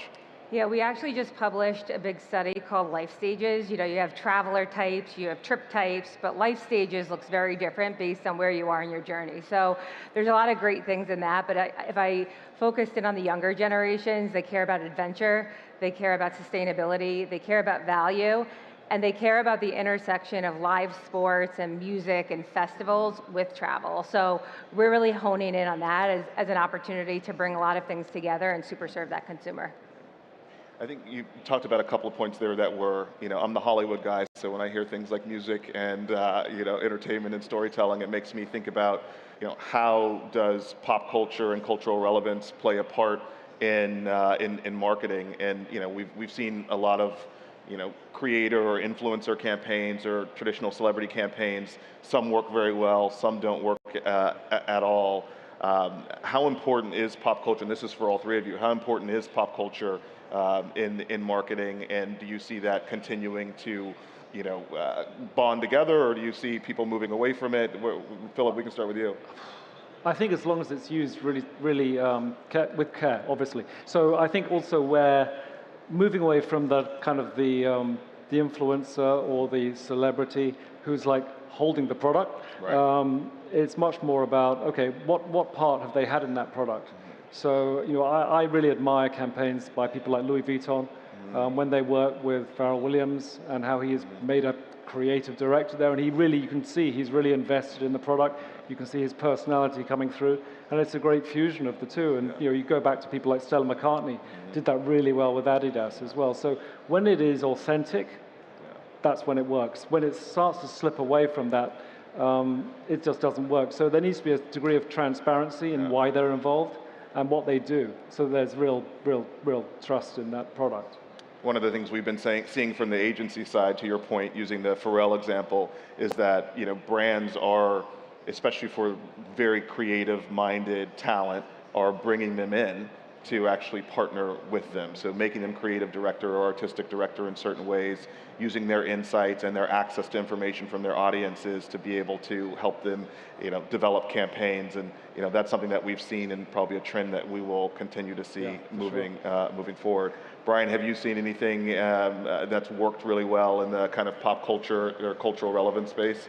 It's interesting to see, I think about pop culture and how it's changed, and now what you're starting to see, I think about the tequila brands, right, where you actually have well-known celebrities who are not just, out pitching for a client, but they're actually becoming owners. But what it does say is a point that Philip raised, authenticity. One of the things that we always see is, I think the younger generation can smell something that doesn't feel right or feels forced. And if you get that wrong, you see immediately, and it goes in the complete opposite direction, where maybe in the past, I don't think that would have been the case, or you wouldn't have had that immediate reaction. What I do see is more and more companies testing before they put their both feet in the water. So they're making sure that as they're using pop culture, how does that fit with their brand? How does that fit with their identity?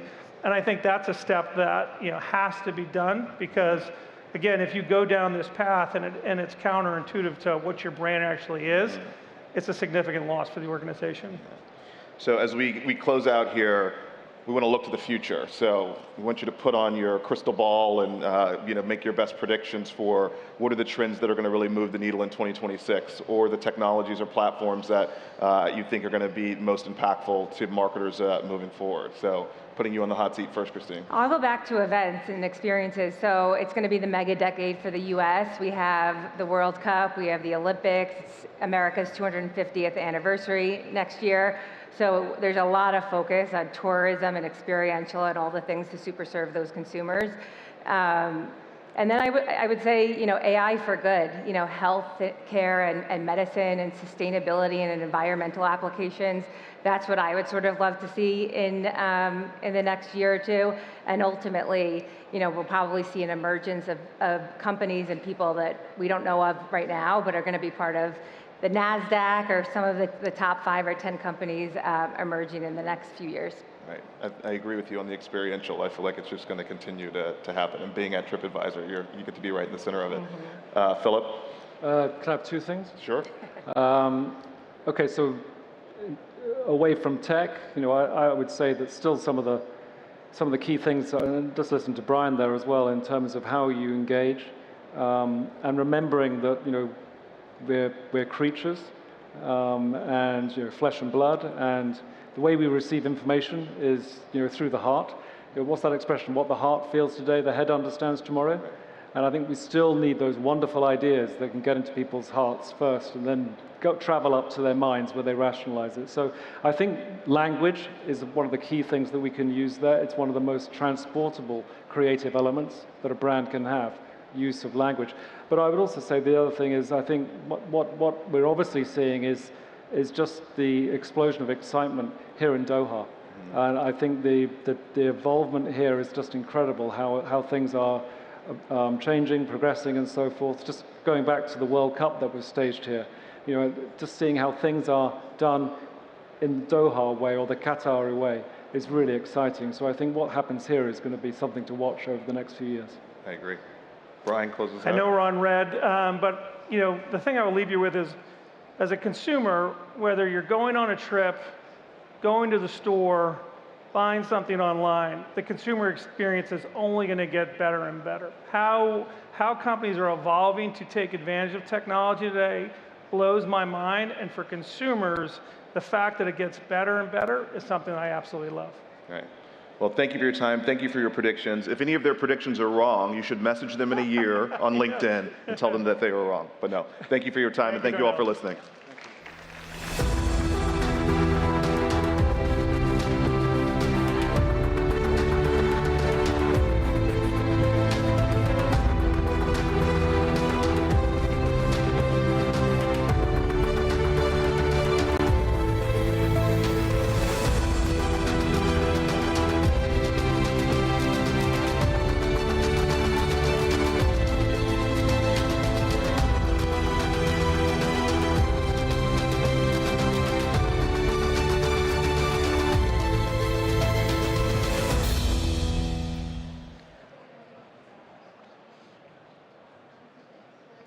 All right.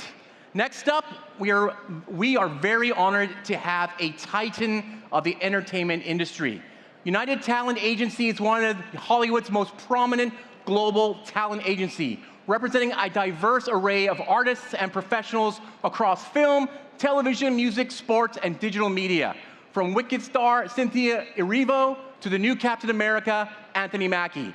The agency is recognized for its influential role in the entertainment industry that encompasses talent representation, content production, and strategic marketing. Here to discuss, in conversation with Sarah Fisher from Axios, the intersection of entertainment and technology, the evolving landscape of the entertainment business, and how he's leading his organization through disruption in an AI-dominated future. Please welcome to center stage the CEO of United Talent Agency, Jeremy Zimmer.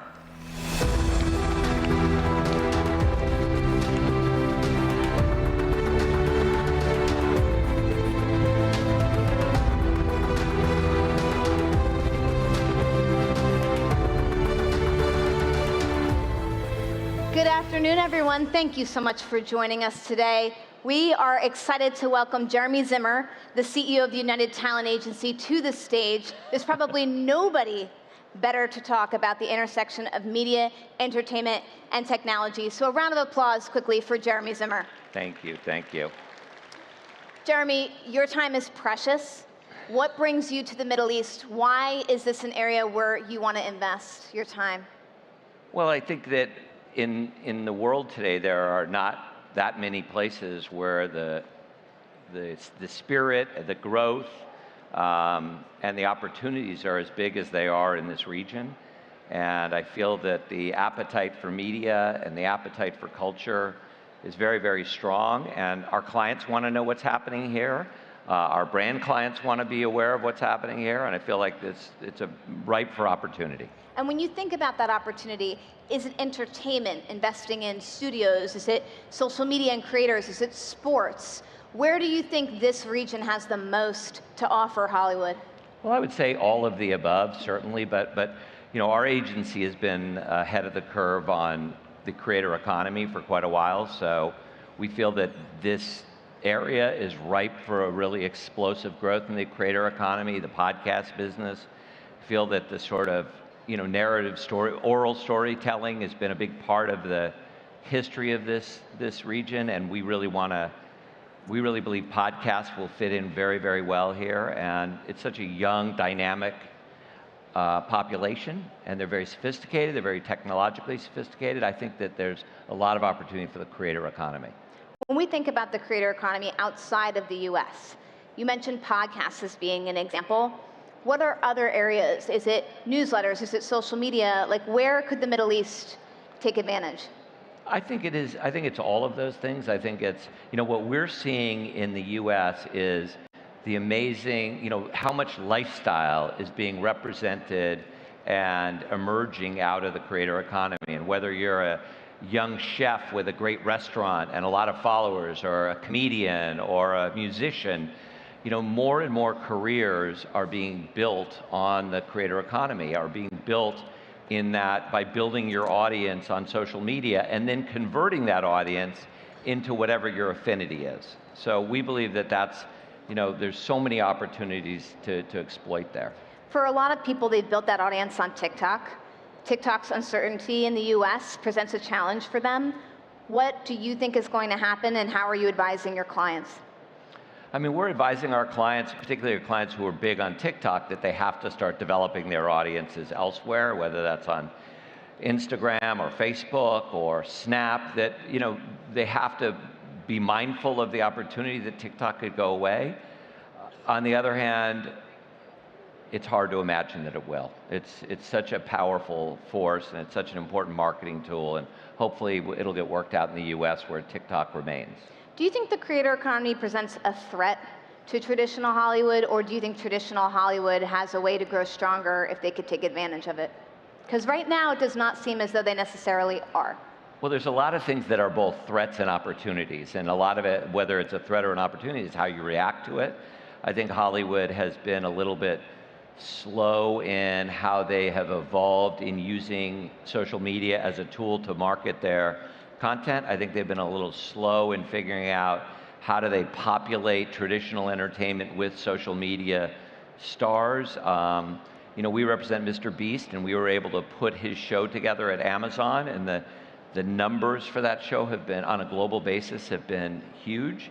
And I think Hollywood looks at those examples and thinks, oh, wow, that's something we should be doing more of. When we think about Mr. Beast, he is an unprecedented success. I think one of the pushbacks to the creator economy is that it's sort of lopsided. You have a few people with huge followings making a ton of money and then a ton of long tail. How do you think we bridge that gap, if we ever can? Well, I think that that's not dissimilar to every other form. So in music, you've got Taylor Swift and Kendrick Lamar and Drake and kind of a lot of other people.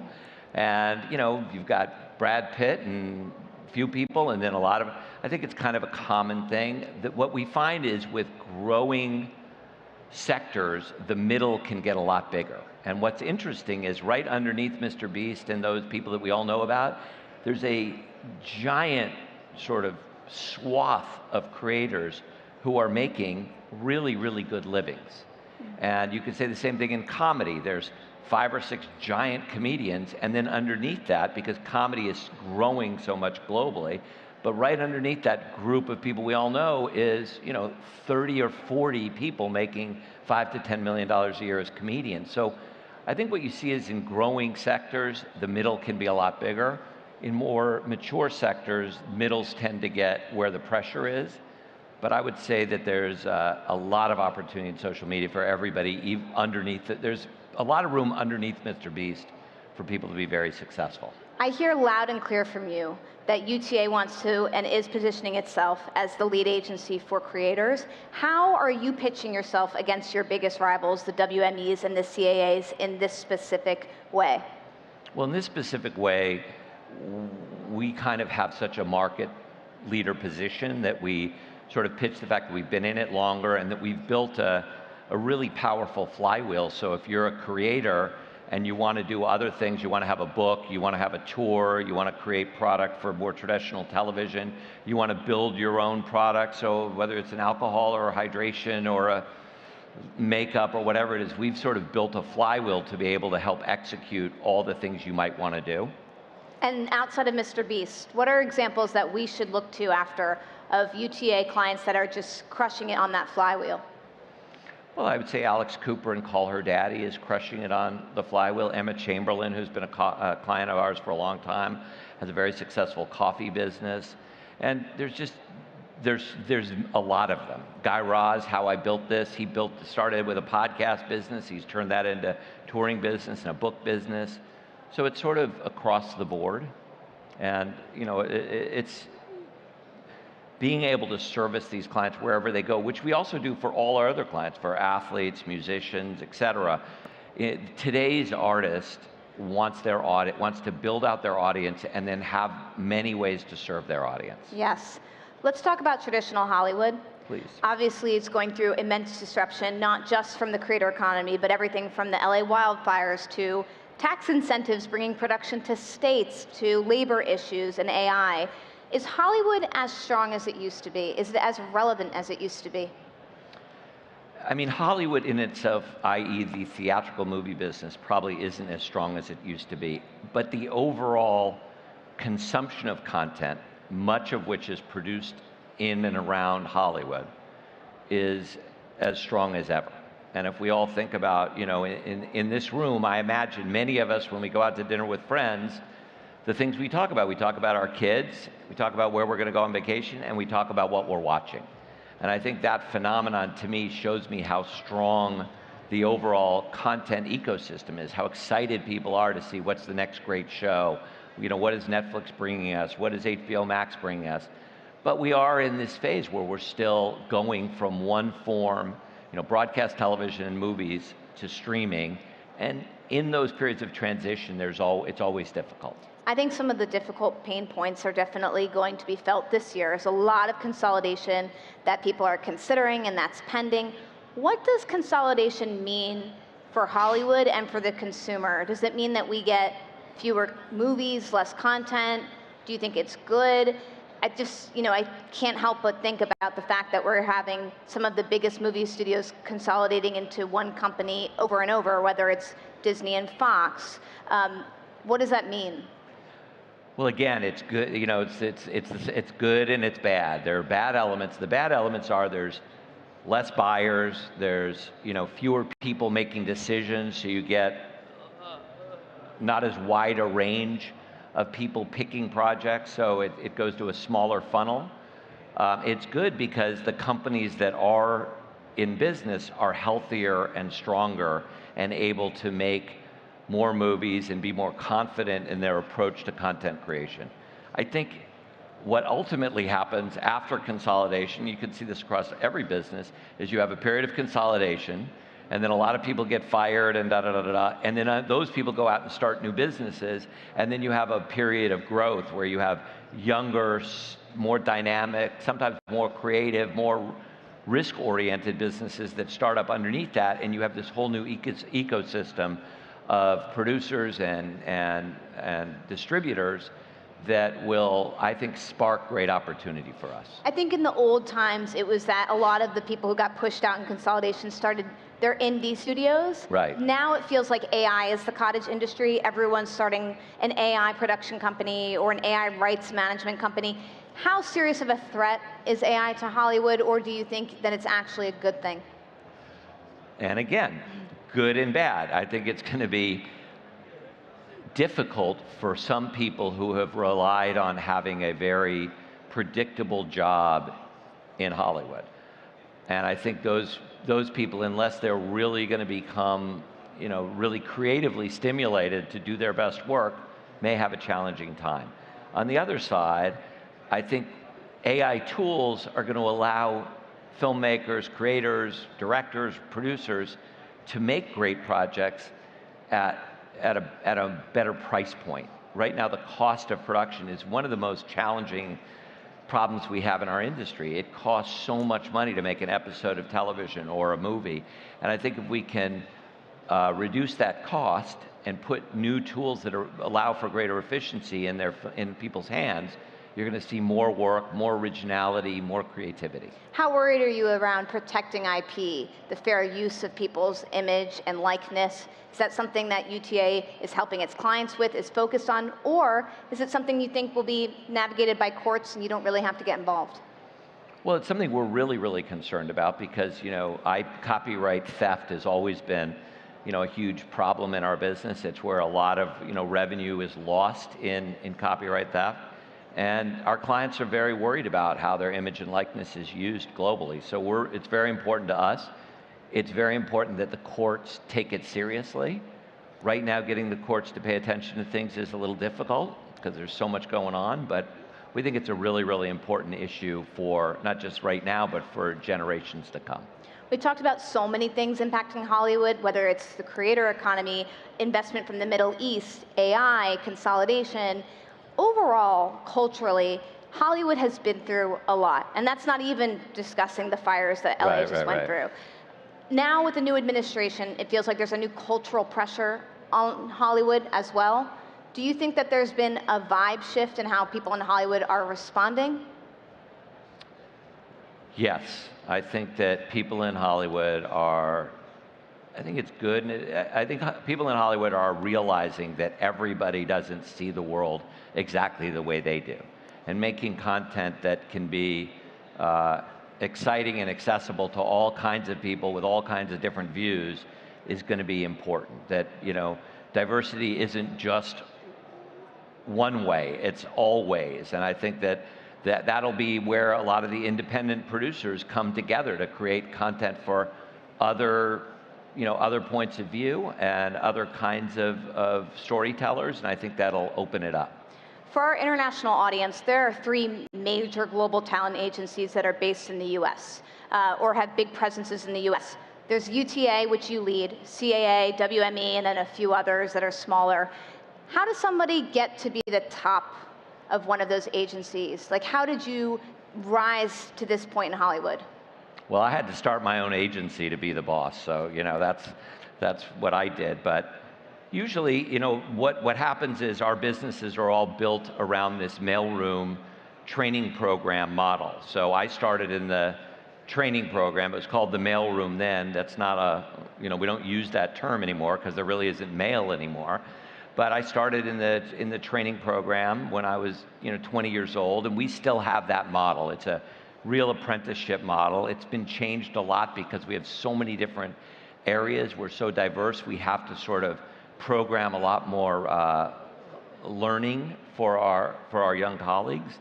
But that's the basic model at both CA, William Morris, and UTA, is you come in through that apprenticeship program, you find an area that you're really passionate about, and you hopefully matriculate into that area. For me, it was movies.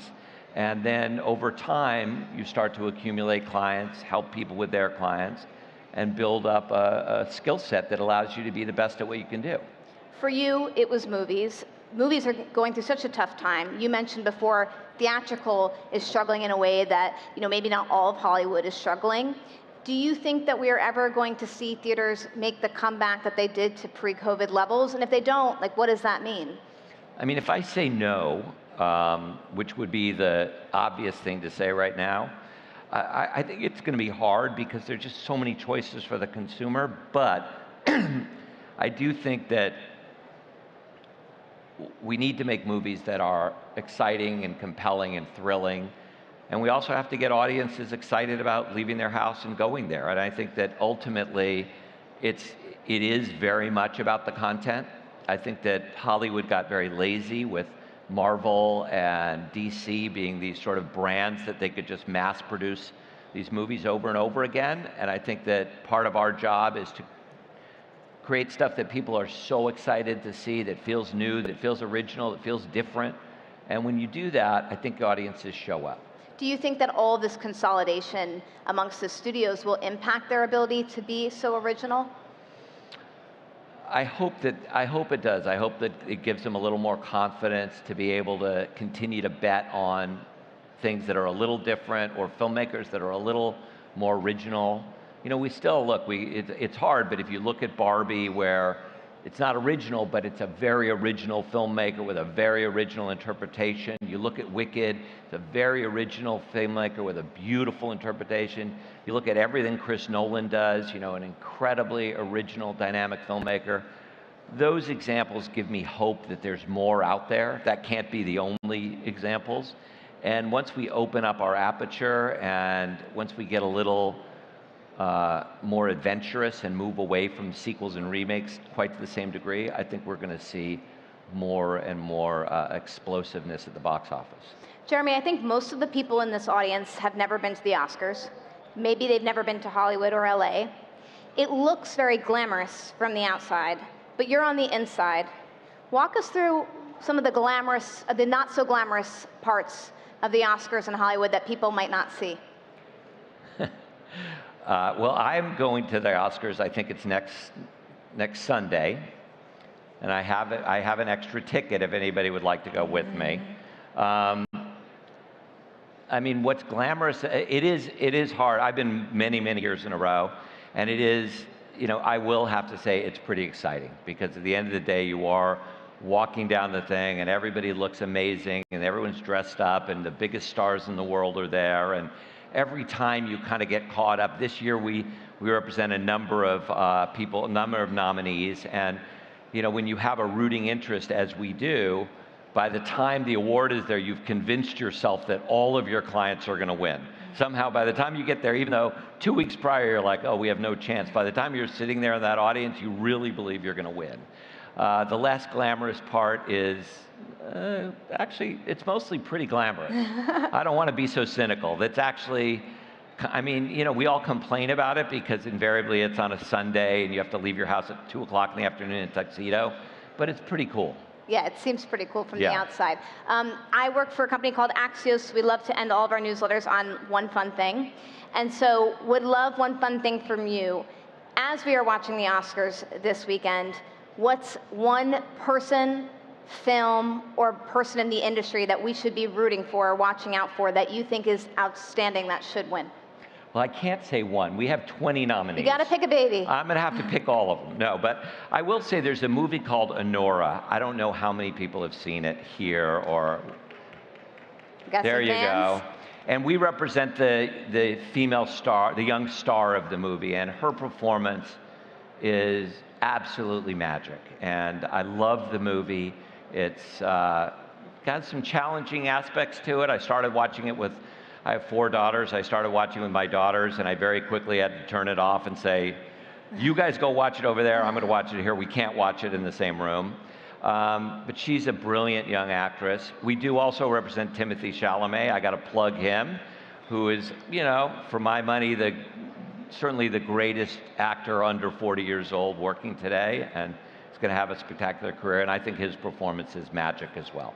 A lot of really interesting points today. Starting off with the Middle East, Jeremy said huge opportunities here. Podcasts was a huge opportunity here that you see, and I think that's interesting, as well as the creator economy writ large. When we talked about Hollywood and the creator economy, you said traditional Hollywood needs to get better at casting social media stars and creators into its work. They've been sort of slow on that end. You represent Mr. Beast. You also represent Alex Cooper and Emma Chamberlain. Thinking about when you want to differentiate yourself or pitch yourself as differentiated from the other agencies, you can create a flywheel for their businesses, e-commerce, all sorts of things. Consolidation, good and bad. Less buyers mean that there are sort of, there's more confidence in the buyers that remain, that they can take bets on things. It also means that there's going to be new upstarts from people who leave those companies. But obviously, change is always very difficult for people in the industry. When we think about AI, same thing, good and bad. Difficult for predictability, of course, but it could definitely reduce the cost of some of that production. And then I asked about a vibe shift in Hollywood. You said there absolutely is a vibe shift in Hollywood with this new administration and new societal expectations, which I agree with that. And then lastly, next Sunday, everyone needs to be rooting for Honora, as well as Timothée Chalamet. A round of applause for Jeremy Zimmer of UTA. Thank you. Thank you.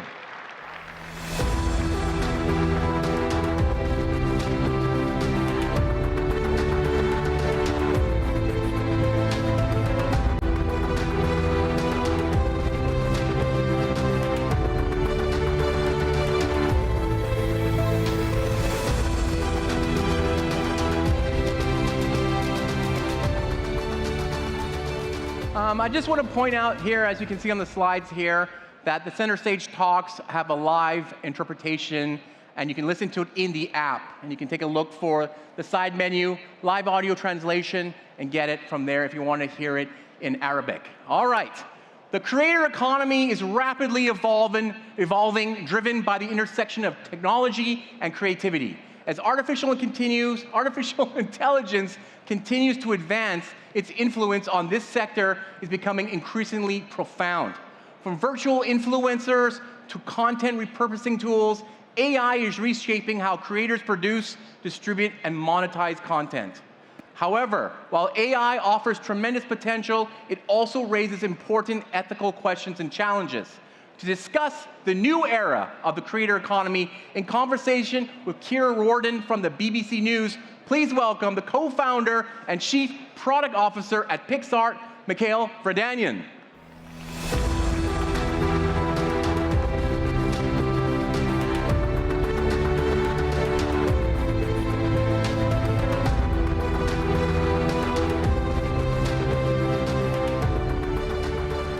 thank you everybody for coming to our talk. PixArt, it's been around a while. I was an early adopter, I loved it. Then I moved on to Canva, Pixlr, and now Photoshop. I want to go back to PixArt. Can you tell me why I should go back to PixArt?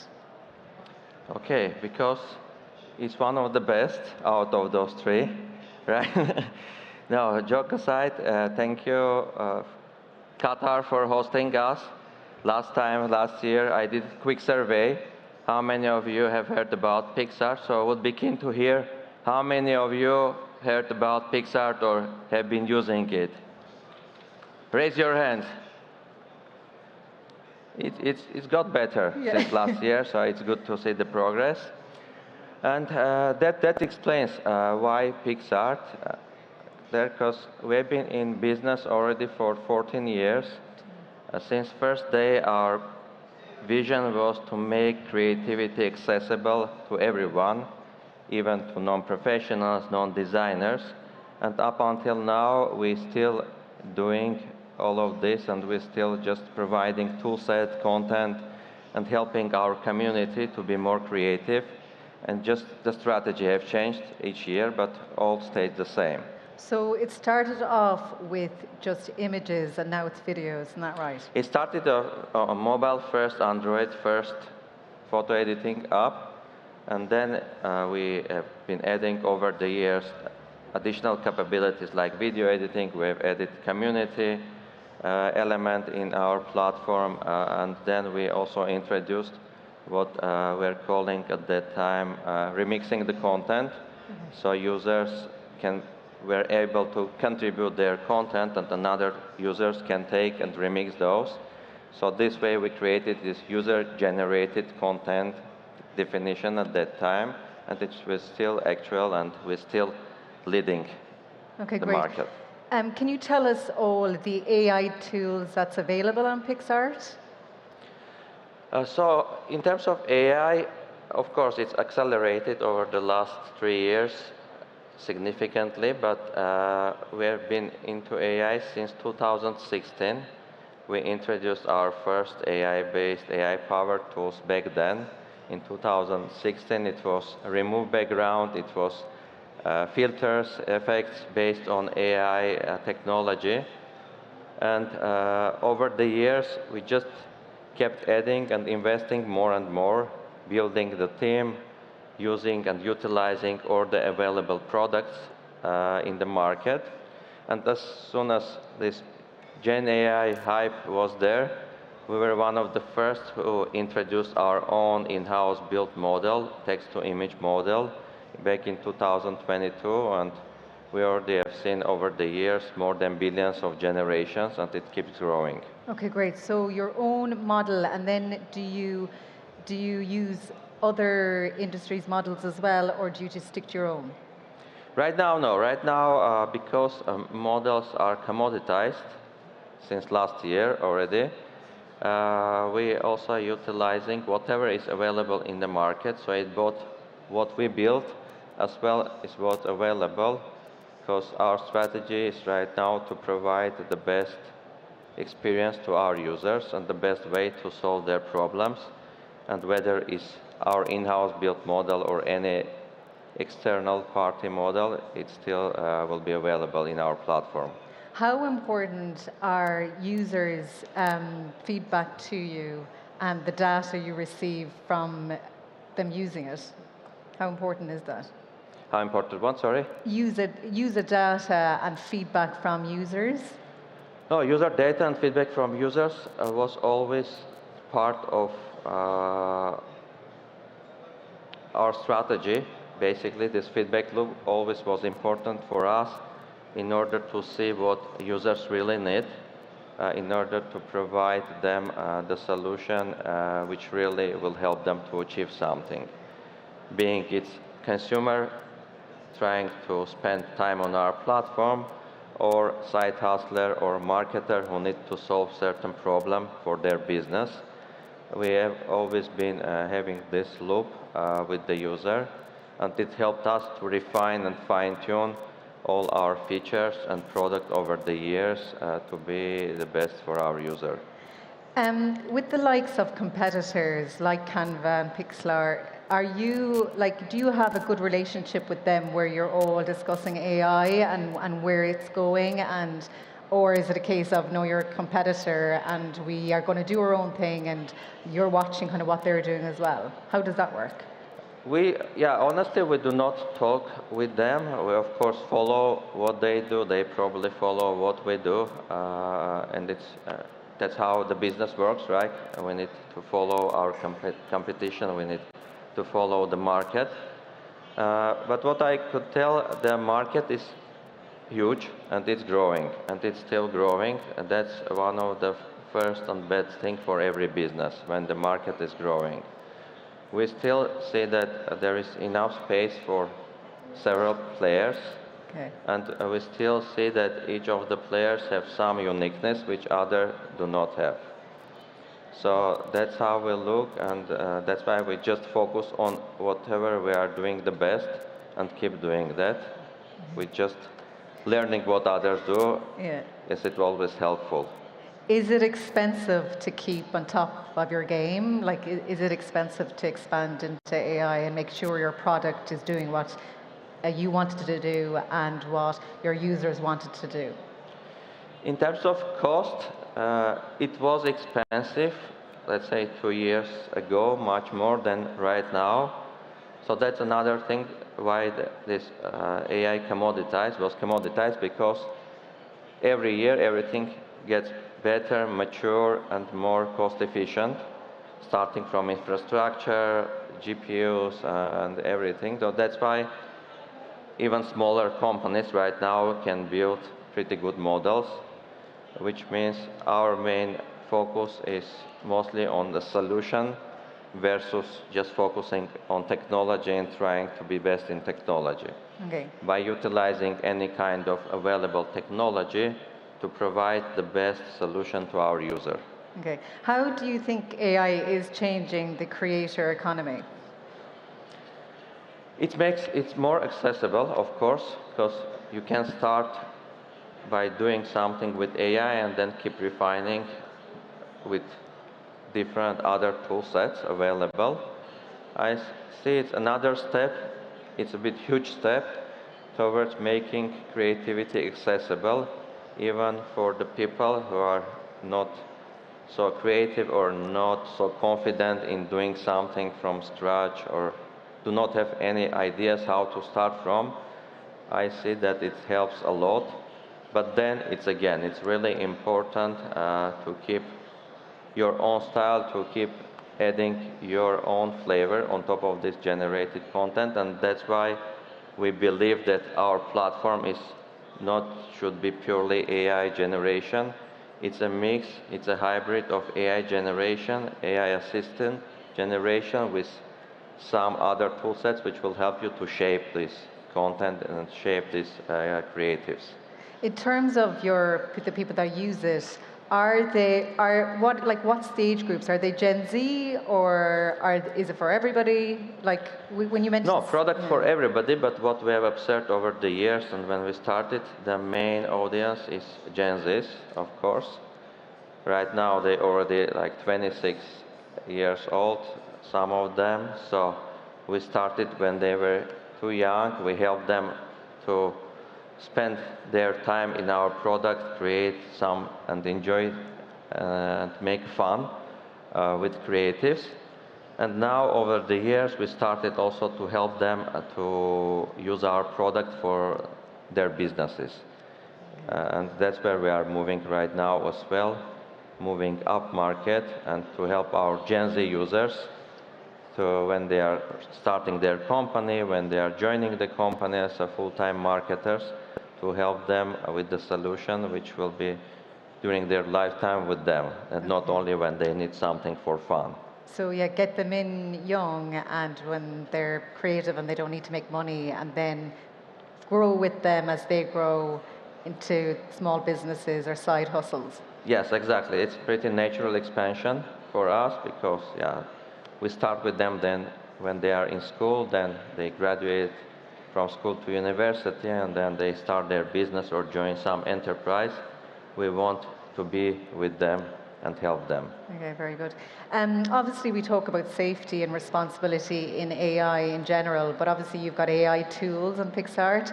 How do you make sure that they are used safely and responsibly? Even before AI, because we have community element in our platform, we always have been using internal tools plus manual moderation in order to make our content as safe as possible, to the extent it's possible, because you can't guarantee that it's completely safe. And yeah, the same is with AI. We have other AI moderation tools which filtering some of the content. We are utilizing some manual moderation alongside with AI products for keeping the content safe. Again, we are doing everything is possible to minimize the risk and to minimize the level of content, but as with every content, you know that some people are using it for good, some people using it for bad. Yeah. It still will be the case. It's just a matter of understanding and being able to distinguish properly. Yeah, and it's hard to keep across every bit of content, you know? Yes, and a lot of user-generated content, it's also really hard to control everything. Yeah, exactly.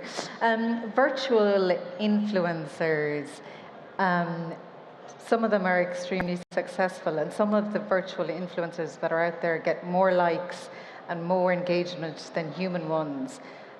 Brands have, you know, big brands have used virtual influencers. What are your thoughts on virtual influencers? Virtual influencers, what's your definition of virtual influencer? Well, I checked out, there's a Brazilian one that's got massive following, and then there's one, I think was in Spain, but they look fake, and I mean, they've got millions of followers and they don't seem to be doing anything wrong, but just feels a bit weird. I mean, still, as long as everyone believes that it's obvious. It's good. Yeah. And if there are like enough likes or enough actions, I do believe this. It's the same like it was always, right? People were creating different number of accounts and presenting that in a different way. So I think it's just a next level of doing that with the tools currently available. Yeah. And it will be really hard to eliminate it completely. Yeah. We still will be encountering it. It's just all of the social networks and all of the platforms trying to build tools to minimize the impact or to try to eliminate those. But I do not believe that it will be completely eliminated. Yeah, exactly. I think you just have to be very careful, particularly I work in news, and you have to be very careful what you're creating with news. Yeah, what I suggest to everyone is just, it's very important the educational component here. We need to educate in schools, in universities, and afterwards, how to distinguish between different types of content, how to distinguish, is it AI generated, non-AI generated, is it like fake account, non-fake account? I think education is really important. It's really important to speak about it. So it's getting mature and people understand by themselves how to deal with it. Just in terms of creativity, we all know AI is probably going to make things efficient, but will it really make people more creative, or will it be like people might get a bit lazy and use it? And for some people, it's really hard to start from something. I think it can be really helpful. Yeah. It will assist to kick it off, and then I think it will help people to come up with more ideas, keep refine and keep creating some variations out of it and thinking more and more. In other cases, yes, we will see a lot of content which will be very similar. It's where just people creating the same stuff and they are using the same stuff without burdening themselves to do or change something. So I think it will be a combination. We already see in the market a lot of similar kind of content everywhere, but at the same time we see that very unique content where people try to refine it and try to bring their own ideas into it, even when they're starting with AI. Yeah. Where do you see, now it's a big question, but where do you see this all going? Like 5 to 10 years, or is that too far out? Because things are obviously changing a lot. Yes, right now we honestly can't predict for 5, 10 years anymore. We even can't predict for the next week what will happen, because you go sleep during the weekend, wake up, there are like new models, more advanced technologies within a couple of days. So it's really hard to predict. And everyone right now should be super adaptable and not planning too far ahead, because it will be really hard or you will miss a lot of things. What I see, honestly, it's, again, it was 2 years ago, it was about AI models. Last year, it was mostly about efficiency. This year, it's more about agents, AI-assisted something. So I see that it will be ongoing, the shapen over the years, and it will be more and more AI-assisted in different ways, in different industries. And it will become more and more smart based on the learnings and based on the trainings that those models are going through. But at the same time, I like this more AI-assisted piece versus that it will be replacing completely everything. And what I've heard the other day during another event, which I really liked, AI helped from idea to action, accelerated the time from idea to some action. So that's the biggest advantage of AI, that previously it was taking maybe a month or years to do something. Right now, from idea to action can take days or weeks. That's where AI is really good and really helpful. Okay. Are you scared at all about what AI will become? I'm scared, of course, but at the same time, that's the reality. So being scared won't give anyone anything. So while being scared, we try to adapt and try to utilize for the benefits of our users. And again, try to utilize for making the world even better than before, and think how to utilize to shape and help people to be more creative and to be more efficient. Okay, well, thank you so much for the conversation. also. Thank you all for coming to the talk. Please put your hands together for Pixar's co-founder and chief product officer, Mikhail Vardanyan. Thank you. Thank you.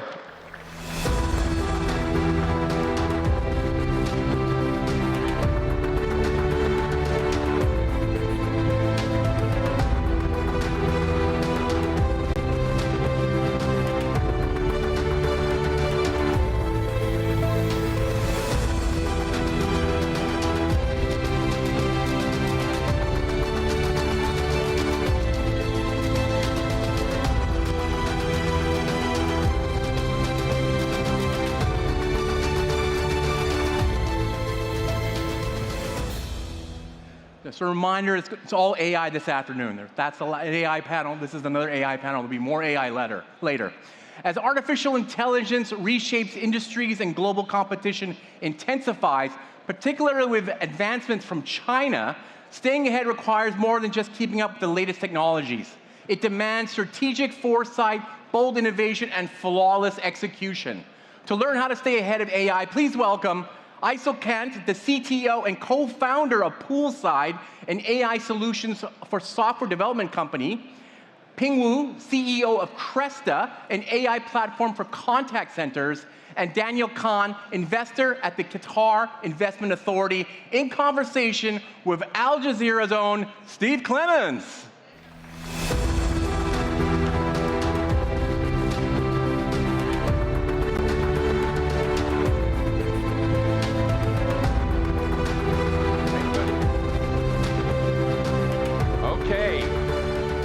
Hey everybody, I'm Steve Clements. It's great to be with you again here at the Web Summit in Qatar.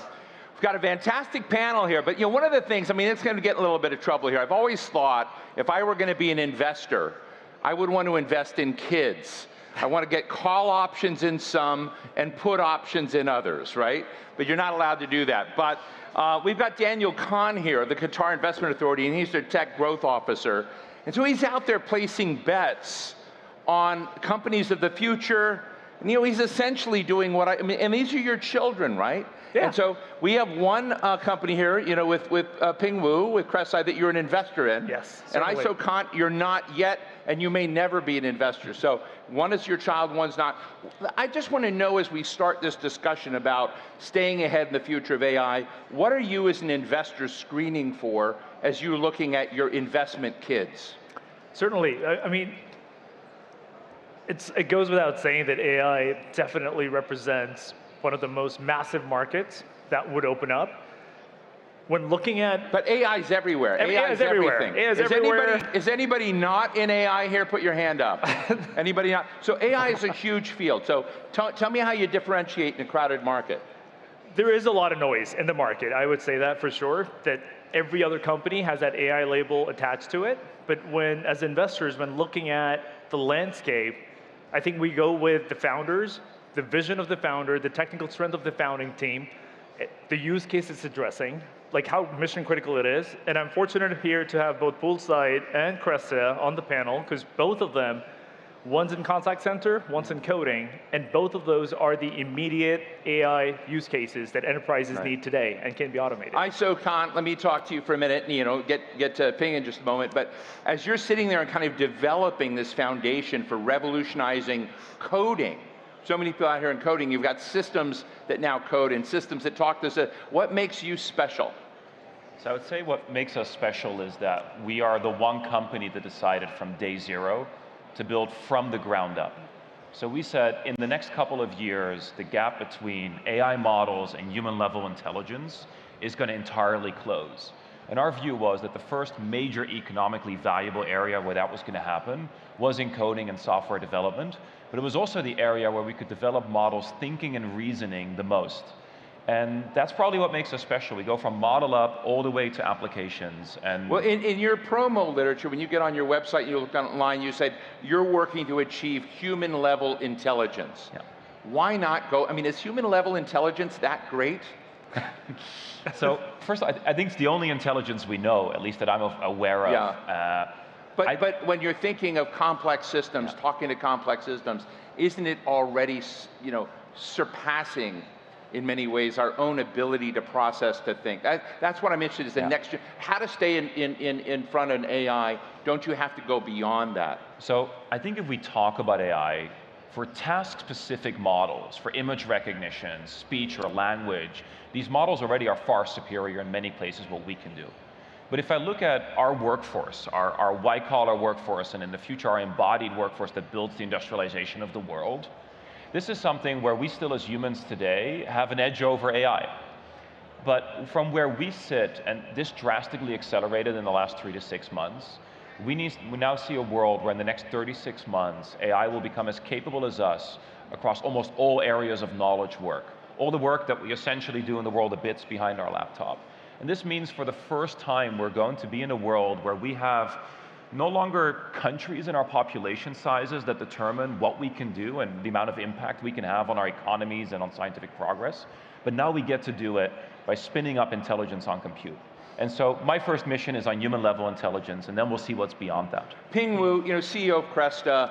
I guess what I'm really interested in this space is giving our audience an understanding of how you, as a CEO, decide what is real in this space and what is quicksand. And the reason I ask this is, I recently interviewed Chuck Robbins, the CEO of Cisco, and he's actually banned his staff from going on Squawk Box and CNBC, not banned them from going on, but banned them from talking about AI unless it's directly related to a revenue line or directly related to some substantive change, to kind of defluff and kind of take that spin out of the AI discussion. But as you look at the problems you're trying to solve, tell us how your line works in that space.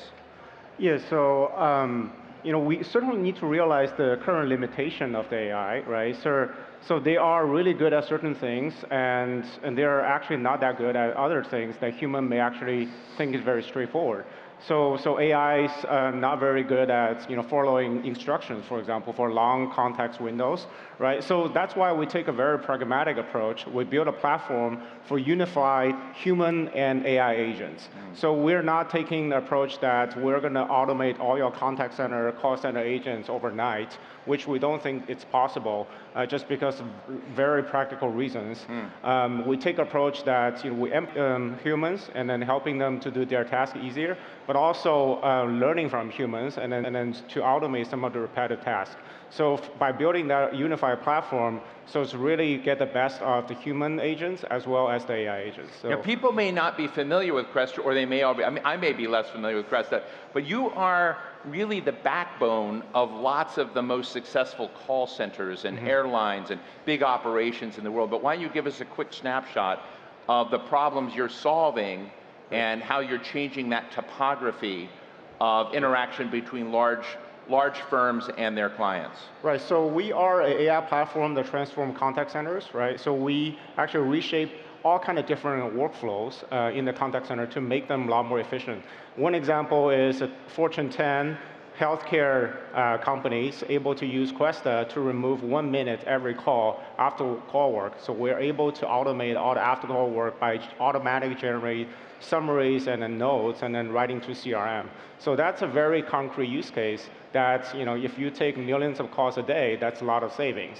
Then another example is the revenue use case where we're able to help one of the top telcos in the United States be able to lift their revenue conversion rate for each call by 15% across all the BPOs, because they employ a lot of BPOs agents, lack of training, lack of consistency. So we're able to help them to remind them of the key behaviors to drive results. So all these kind of are very concrete use cases we're able to drive in many different Fortune 500 companies. So Daniel and the Qatar Investment Authority invested in your company, right? Yes. How do you like them as investors? Are they problematic? Are they, stressing you out? We're very, very fortunate to be able to partner with QIA, and they join us as lead our. Well, I don't want you to actually be that nice to him. I'm actually want to say. So one of the questions I have is, as you're bringing in new investment, because a lot of people are here looking for investment, there's a whole investor corner. Yeah. I'm interested in what you've learned in the relationship that's so important here. Right. Compared to many investors out there that I know are out for a quicker churn, if I'm putting it right. So I think one thing really differentiates QIA is their permanent capital.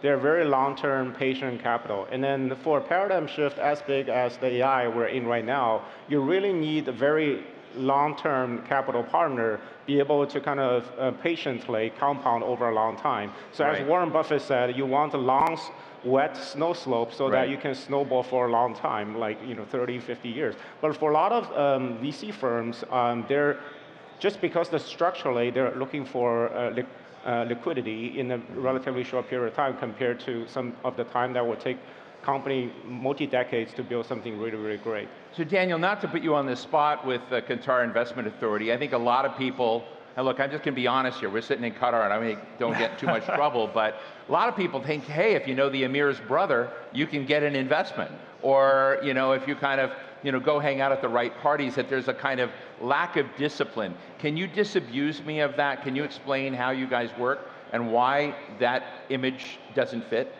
Yeah, or does it? Well, no. For sure, I think we've spent the last decade and just investing in the team itself, just building out sector specialties. We've had regional offices in New York, Singapore, and you're the tech there. growth. You're the tech growth guy. Yes. But I think it just takes a lot more experience here, where we have spent the last decade plus in just evaluating the space, but sticking to our ethos. And our ethos have been backing visionary founders, but also sticking to proper due diligence.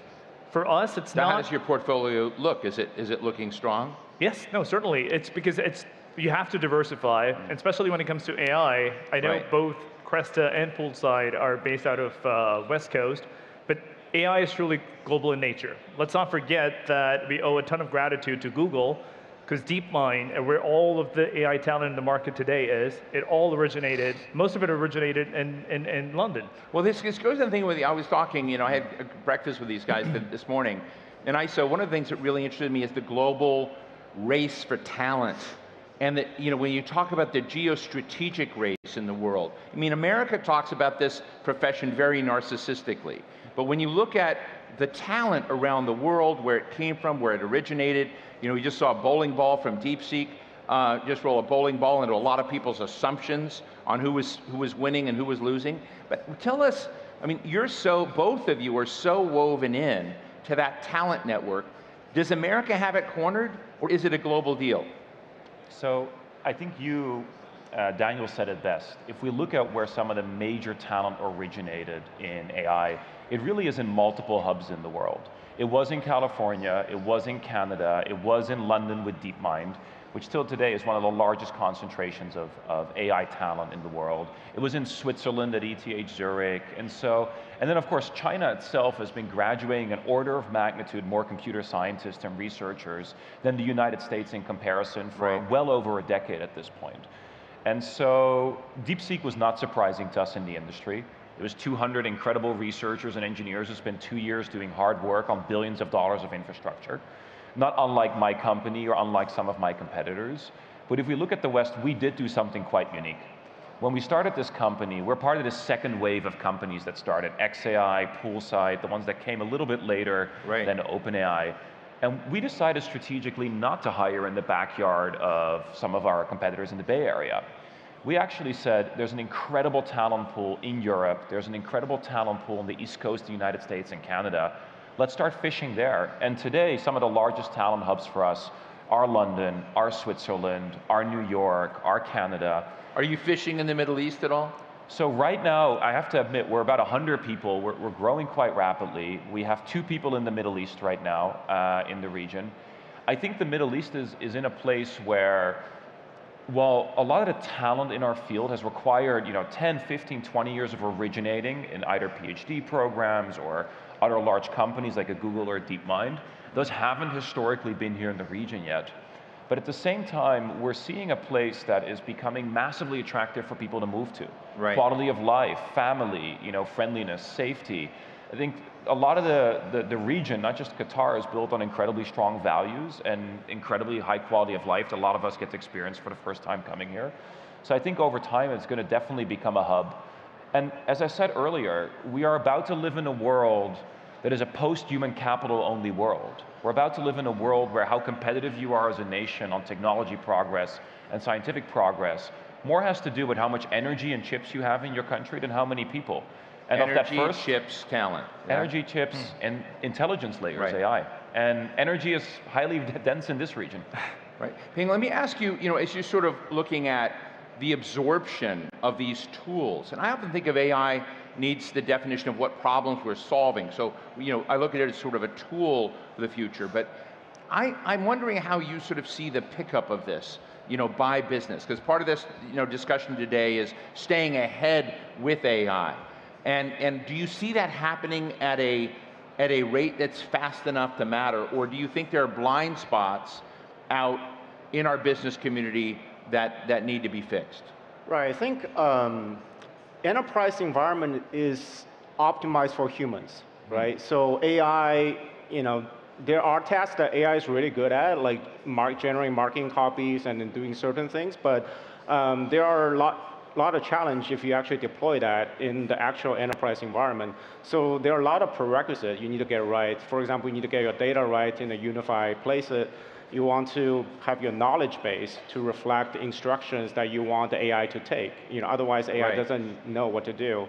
And then third, you want your API framework to be really modern and have real-time access so that AI can take actions and then to make changes in the system records. So all these things are, for me, it's like foundation to really have the AI model to be effective.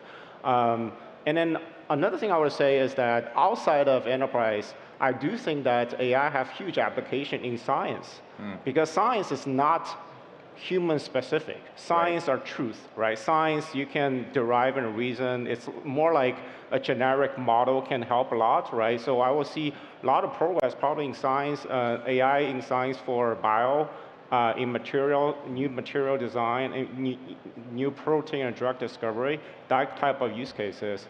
Yeah. So that's really an explosion of possibility. Maybe you, Daniel, as an investor with QIA, one of the things I'm interested in is you said you've been building this portfolio for 10 years. talked to ISO, who was, basically you tried to do GitHub before GitHub was GitHub. I mean, you basically tried to be a coding, software, AI-informed company before the industry had really taken off. And I just said, wow, if somebody had invested in that end, at that time. So now we see the product of what's going on. We see two very successful entrepreneurs, a lot more in the audience. As you look at the next 10 years, what are the characteristics of that next strategic leap in tech, in this world, that are part of what you're driving QIA as, seed investor in the next generation of technology? I like to think of it like the ChatGPT moment was probably, think of it as like a kid graduating high school. Right. Every year since then, it's like a student going through college. Maybe AI today is like AI is a student in the sophomore year. By next year, junior year. I think the pace at which AI is developing, and we're seeing this across, where agents are getting better, the foundation models are getting better, they're scoring higher and higher on these benchmark tests as well. It is all pointing towards a sign that it's inevitable, that you have to embrace AI, you have to embrace rolling out enterprise AI solutions, because otherwise, if you don't, you're going to be left behind. Which is why I think regions like QIA and sovereign money, it's long-term patient capital that positions us really well, because we see the potential ahead of how we can match the productivity and labor disadvantages that certain countries have as well. ISO and Ping, in our last minute or so, tell me each, as you've accomplished these companies, if you're to sort of add on now and say, okay, we now have to do X, what are some of the antenna that you have and the signals that you're looking at for how you're going to revolutionize or rip up your companies and create something new when you look 10 years out? ISO? Where I sit, scale of training increasingly more capable AI models is the foundation of my business. Right. The very harsh reality of my business is if my training compute, the scale at which we're training these models, does not increase in order of magnitude this year, and very likely in order of magnitude in the coming years ahead, we're no longer in the race. So I have one singular mission, is to build the world's most capable AI, to close the gap between where AI is today in human level intelligence, in software development, to make money in enterprises, and to make sure I have the compute resources underpinned to be able to achieve that. Ping? Yeah, so we're very excited about building the next generation of workforce, meaning the AI can really control the computer. Can really like a digital workforce that understand the screen, not only just listen to the call and be able to answer, just like current language model, but really go beyond that, understand the screen and take actions. That's where we think there will be the huge potential for the future AI workforce. Well, we do this every year. We're going to be watching you guys every year to see what happens. I want to encourage all of our audience to come in and exchange ideas with you. But ISO Kant of Poolside, Ping Wu of Cresta, Daniel Kahn of the Qatar Investment Authority. Thank you both. Thank you all so much for sharing your thoughts with us today. Thank you. Thank you. Big round of applause.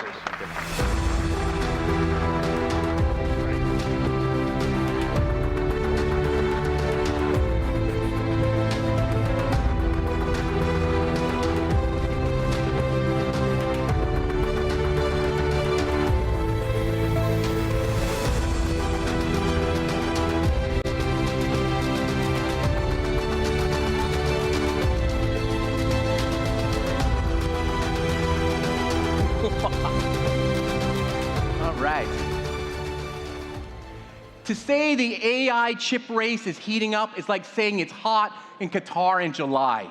The AI chip market is projected to reach $41 billion this year in 2025. By 2029, the market is expected to grow to $164 billion. NVIDIA remains the dominant force, but the competition is closing in. And one of their main challengers is Cerebras Systems, which has built the fastest AI inference solution in the world. For an in-depth exploration into what's next for this innovative NVIDIA challenger and how it's shaping the future of AI computing, please welcome the co-founder and CEO of Cerebras Systems, Andrew Feldman, in conversation with Rob Pagaro from PC Mag.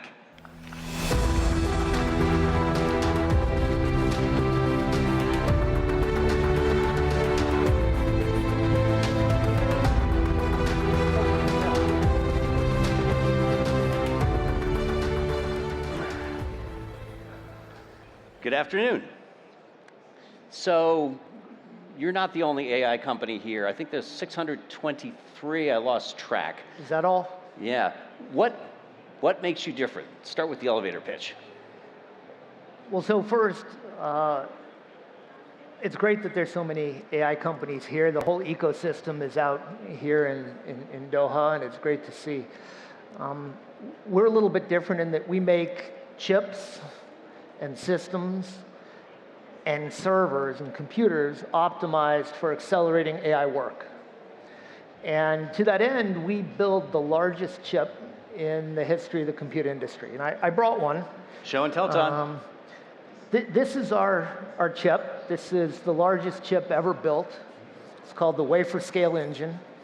It's about 57 times larger than a graphics processing engine. It replaces somewhere between 60 or 80 different GPUs. And it does work 70 times faster at a tiny fraction of the power draw. So that's a little bit about how we're different. So what was the big insight then? I'm sure you've had a lot of competition. Everyone wants to make AI faster, cheaper, use less power. Yeah, you know, the VCs very rarely get a pitch that says, we want to be slower, use more power. That's sort of not what they see. AI work is comprised of two different fundamental components at the compute level. The calculation and the moving of the data, the moving of the intermediate results. And it turns out that the movement of this intermediate result takes up a huge portion of the time. By building a very big chip, we were able to keep that work in an extremely efficient domain, keep it on the chip, where it moves more quickly and uses less power. That's the essence of the advantage. Okay. So let's talk about some of the use cases you've had for this. You've got an interesting set of clients that, you know, there's this image of AI sometimes. It's the chatbot on the web, although there is one you can try out on Cerebrus's site. Let's talk about some of the uses, the problems we're trying to solve here. Sure, I think, I mean, all of you and your customers are benefiting from what we can do in AI, but our company has done some work in personalized medicine with Mayo Clinic. They're one of our largest customers. And there we were able to train a foundation model for genomics. And it's able to predict which drug is most likely to be effective for rheumatoid arthritis, for example. We've done work with GlaxoSmithKline, the leading pharmaceutical company, to identify drug targets. We've done work with Total Energies in identifying where high probability oil might be in the earth. We've done work for the US government in identifying the behavior of materials over time. Just a few of the examples. You can use us every day if you use Perplexity. Their search is powered by us, or Mistral. Their chat is powered by us. Just a few of the different ways you can use us. And since you're a hardware maker, we're talking about running pretty much any model you want on this. That's right. We build the hardware and we roll it into the data center, and you can write your models to us if you're model writers in PyTorch. You can run private models, you can run open source models, you can run any type of model you'd like. Yeah, if you go to their website, you can try out the chatbot. You can try DeepSeek or Llama. I did test that. It looks like Llama has a better acquaintance with the Doha Metro. It gave correct directions to get from the airport to here. DeepSeek has to work on that. All right, don't go to the Chinese models for restaurant recommendations in Doha. Okay. Yes. So what is your take on this competition? We have DeepSeek has upended a lot of things. There's this whole debate, completely closed models, open weight models, or open source models, where it's not just the data that went into it, but the actual code. Where do you see this shaking out? Look, I think we're still really early in the AI, in the development of the AI ecosystem. And when you're early in the development of an ecosystem, you have lots of different permutations. I think what we will see over time is a collection of closed source models that are extremely good, and a collection of of open source models that are used frequently. And so I think they will coexist, just like today Red Hat coexists with the collection of different open source OSs. You also have a model of your own, the reasoning framework model called Cerebrus Planning and Optimization, or CEPO. Yes. We do have a passion for Star Wars, it's true. Who among us does not, really? Right. So you were describing this to me before as a reasoning framework. What's the actual difference in practice? How does that give you a different, presumably better output? So as you guys know, there are different types of models, and one of the sexiest, one of the most interesting types right now are called reasoning models. And these are models that can actually go step by step in working through a problem. Now they use more inference time compute to do that, but the results are more accurate. And O1 from OpenAI is such a model. DeepSeek is such a model, and we put one into the open source community, a framework that would allow anybody to take their model and add this reasoning component to it. Now, it's a powerful thing, and we encourage you guys to try it. And so let's circle back to the whole speed approach. You were talking about how fast this thing can go through. Is this a model which you wrote to take advantage of that, to show it off? This was a model we wrote to take advantage of reasoning in general. You know, we are 70, 80 times faster than the next nearest competitor in inference. And these reasoning models take a little more time. They give you a better answer as a result. So by making them faster, you get the benefit of really fast response plus really accurate answers. And that we think is the holy grail. Changing the speed versus accuracy That's right. equation. So let's talk about power consumption, since that's certainly a big concern. I know in the US, I'm from Northern Virginia, which is the data center capital of the world. There's a lot of concern over how much electricity is going into these things. To what extent is hardware like yours, can we solve that problem, given that this is such a distributed industry? You did a talk at Fortune Brainstorm earlier where you made the point that as you get things more efficient, you still need a data center somewhere, even no matter how much stuff is being done on device. Yeah, look, I think power is an industry-wide challenge. I think our system uses order half the power to generate a unit of compute than a GPU does. But I don't think we can just put a period here, right? Our industry is growing so quickly and we're using so much power in our data centers that we all have to work together as an ecosystem. There's opportunities for software to be more efficient, right? To drive up the utilization. There's opportunity for the components, the fans, the power supplies, et cetera, to be more efficient in the server system. And then there's an opportunity for us and for our colleagues in other companies to build more efficient processors. All of those need to happen for us to come together to make some progress on this challenge. I assume we have at least a few developers in this audience. Do you want to offer any suggestions about things we should be looking to do to make the coding end of it more efficient? Well, yeah. Software guys don't like to take advice from hardware guys, so I think take it with a grain of salt. I think the way to write more efficient code is to write lower level code, is to write more efficient code, and that's almost always closer to the hardware. That's microcode, that's C, that's C++. Some of the least efficient code you can write is Python. On the other hand, Python is the easiest, and one can sure rip out features quickly with Python. So as we think about building more efficient AI, it will mean working on the libraries, the underlying libraries, working at the lowest level of the code. And that's how you get faster, and that's how you use less power.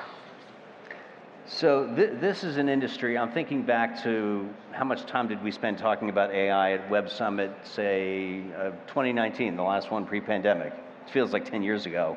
And it was really not on the roadmap. So much has changed in the last 2-3 months. DeepSeek has come out of nowhere to be this topic A. What's your sense of the sort of next big unknown thing? What are the areas where you're thinking the next big disruption is going to happen, whether it's policy or regulatory or competitive or economic? I think OpenAI is going to drop GPT-5, and it's going to be awesome. I think we're going to see more models from more places. I think that people were surprised by DeepSeek as a mistake. It's like we forgot that they're good engineers in China, they're good universities, they also can do good work, they can read the same papers, Absolutely. They can take the open source work that's in the community, and so we shouldn't have been surprised.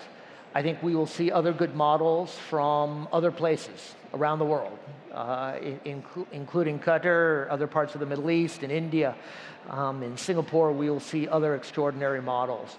But in the next 3 to 6 months, I think you'll see OpenAI drop ChatGPT-5, and I think it'll be a big step forward. And in terms of the real-world benefits, you were talking earlier about medical development, life sciences companies, energy. When do you think we start seeing those spin-offs? I know it is a much longer process. So I think it's important, there's a lot of discussion of AI where it's the chatbot on the web that lies to you. Right. And it's fun, and it's certainly, I've had interesting things said about my career by various AI chatbots that I will not name, not from your company. But people need to see some upside of this. Yeah, I think it was probably somewhere in Q4 of last year where I think AI began to make a shift from novelty to useful.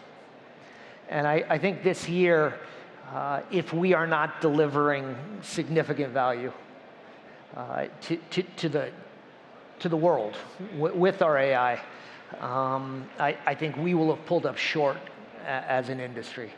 I think the opportunities in personalized medicine are large, in material sciences are large. I think in chat itself is probably not the most productive, but in looking after the elderly and in providing assistance to the elderly, I think my elderly mother-in-law asks Alexa to play Frank Sinatra, and the chairman of the board. That's right, and sometimes it plays a song she forgot she liked. And if you can make your 93-year-old mother-in-law smile, right, that's a productive use of technology. So what is on Cerebrus's roadmap for the next year or so that you can talk about? Sure. I think when you build chips and systems, you are in a race to build bigger, faster, better. And I think this is true for training, and this is true for inference. I think deploy equipment around the world. I think on the engineering front, we are looking to make the same caliber innovation we made when we made the largest chip on Earth in the next step and in the next step. We're not satisfied with the fact that we are so much faster today. We know there's work to be done, and so I think you'll see and hear great things from us for the rest of the year. And in terms of that speed upgrade, I mean, obviously the benefit is you're waiting less. You don't need to sacrifice quality so much to get a fast output. Are there other sort of second order, third order effects you're seeing from that? Well, a while ago, one of Google's large thinkers, a man named Urs Holtz, wrote a paper where they looked at Google data. And what they found was that even milliseconds in delay of response affected the user's experience. I think as we make our models, as we make inference faster, our users will enjoy them more. They will use them more. I think as we make the models smarter and as they produce better results, right?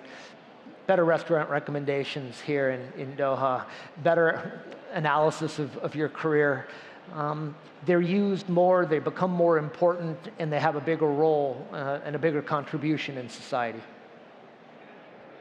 And lastly, you're going to have some time to walk the floor, I assume. What are you looking for when you look at other AI startups here? I'm looking for people who are built or have built something and that can identify their customers and who are delighting their customers with their product. I think the days of talk and whiteboard, they're behind us. I think right now what excites me when I walk a show floor are young people who are fired up about what they've built and its impact, and have customers to back that up.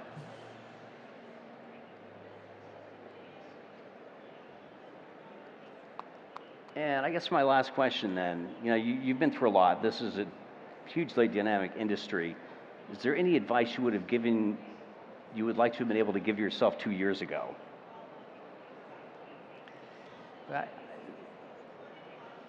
Being a startup in hardware is not easy. I think that the best advice is don't be dead, right? You gotta be relentless. You've got to be unafraid. I think we have benefited from trying to do things that other people were afraid of, right? Really big chips had been tried previously and they'd failed, but we were fearless. I would recommend working with people you like and care about, and pursuing your passion even when others are telling you it's a bad idea or it's not going to work. You still have some of those emails saying this is never going to work? Oh, I have a file. Excellent, excellent. All right, well, I hope this has all given you something to inspire your own work and your creativity. And thank you for your time. Thank you so much. Shukran.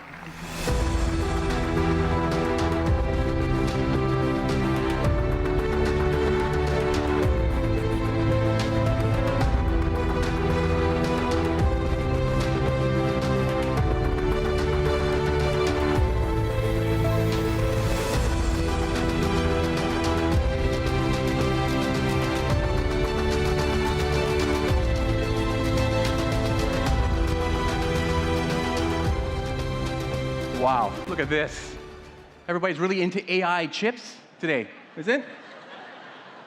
All right, let me ask you all something. Are you all bad boys for life? Let me ask you all again. Are you ready to get jiggy with it? All right, it's time to get big Willie style up in here. Our next guest needs no introduction. He's a multi-award winning actor, rapper, producer, and one of Hollywood's most bankable stars. And we need a star to interview a superstar, and we've got one of those too. Please welcome best-selling author and host of the podcast On Purpose, Jay Shetty, in an exclusive fireside chat with the star of Bad Boys, Men in Black, Independence Day, King Richard, Academy Award winner, multiple Grammy Award winner, BAFTA, Golden Globes, the man in the pursuit of happiness. He is legend, the one, the only, the Fresh Prince himself, Will Smith.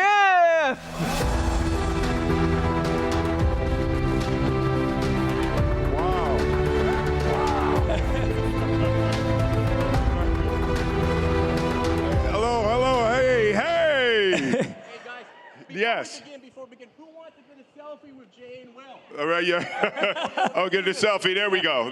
Oh, that's cool. Everybody that's raise cool. your hands. My ears are blocking people. Okay, great. Thank you, all right, thank you. Give it up for Will Smith, everyone. Yeah. Make some noise. Jay Shetty, ladies and gentlemen. Make some noise. Will. I am never going to live up to that introduction. Will, it is such a joy to be with you here, and everyone who's turned up. Thank you so much for turning up for this interview. And Will, I want to dive right in. We've got a little bit of time, and you have so much incredible insight. I just want to say one thing, everyone. I met Will for the first time 6-7 years ago, and we became great friends. And I can honestly say that this man is even better offline than he is online. Oh, thank you, Jay. He's one of the most special human beings I've met, and I just want everyone to know that. And as we dive into that, Will, I want to get into all the insights and wisdom you have. But before we do that, this is your first time in Qatar. Yes, what does it feel like? The first time. I love it here. This is fantastic. This is fantastic. It's really beautiful and peaceful, and you can feel the the energy of the future about to happen, you know? And as an artist, that is extremely exciting to me, to be in a place that's bubbling, you know, with anticipation of, you know, creating a future, you know, and you know, I salute all of you here in that energy and in that space of creating not just the tomorrow for Qatar and the Middle East, the future of our planet. So I salute all of you. Absolutely. Absolutely, well said. I feel like, Will, you're probably the only person who's even ever tried to do this, let alone succeeded. But you went from a career in music to a career in TV to dominating film. So you've dominated music, TV, film. Like, I don't even know people who tried, let alone succeeded. You mastered them, dominated for decades. But what I find most fascinating is it's really hard when you're transitioning. And I think there are a lot of entrepreneurs in the audience today who realize they might need to become storytellers. They realize they might need to launch a podcast. They realize they might need to understand AI. There's all these transitions. And I wanted to ask you, how did you manage, because I think it's the most underestimated part of your journey, how did you manage to shift between three of the biggest mediums on planet Earth and do it so seamlessly and successfully? No, you know, I think there are a couple of really important things. And I guess the first thing I would say is you'll never be rid of fear. Don't try to not be scared. It's terrifying to start a business, to leave a job, to start something else. You'll never be rid of fear, right? So the relationship with learning how to relax into fear and lean into the unknown, and to not need it to be perfect, not need to understand it, not need to have a sense of a 5-year and a 10-year plan. You couldn't possibly know what's going to happen, right? So the courage to lean into the unknown and to be scared and do it anyway is a really huge part of transitioning. And I think the second part of that for me was always going from music to television. And I had success in music, and the big thing is throw it away. Like, humble down and go back to beginner's mind. First time you're learning something new, be a child, asking all of the questions, and that child mind of starting something new versus, you know, if I had been trying to carry my success as a rapper into television, that would have been really bad, because very, very little rap information is necessary to be a TV star. So, you know, the humbling of myself in those transition points was a really important part of being able to learn and grow and accept that I don't know and be okay that I don't know. And the worst thing you can do is pretend like you know when you don't know. It is much better to accept not knowing and lean into not knowing. I love that. A round of applause, everyone. I love that answer, because I think we're often told the opposite. I think a lot of people are like, fake it till you make it, pretend like you know what's going on. And that's refreshing advice, to just say, hey, actually, if I take that ego with me, it's just going to block everything. Absolutely. And I wanted to ask you, you've been successful at so many things.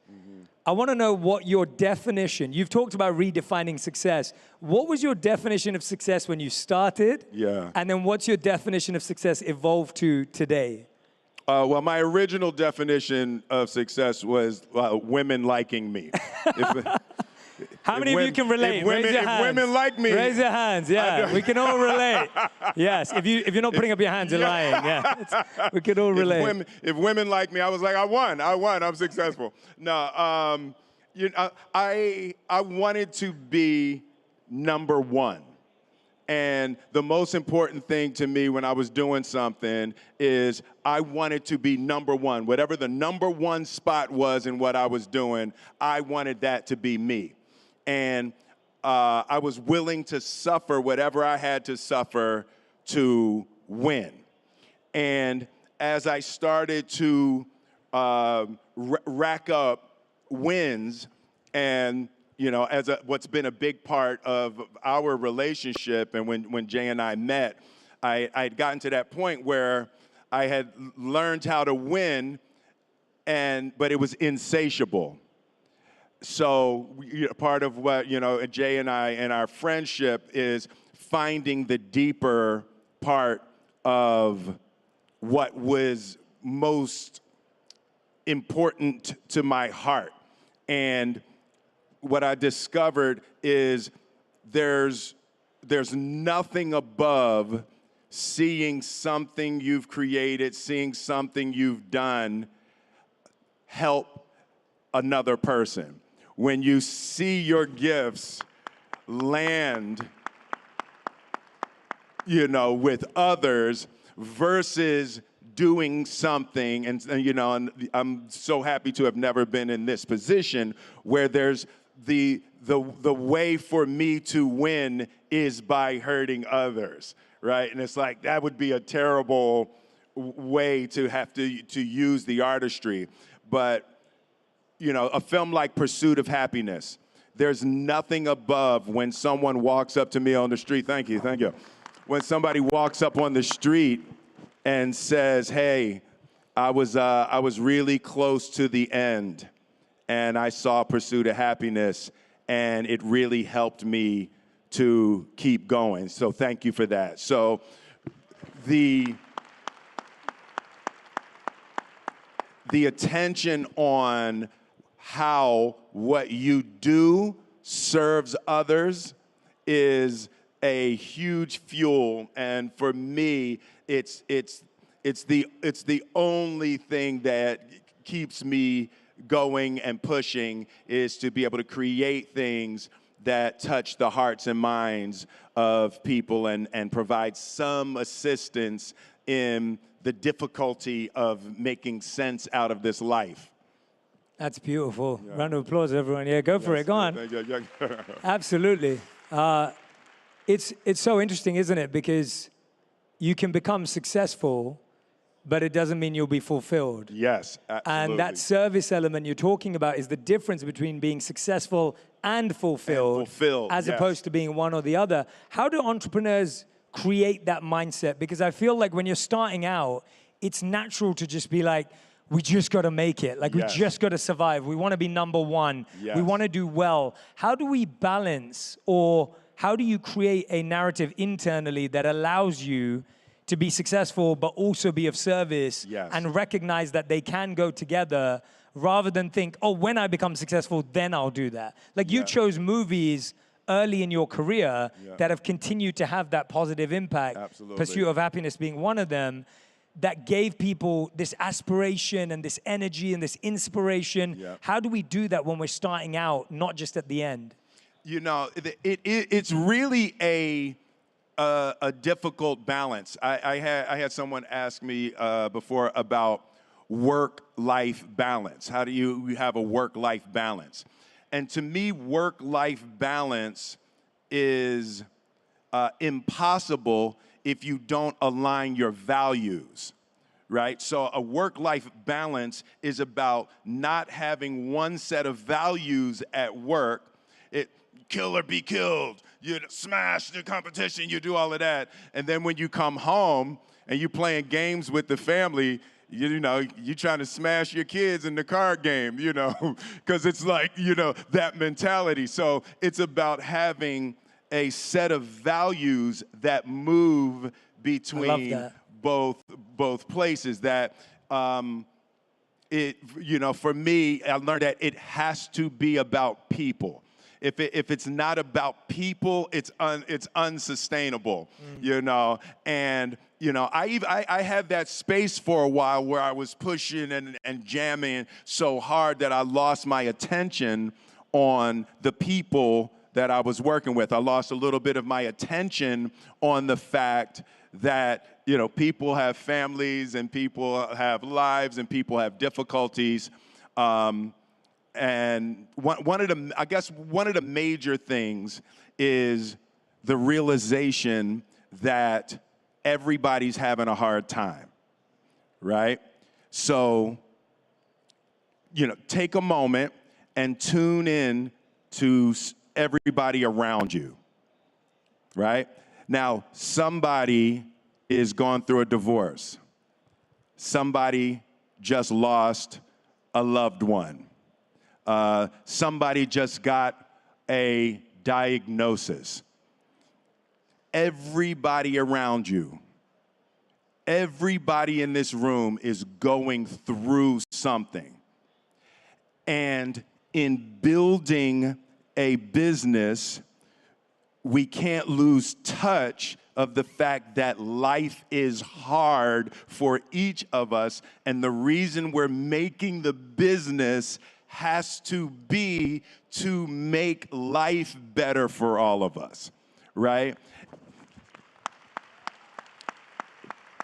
So when we tune into each other in that way and recognize, for those that are running companies, the CEO of my company does a great thing. He's backstage. He does a great thing at the beginning of every meeting. He says, okay, no one has to say what it is, but I know everybody's going through things, so we're going to do green, red, and yellow for your emotions. And everybody just say green, yellow, or red, and he goes around the room, and there's always a red, right? And you know, when somebody says they're red to start the meeting, you know, that's probably not the time to correct them on something they did wrong yesterday, right? And the green, yellow, red is such, and no one goes into what it is, but it's such a beautiful way to tune into each other at the beginning of the meeting, and then you just change your tone. If somebody's green, you know you can go a little harder. If somebody says they're red, just leave them alone today. But it's a really great thing to keep the mind on the fact that people are going to make the business successful or not. It's like the greatest idea in the world isn't going to go by itself. It's going to go based on the quality of the team and the relationships and interactions with the people. So we can't lose attention on the people that we're creating with. Absolutely. I love that example. I love it. How many of you are going to try that this week with your teams? Raise your hand. No, green, raise your hand. It's green, great. Yellow, red is fantastic. It works at home, too. You know, you sit down at dinner, you know, and you do the green, yellow, red. It is fantastic. And you don't even have to know exactly what it is, but it just helps you tune in. It's beautiful. Yeah, try it out this week. Try it out at the dinner table. Try it out at work. It's so interesting because at the core, we think humans are looking for love, but a step before love is just safety. Yes. I just need to feel safe. Yeah. And then I have the opportunity to love on a deep level. And what you're saying is, when you do that green, yellow, red, there's a safety created. Yeah. Oh, I feel safe now because you know you're aware of how I feel emotionally. And now I'm aware that you know. Now we feel safe. Now where can we go from here? Yes, absolutely. And I think that that's a beautiful way of creating safety. I love that. A lot of entrepreneurs in the room, they want to be able to tell better stories. Yes. Today, we're living at a time where every company has to be a media company. Yes. It doesn't matter whether you're tech, health, whatever you are, you've got to be a media company. There has to be a content arm of your company. Absolutely. And so as companies are thinking about how do we tell better stories, coming from one of the most prolific storytellers that's ever lived, what advice would you give to people about storytelling for their business? Because that's what you've done. You've also branched out of Hollywood, out of movies, into businesses and built brands. What's different about storytelling for a brand?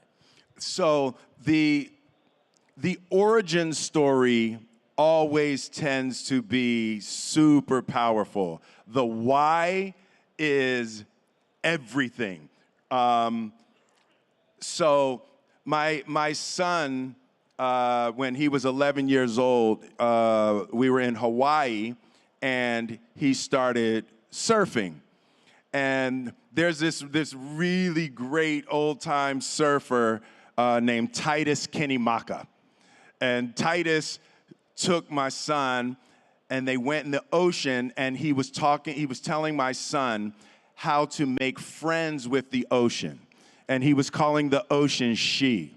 And he says, some days she's not great for surfing. You have to understand her mood, and you have to be able to read it, and you have to be able to be in sync. And when you surf a wave, you know, and so he's going through, and my son gets this really mystical picture of the ocean. And then we went back to the house, and he saw a thing that there were plastic bottles, and there was an island of plastic bottles in the middle of the ocean. And he had such a deep visceral reaction that this beautiful she he was just learning about was getting poisoned. So he researched, and he started a renewable water company, renewable water bottles, paper water bottles with tops made out of sugarcane. And he started this company. He was 12 years old. He started this company, and the story was so beautiful for people. He was learning how to go to investors, and the story was so beautiful for people that a little kid was loving the ocean and learning about the ocean, and he saw that the ocean was being poisoned, and he wanted to do something. It was like everybody said yes. Everybody that he went to said yes based on the story, right? And for your company, what you're doing is really important, but why you're doing it is what makes people give money more quickly, right? Why? Yeah, it's so true. That origin story is everything. Yeah, it's a great reminder, because I think sometimes we get carried away. We're like, oh, I need to jump onto this trend, or I need to keep up with what's going on. It's like that original story. If you can find a way to communicate yes, in a way that digests and lands for people, that's beautiful. And you have to always tell it. You have to tell it over and over and over and over. Every single post, you never stop telling the story, and the story will evolve and new things will happen, but it is every single day, over and over and over, you hammer the idea of the story and the why for people to catch on. It's not a one-time telling of your story. And I heard a great quote: the decks equal checks. Right? Like that idea that you like a good, solid, clear deck that lays out the storytelling and lays out what you're doing, creating a clear delivery of the narrative is super critical. Yeah, love that. Great advice. And Will, I think everyone, when I was telling them that we were going to do this, a lot of people, I was like, what question would you like? And a lot of people had this question, and it was, here's someone who's achieved so much, had so many successes, continues to have that across platforms, even on social media and digital platforms, back into music now, seeing that, amazing collaborations. I love the Neo Matrix collaboration with Big Sean. It was amazing to watch. So many incredible things. What keeps you going, and why do you keep going?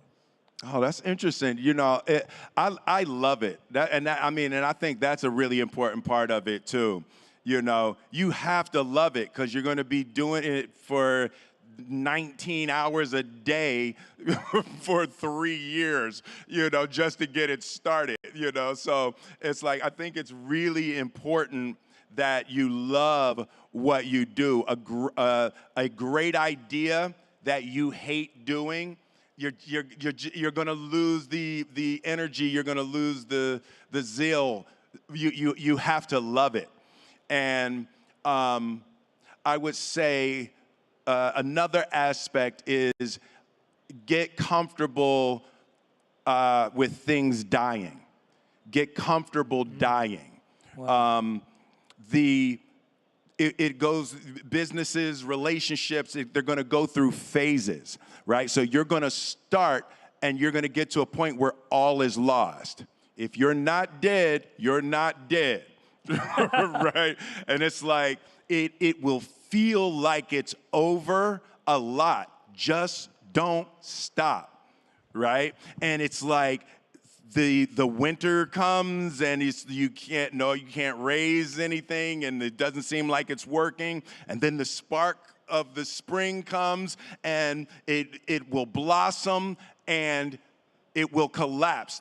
It's always going to build and collapse and build and collapse, and it's just going to get bigger every time it collapses. What it demands is that you get comfortable with the death of the previous phase. Let it die. It's over, but you learn some new things, and you'll have to downsize to 80% down, but now you've got a rock solid 20% that you're going to build on the next time. But the absolute comfort with what feels like tragic loss, and to be able to stay calm and stay centered in the middle of that and trust yourself that you did it before and you'll do it again. My experience has been you don't succeed to the top, you fail to the top. You fail, boom, you get it, Wow. I want everyone to write those two things down. 19 hours a day for 3 years just to get it started, right? Write that down. And the second thing, a good idea that you hate doing isn't going to work. I think so many of us get addicted to, I've got a really good idea. Yeah. And I think we've all come up with amazing ideas, but if you don't love the execution of it, that is great advice. Will, we've got a couple of moments left. I want to ask you two more things. The first is, you just spoke about it. We fail to success. Yes. What does failure teach you that success can't? And what does success teach you that failure can't? So I would say what failure teaches, and it's not just the failure, it's the failure and the recovery that's important. That once you recover, you realize that just because you had a down moment doesn't mean you failed, right? It was the tide comes in and the tide goes out. Failing is not death. And something declining, something breaking, something going wrong is a way that you learn how what you're trying to do works. One of the big things that failure taught me is timing. That something may have worked 6 months ago that is not going to work today. And having that failure and then the recovery, like, ooh, got it, I learned, okay, just because something worked before doesn't mean it's going to work again, and I have to be nimble and I have to be attentive to the current of what's happening, not committed to a single idea. I love that. Yeah. All right, last thing, Will. I'm going to ask you, you played iconic roles, iconic movies. I'm going to name some of the top ones of yours, and I want you to say one word to describe it. One word. One word. Yes. Fresh Prince of Bel-Air. I guess it's more than one word. Go on there. The best job ever. Pursuit of Happiness. The individual best movie I've ever made. Yeah. I Am Legend. I Am Legend. The greatest lesson in my mind I've ever had. Oh, all right. Yeah. We're going to have to let you expand now. Now I want to know more. Yeah. Having to make a scene with no other humans made me recognize the madness of my own mind. And it was the first time I noticed the constant chatter of my mind. There was on I Am Legend was the first time I noticed the inner roommate. Wow. Mike Lowry. Mike Lowry. That's the sexiest dude. I so wish I was Mike Lowry. King Richard. King Richard. The greatest acting lesson I've ever received. And last but not least, Will Smith. Will Smith, a beautiful work in progress. Love it. Will Smith, everyone. Thank you so much to Will. Thank you to you all. Jay Shetty, ladies and gentlemen. Thank you, brother. That was beautiful, man. That was beautiful. Thank you all. Thank you. All right.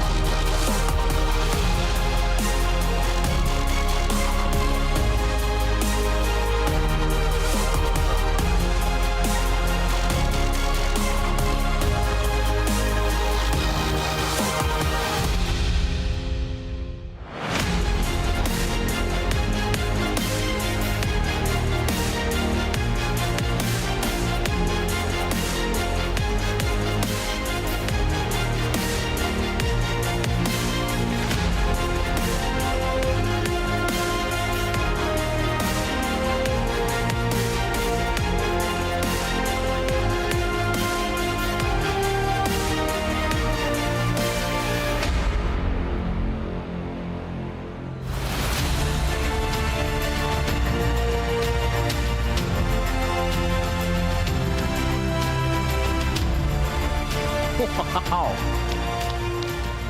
Amazing, everybody. Wasn't that incredible? Just incredible. All right.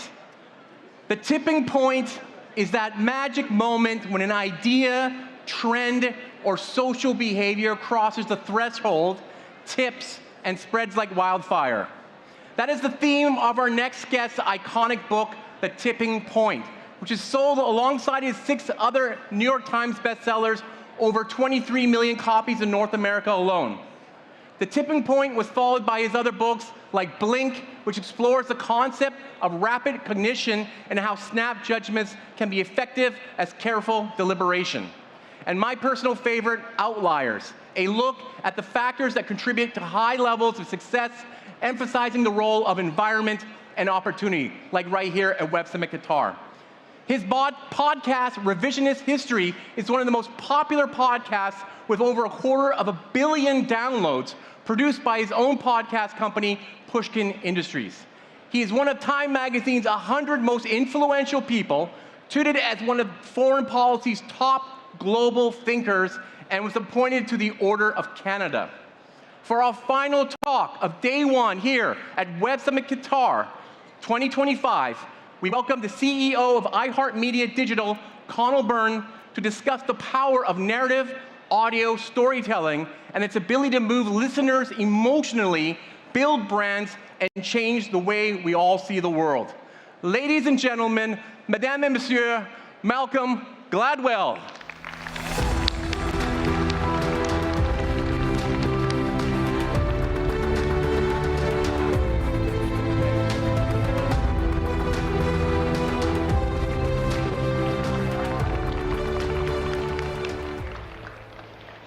Hello, hello, hello. Welcome, everybody, to what I hope is going to be a pretty good conversation. Hope so. I set the bar low.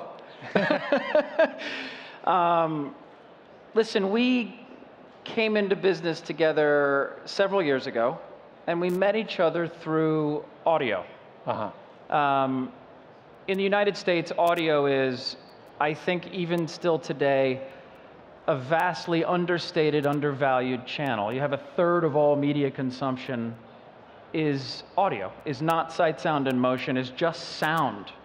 And when you think about that in your own life and think through your day and the content that you consume, it sort of trues up with your own experience, no doubt.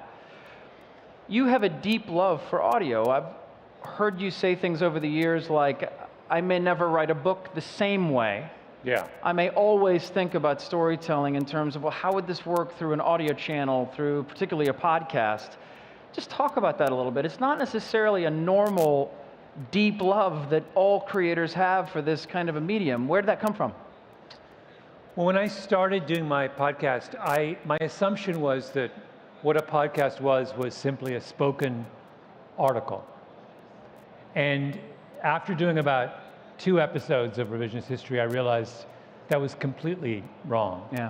And that there were a number of really significant differences. The principal one is how emotional audio is. And I always come back to this, but it's a point that cannot be made enough. If I am trying to make you, if my goal is to make you cry, and I say I'm going to try and make you cry by something that you read. I'm going to write an article and see if you cry. The job of making you cry is incredibly difficult. It's really, really, really hard to make someone cry under any circumstances, but just by reading something. But if you told me that I could play you 5 minutes of something, 2 minutes of something, and could I make you cry? The answer is I absolutely could. And once you understand like that, tears are a really sadness, grief, all those things are profound emotions. The idea that I have access to that depth of emotion with my voice in a way that I don't with your eyes is really, really profound. It's interesting too, because you would think if you have this entire toolbox of the senses, it would get easier. Yeah. But actually with audio, when you strip away some of these tools. I was saying this morning at the masterclass that one of the findings of research into deception is that if I can see someone who is deceiving me, I have a harder time knowing whether I'm deceived than if I simply hear their voice. In other words, something about stripping away the image of somebody and forcing me just to focus on the sound of their voice enables some or reaches a part of me that is more profound and more perceptive than when I get the full information. That's a beautiful sort of metaphor for why it is that oral storytelling has such a hold on us. That we're really processing it in a very different place than we do with the things that we read or the things that we see with our eyes.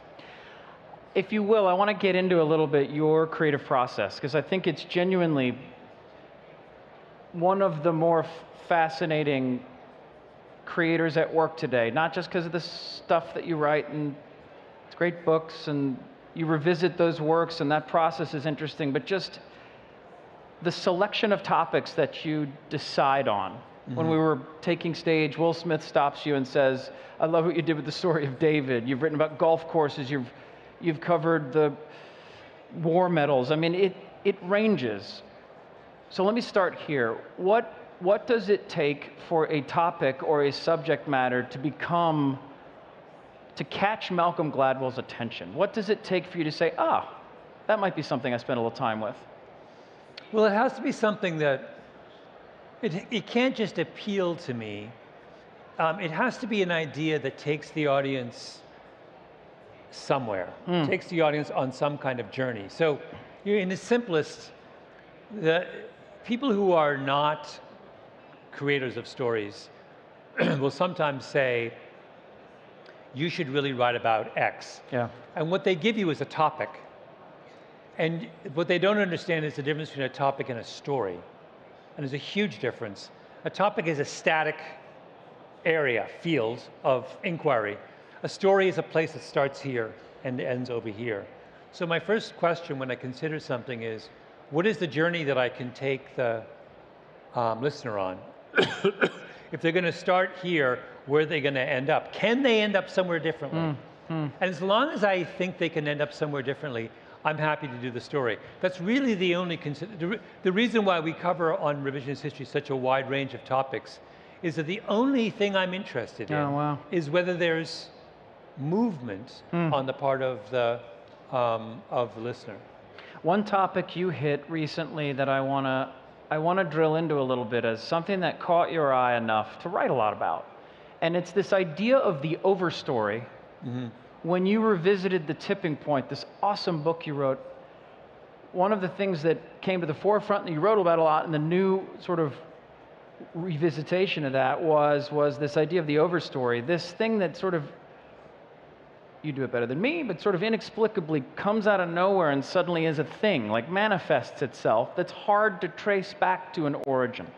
That's hard to know, why is this here now? Why are we all doing this thing? Talk about why, first of all, why that caught your eye, and then just about the concept of the overstory itself is deeply fascinating.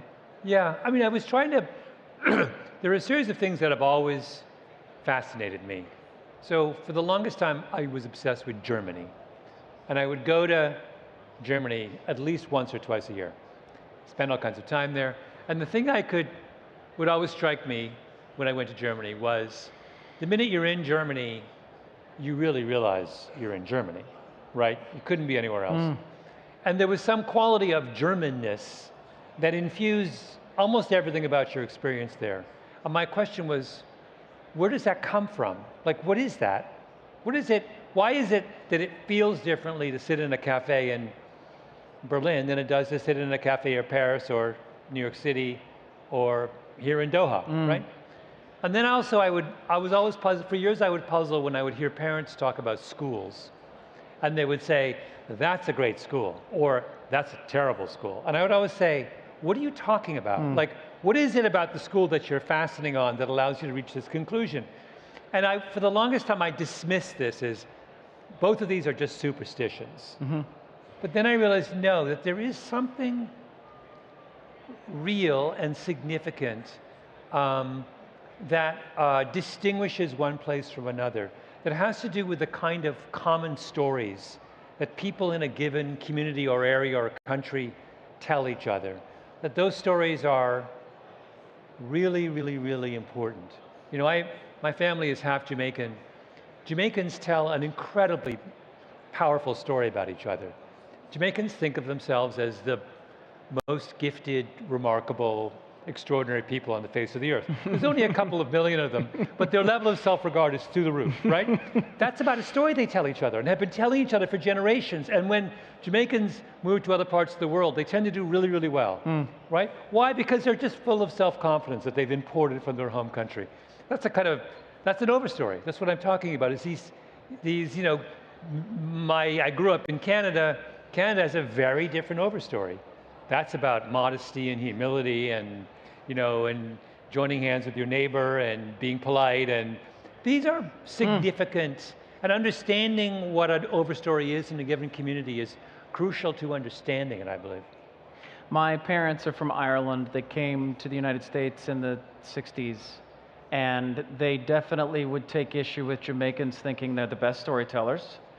But you raised this issue of, like, your background, your context, where you come from, a Jamaican with Jamaican heritage kid growing up in Canada. How does that swirl together into you today?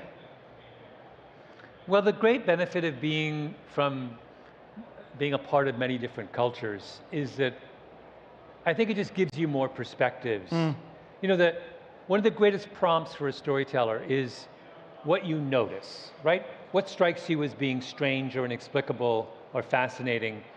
And I think the more kind of diversity there is in your own background, the more things strike you as weird, right?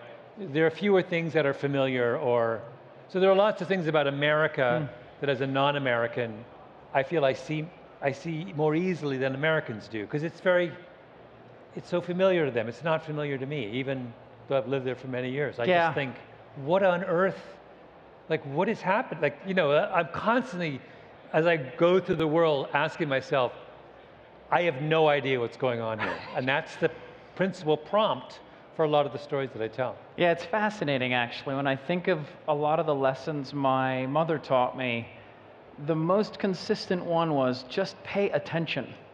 Yeah. Pay attention. And I think you're right, to a certain extent, so much story comes out of paying a little bit more attention than the next guy. I think some of what you do so remarkably well and really differently than other folks is not just the selection of story, but how you approach it. So that's the other side of it, is when do you crack this nut in the process where you're like, that's how I'm going to talk about that. That's my way in. Is that a whole thing as well? Well, a lot of that has to do with, particularly now, so one of the this is a very interesting observation that I've found recently with the dawn of kind of the digital age, which is that research in the digital age has gotten so easy. It's so easy to discover information that storytellers or reporters or journalists, as a result, have become, it's easier to be lazy, right? And so I did two episodes of my podcast last season about a court case, a really, really, really deeply fascinating court case on a subject that was, big in the news. And when I was starting out getting kind of interested in it, I went and did a search about what other journalists had said about the court case. And I realized that no one who had written about this court case had either attended the trial or read the trial transcripts. No one. I found not a single bit of evidence that anyone had done anything more than a kind of incredibly superficial read. And it is astonishing to me how often this is the case. That the fact that you could Google the press conference after the verdict was revealed, and you could write up a quick little summary of it that allowed you to talk about it with your friends and do a little article, that was enough, right? And in fact, and the court transcripts were several thousand pages. Yeah. And if you read them in their entirety, you realize there was a story embedded in that trial that was fascinating and had been completely ignored. So a lot of it is simply, I have kind of the confidence now that if you're willing to take the time to explore something in depth, you will find something that no one is talking about, because there's a level of rigor that is increasingly missing from a lot of journalistic inquiry. And so counterintuitively, has digital media made that worse? Yeah, way worse, because you have so much information now at a drop of a hat that it's impossible for you to absorb it, right? So, you could have, ChatGPT summarize the court case for you. Right. But the summary would be accurate, but the problem with the summary is it leaves out all the details, and the story is in the details, right? If you think about, what does it mean to be when you call someone a great storyteller, what are they doing that distinguishes them from someone who is an average storyteller? It's not about their grasp of grand themes. The themes are the first and easiest thing, right? It's about the specificity of the story they're telling you, right? Their memory of specific details, the way someone looked, what they were doing with their hands, the car they were driving, all those kinds of things. That's what and if all you're doing is skimming along the surface, there's no specificity to the story. I used to do lots of interviews for our podcast, Broken Record, with songwriters. And the lovely thing about getting a gifted musician to discuss their music in depth is that you understand the degree of specificity that's involved in writing a great song, right? When you listen to a songwriter talk about how they spent, 3 weeks working on one line, getting it just exactly right. Right. And that's because they understand if you have 3 minutes to tell a story on a pop song that you hope will last someone for the rest of their life. Yeah. Right? Yeah. The choice of words in that song are absolutely essential. Yeah, it's mission essential. Yeah.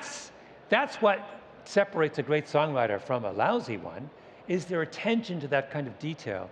And the same is true, I think, of storytelling as a whole. So I think the concise art of a great 2.5 to 3.5 minute pop song is similar to maybe why your love of advertising exists. And I don't want to lead the witness, but I think we've talked about this a lot, where we have the just great job being able to work with a lot of creators at iHeartMedia. We have thousands of podcasts, we distribute them everywhere. It's a huge part of our business. They don't all react the same to advertising. It's not that creators are allergic to it or lean into it. It's just that it's very inconsistent. You are, I think, very genuinely way over here on the side of, I really am into advertising. I'm into brands, branding, the story of brands. Yeah. You do an incredible series with us and IBM called Smart Talks, which is honestly some of the best content we've made. Where does that come from? Why that love? Well, I wanted to go into advertising when I came out of college. That was my first choice. But the deeper reason is that I love the constraint. I think that if I can tell a story in 60 seconds or 90 seconds, and I can tell a story successfully in that time, then that is an extraordinary creative achievement. So I did these spots for BMW, which ran on our podcast, and I'm inordinately proud of them. And they're the challenge. We had 90 seconds, and the question was, can I tell a compelling? I happen to personally love BMWs. I'm a huge car guy. Can I tell a story about that brand that captures something elemental in it? In 90 seconds. And the approach was, I went to people who I knew had at some point had encounters with BMWs in your life, and I had them tell me the story of your first BMW. And the stories are fantastic, but they're all about specificity, right? There was one that I loved about a guy who had his first beautiful car he ever owned was a 1974 BMW 2002. And he would drive his youngest daughter into town in the back of the car when she was 2 years old. And she wouldn't put on a seatbelt because it was only a short drive. And she would always take off her clothes. And so he's driving this gorgeous BMW into town, and he gets stopped by a police officer, and the police officer is just furious with him. And he goes, first of all, to drive without a seatbelt and your daughter is just the height of your responsibility, and for her to be naked. And the guy was just appalled. And then he looks at long and hard of the car, and he says, but I'm not going to give you a ticket. And he pauses again, he goes, man, that's a nice car. That's a great story. That tells you, that story takes, in the telling, a minute and a half, and in it, what do you learn? You learn that there was something about that automobile that touched not just the guy telling the story, but the cop who stops him and bills, right? And it communicates, wow, this is a car that excites that pulls that string, right? That's a real story, and everything that's powerful about that grows out of the details, right? That's, to my mind, I was as proud of, I didn't even tell the story, I just recorded it and edited it a little slightly. But I was as proud of that as almost anything I've ever done. That's a super beautiful car, too. Oh my God, such a nice car. So in some of the work that we've done together, we've been grateful to be able to work with you as a creator. But sticking with advertising for a second, we came to you about a year and a half ago, and this is pretty interesting. We had a belief at iHeart that there was a disconnect in the advertising world in the United States, maybe beyond, that the people who controlled the reins of marketing, who spent advertising dollars, were not connected with the consumers that they were trying to tell stories to. Our feeling was that there was a disconnect. We felt this because we reach 9 out of 10 American adults, and still audio is underspent in marketing. And something didn't catch for us as to why.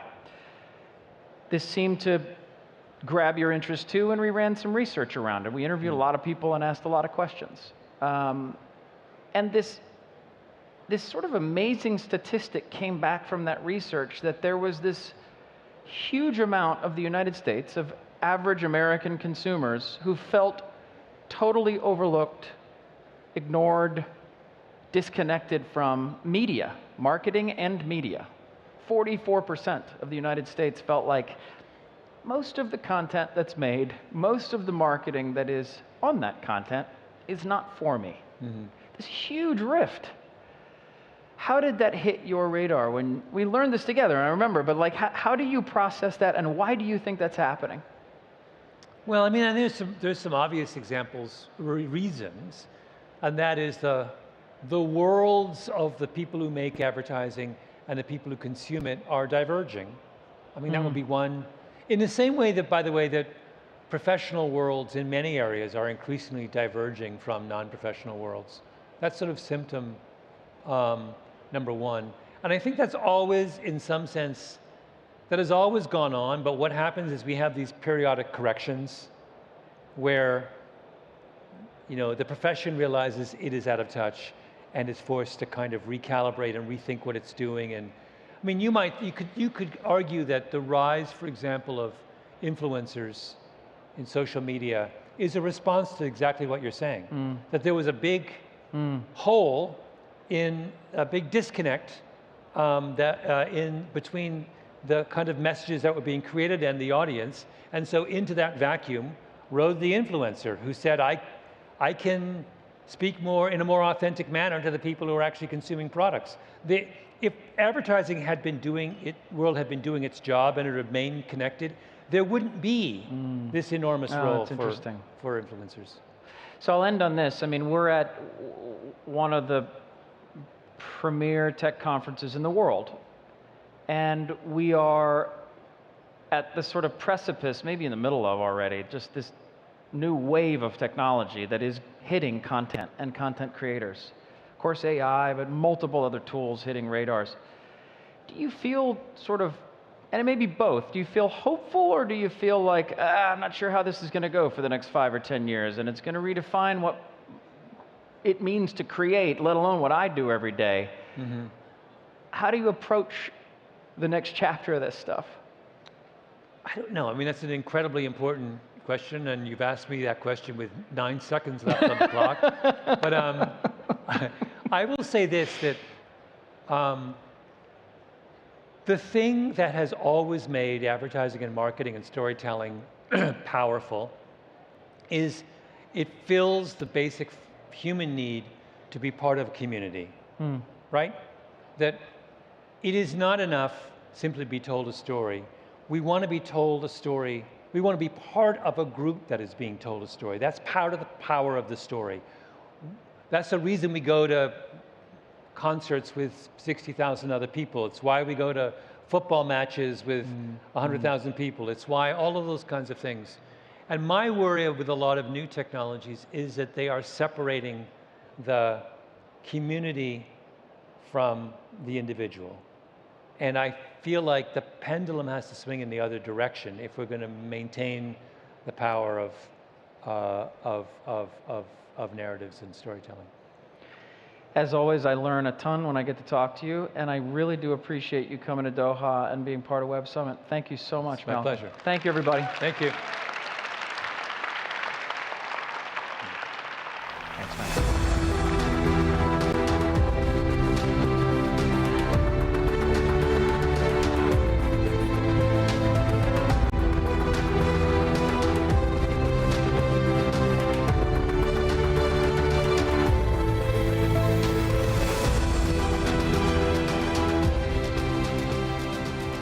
All right, wow, what a day. You know it's good when you finish with NVIDIA's biggest challengers, Will Smith, Jay Shetty, and Malcolm Gladwell. Just incredible. All right, everyone, we are back tomorrow with some amazing companies, including TikTok, Replit, IBM, JP Morgan Chase, all here on center stage. See you tomorrow. Thank you.